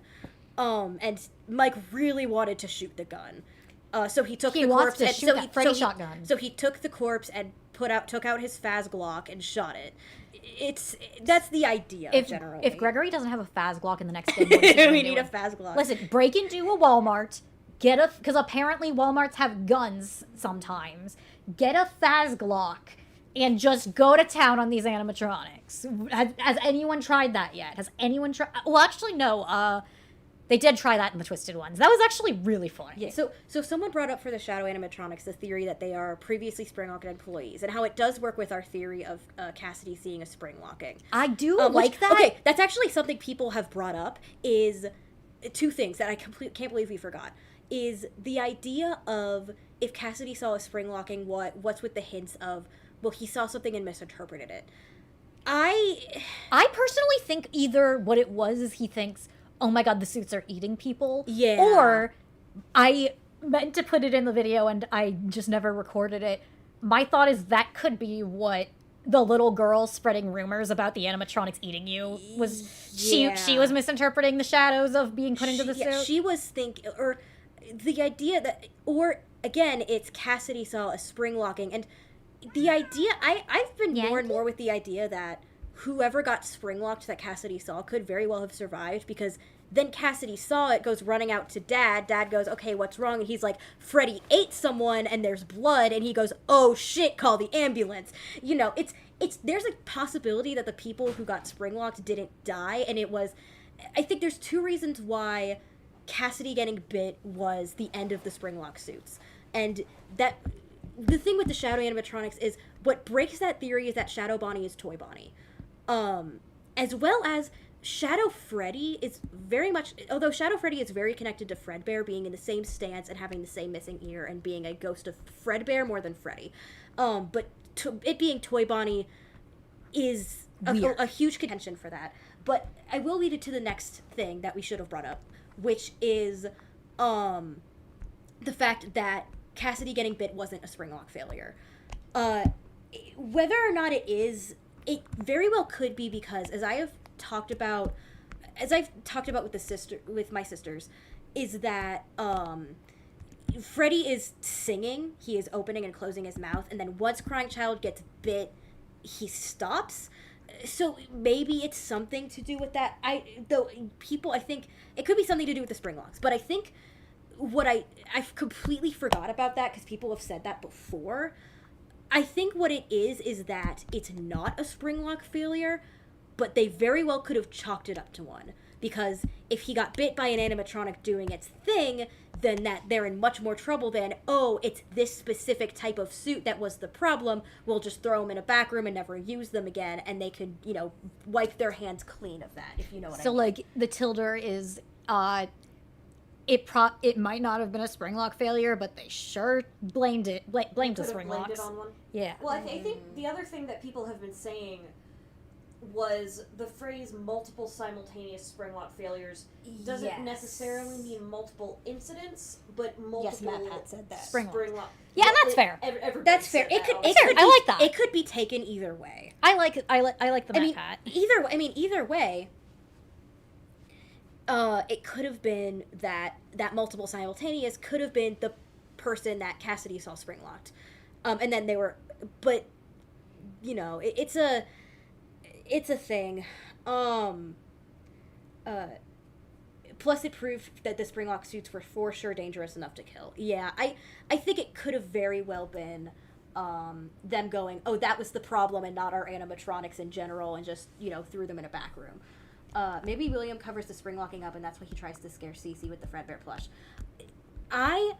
We have a specific issue with the idea that William is trying to scare Cece. I know where that idea comes from. I believe it was Matt Pat, and here's the thing, that idea does make sense of, oh, he's trying to scare them away from the animatronics because he knows they're dangerous. And he's a bad parent, so he would do that. Which is fair, and that's a fair interpretation.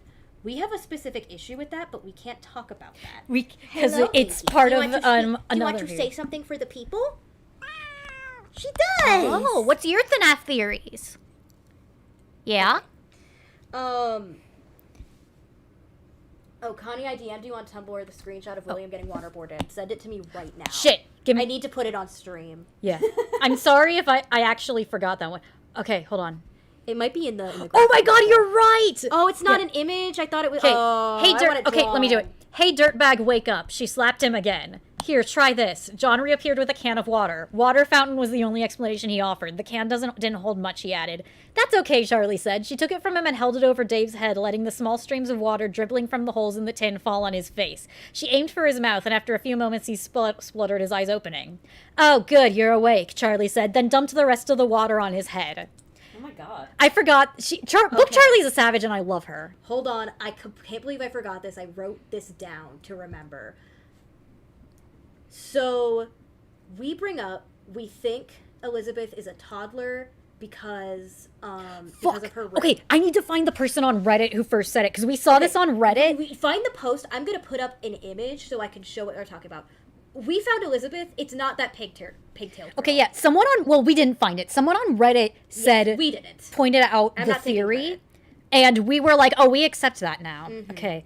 See if you could find the post. I'm going to show I'm trying an to find image so I can show because it. you explain it. I'll try to find the Reddit post. So, okay. Here we go.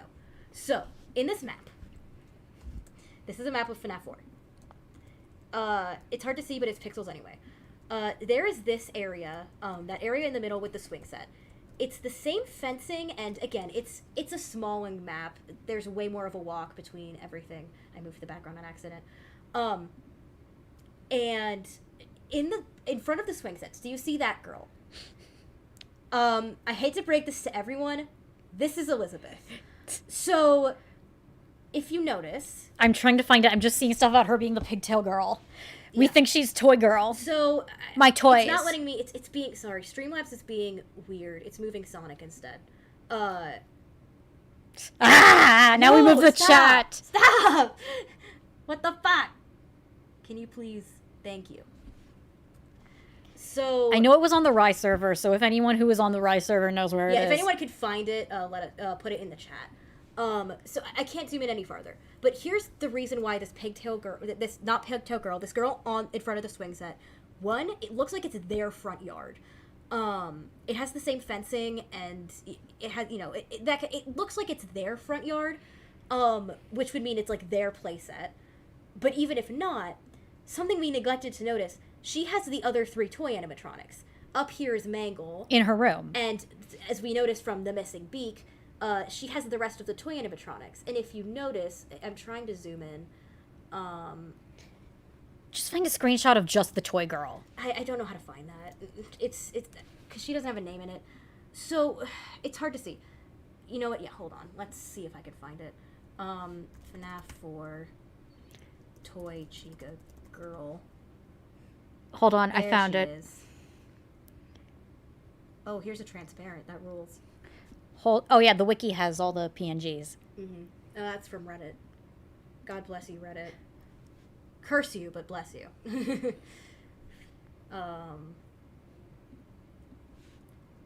Why would their front yard have a fence in between the yard and the wall of the house? I don't fucking know. Because Ask why Pixel doesn't it Games. have a dining room or a bathroom? Pixel games are like that, man. Nothing makes sense. You need to play Undertale again. Have you ever tried to build a Sims house based on a pixel house? It's hell, man. Okay, but this is the girl. So if you notice... Hold on. Oh, motherfucker. Sorry, Streamlabs is a bitch. Sonic's still dancing. He's just going to be. Let me find Elizabeth Afton. Yeah, it knows what I'm searching for. You know what I want.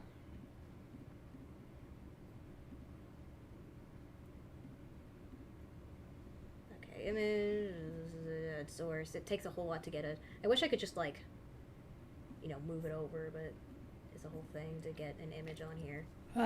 Sorry, chat. Speaking of which, I'm texting you an image. I want you to put it up at some longer because point. we forgot things. We'll put that That's a image shitty up image, but- right before we leave. Yeah. So if you notice, they are wearing the same clothes and have the same bow. It's not the exact same colors, but neither is Mike's skin tone from Crying Child's bedroom to, which I know people pointed that out. Fredbearer. Yeah, it's a pixel game thing. In Crying Child's room and in at Ketera, he has a lighter skin tone than in Fredbear's. In Fredbear's. It's because he's holding Cassidy and they have the same skin tone and they need to be able to tell them their bodies apart. But yeah, the only thing difference here is some skin tone weirdness and her hair. But if you remember, I'm not going to find an image of it. You know what? Maybe I will. I don't know. Actually, let me replace... Hold on, because I can... So, people have brought this up. I'm not finding it. Where is it? Here it is. Is Circus Baby's original design. People have brought it up in multiple theories. People have brought it up as, like, part of the lore. I think this was Scott's original design, and I think this is the answer to why it was like this. So, if you look, her original design has dark brown hair, similar to the rest of the Aftons. I think this is why, because if this was Elizabeth, again, front yard, same clothes, has the rest of the toys, the Mangle Playing rough.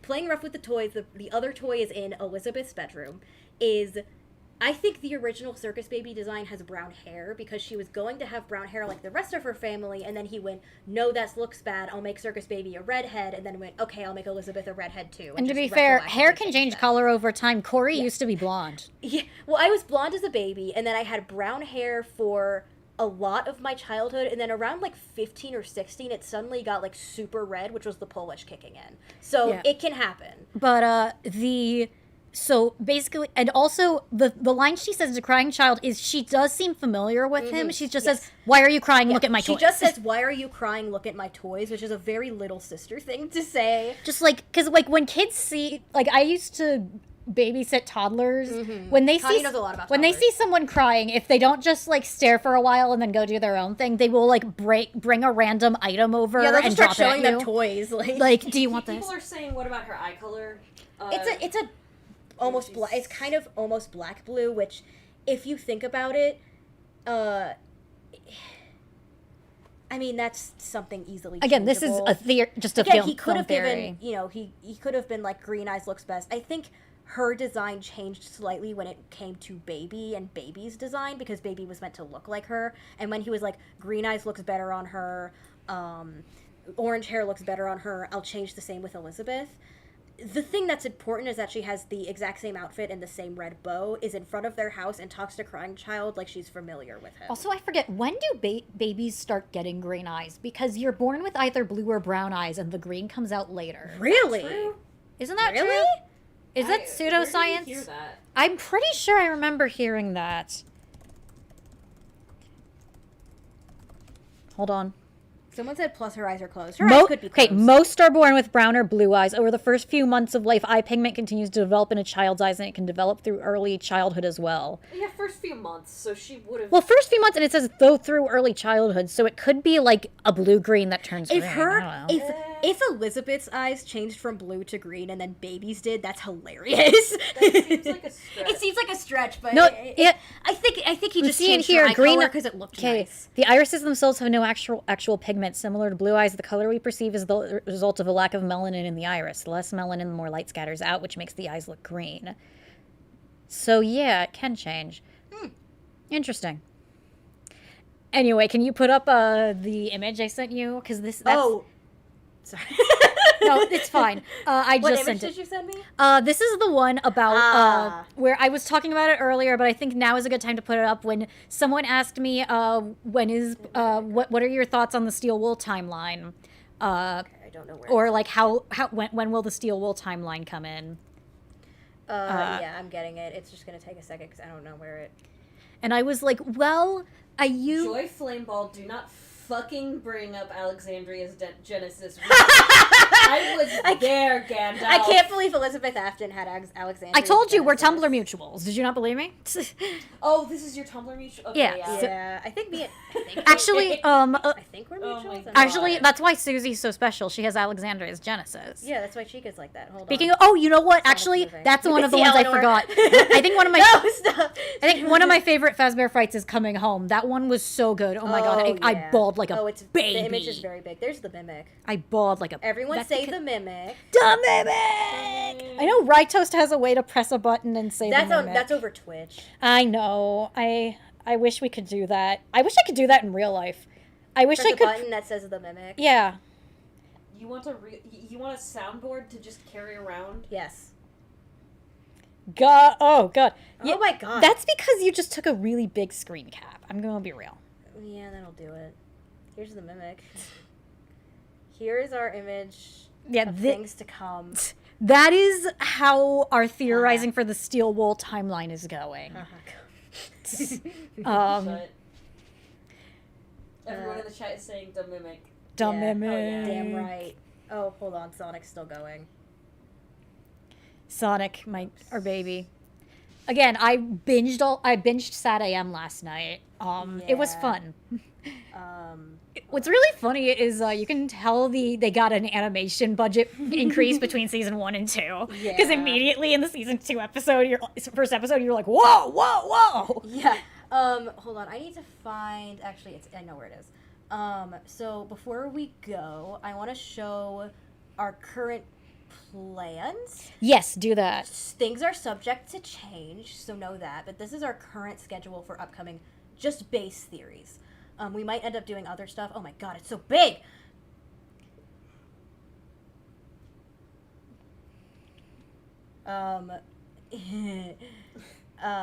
Stormister says average FNAF theorizing session in that one image. No, Yeah, 100%. Yeah. Yeah, that's Yeah. how it looks. Yeah, at least we're in it together. We're all in In this together. Can you tell we're 2000s kids? Yeah. But yeah, here's our current schedule.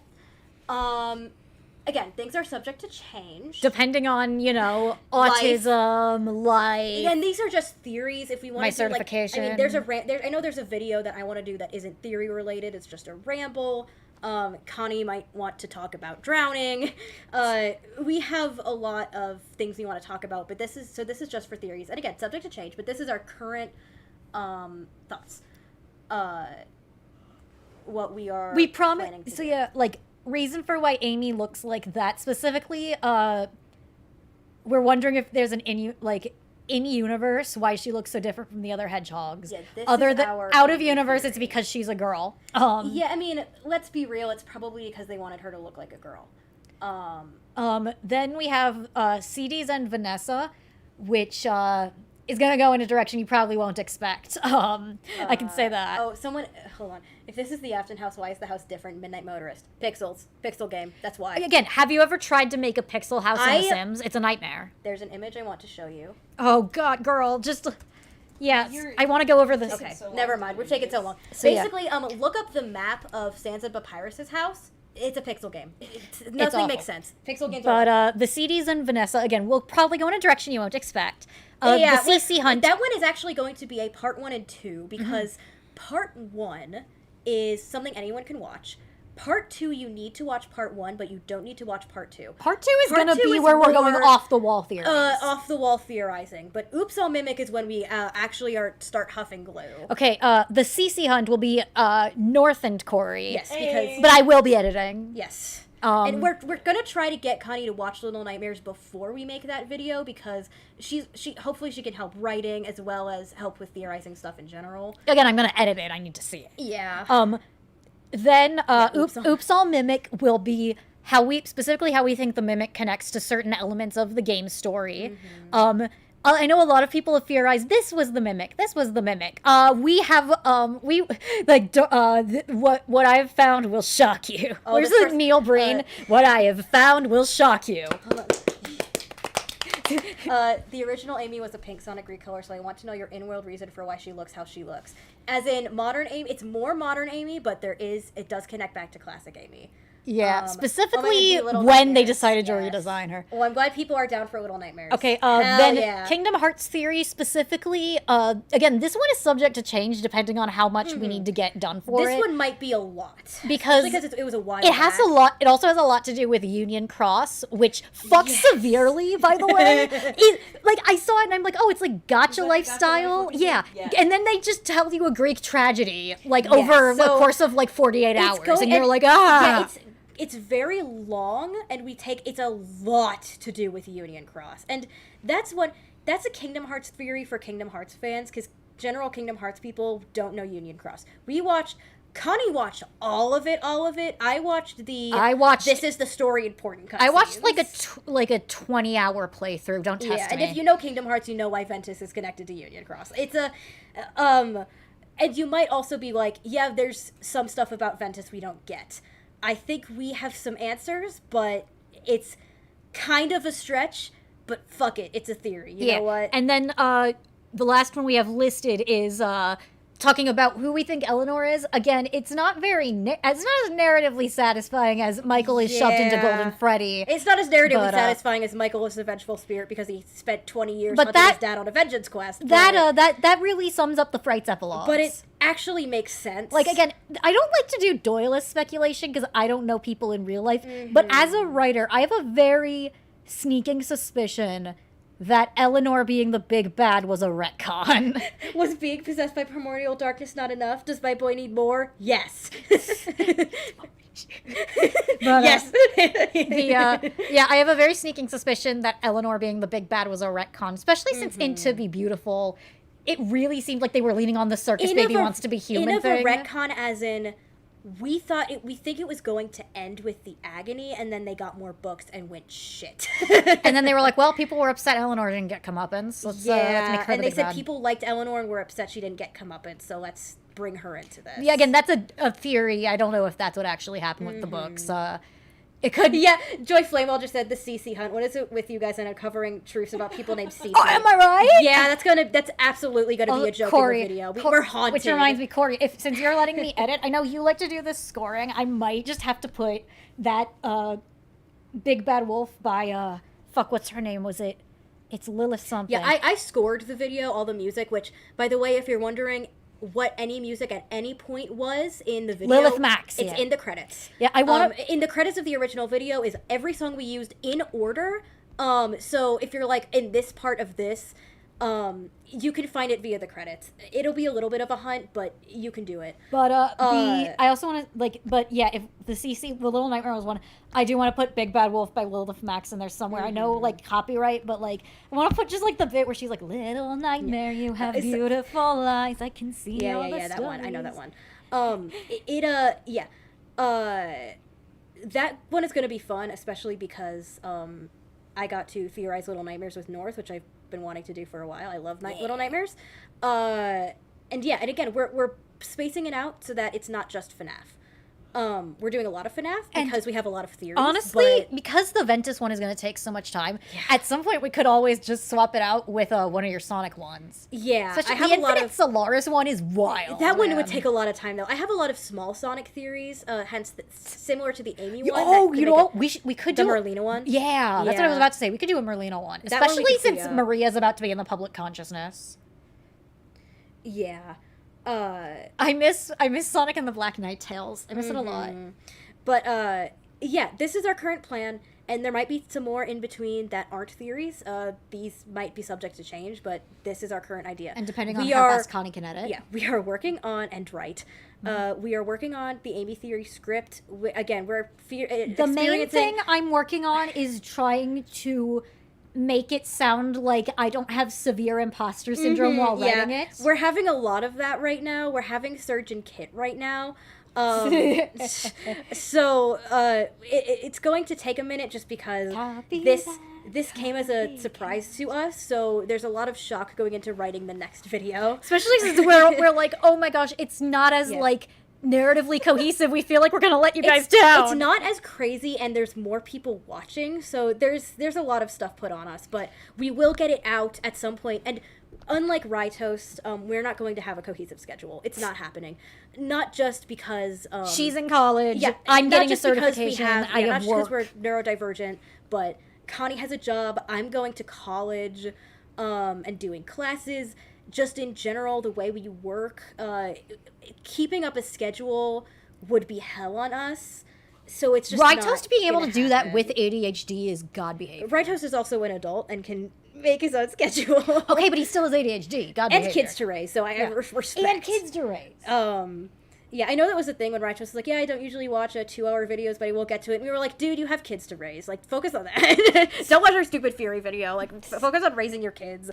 Yeah, again, the greatest honor we ever got was Ollie interrupting Matt Pat's reaction to our video. Yeah. He's so little. Yeah, and we have, honestly, I was thinking of making a video kind of going over, it's not our theory, but going over the, Gerald went to Angel Island and got all the supersonic stuff from that. That looks theory. like that's about to be canon. It looks like it's about to be canon due to Sonato Generation, so hell yeah to that. Oh, that's shipping! Sonic and Shadow definitely kiss. I think Sonic and Shadow I think Sonato is funny. People have I think they should keep queerbaiting us. multiple people in the chat, but most recently KDC has asked, Hold on. how long did your first video take, like, to make, start to finish? A while. I want to say 3 months. Oh, more than that. Yeah. Had to be.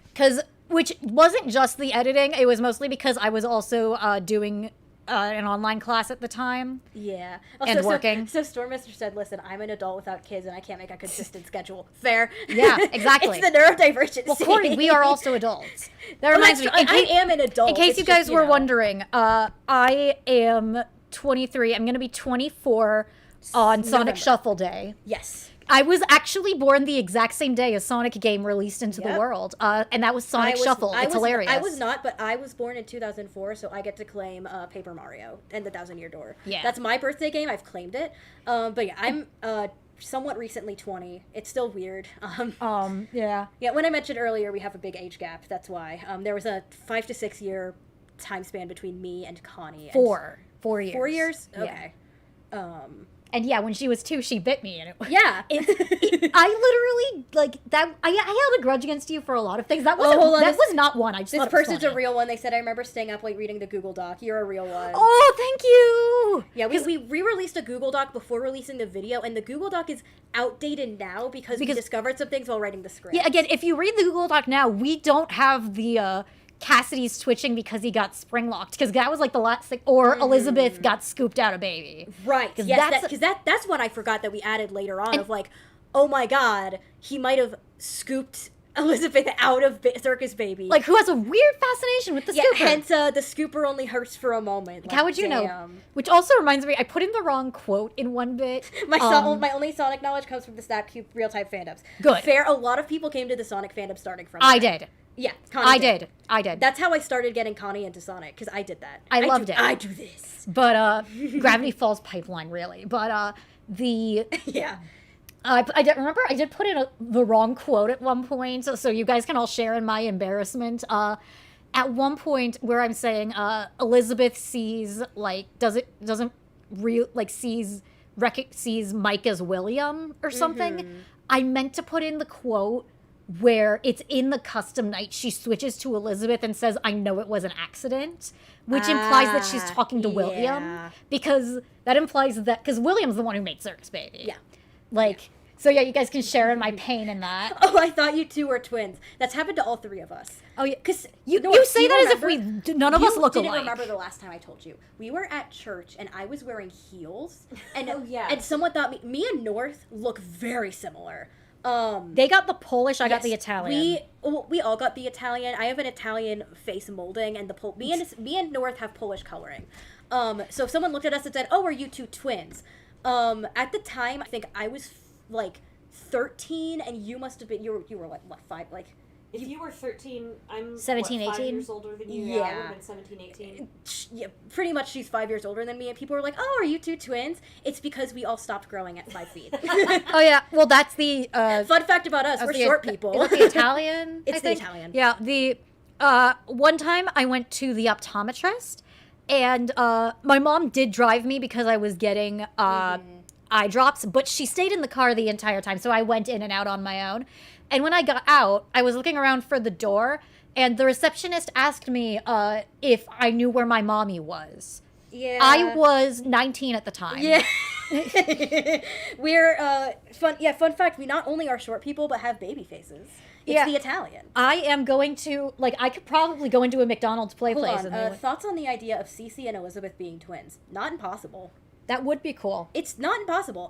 It's I feel like he's older. he's probably Just because older, Elizabeth but seems to be a toddler. And she seems to be very young at the time, but shit, Crying Child was also pretty young, so there's nothing leaning towards it, but there's nothing going against it. So Which also does remind me, we have made the headcanon that the reason Sammy only exists in the Silver Eyes is because that's the only universe where Charlie didn't absorb her twin in the womb. Yeah. Oh yeah, I joked that in every other universe Charlie absorbed her twin in the womb, and that's why Sammy doesn't exist. He died early. He got out early. Sammy said Pierce. Her first victim. He got the puppet jump scare in the womb. People now saying in the chat, what if she knew it? She did know it was Michael at the time, and she said, "I know it was an accident," referring to Cassidy. That's not impossible. That's sick as I hell. do think she still thought it was William? Afton. I think she thought or it was William. I Well, say especially Afton. because the Biddy Babs say, no, this is the guy who was here before. Yeah. So the Biddy Babs at least Everyone think thinks it's William. And especially because if you think about it from... First of all, Circus Baby is kind of a mix between Elizabeth and Circus Baby at this point. She doesn't have... But Mainly what Circus memory she has of Elizabeth... Well, then again, Mike would have been old enough to move out at that point, so she would have seen a somewhat grown-up Michael. Because the thing know. is, she only really gets Elizabeth, like, intelligent, Elizabeth POV, like, after she ditches Ender. Yeah, Because in the original game, she's talking about Elizabeth purely from third-person perspective, and then she starts talking from Elizabeth after she has to go back to the bunker to get her lights. So that's Yeah. why we put in it's the like video she could have seen her body. Doesn't her room have a full-on bed? Toddler lasts... she could totally have a full-on bed. Toddlers can have, like, can start 2 to 3 year olds on beds. Yeah. She could be literally You might 2 want to years have old. like high railings, but because they Yeah. still roll. But Mm-hmm. 2 to 3 year olds can you start on Especially in the 80s, they didn't give a shit. they didn't give a shit in the 80s. Yeah, they didn't give a shit. They were putting those kids in fucking like active bombs. Also, everyone asking why the Aftons are British if they're in Utah. Because People Scott knew. thought it would sound cool. Yeah, Oh, because PJ Haywood sounded really cool in was the it audition. Ritos that said it? That Scott thought it would say. Yeah. Because Americans think British accents are really cool and intimidating. Yeah. Well, we think they're evil because they colonized us. Yeah, colonize. It's the colonizer accent. You know, Yeah. it'll happen. I think it's Which 'cause also PJ Haywood auditioned and it sounded good. Does so he want was- to so he remind got the girl everyone match. that seeing as William, Michael, and Elizabeth have British accents stands to reason that Crying Child does as well, and we never yeah, you bring need that to up. put up with that. Michael, y'all need to start hearing "It's me" and I love that. me. That was something someone brought up that the Vengeful Spirit Ghost voice doesn't have a British accent. That is fair. That is Yeah. fair. There is fair, no but British also that I think that would have made it too obvious. that is Scott hates things being still the obvious. biggest point against us we have that it is not British. Yeah, it's not I a mean, British bit.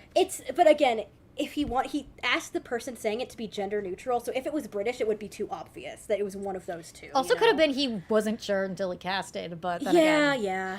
But Or it's also possible that maybe Mrs. Afton was American and some of them picked up on her accent. Mm-hmm. But Cassidy was being that's- bullied for that's- being American. That's wild speculation because again, we know nothing about Mrs. Yeah. Afton. If there was ever a Mrs. Afton. I think it was Gibby's Horror Homestead had the really good video on Mrs. Afton. Yeah, someone and how we know nothing about her. Michael choosing not to be British out of spite.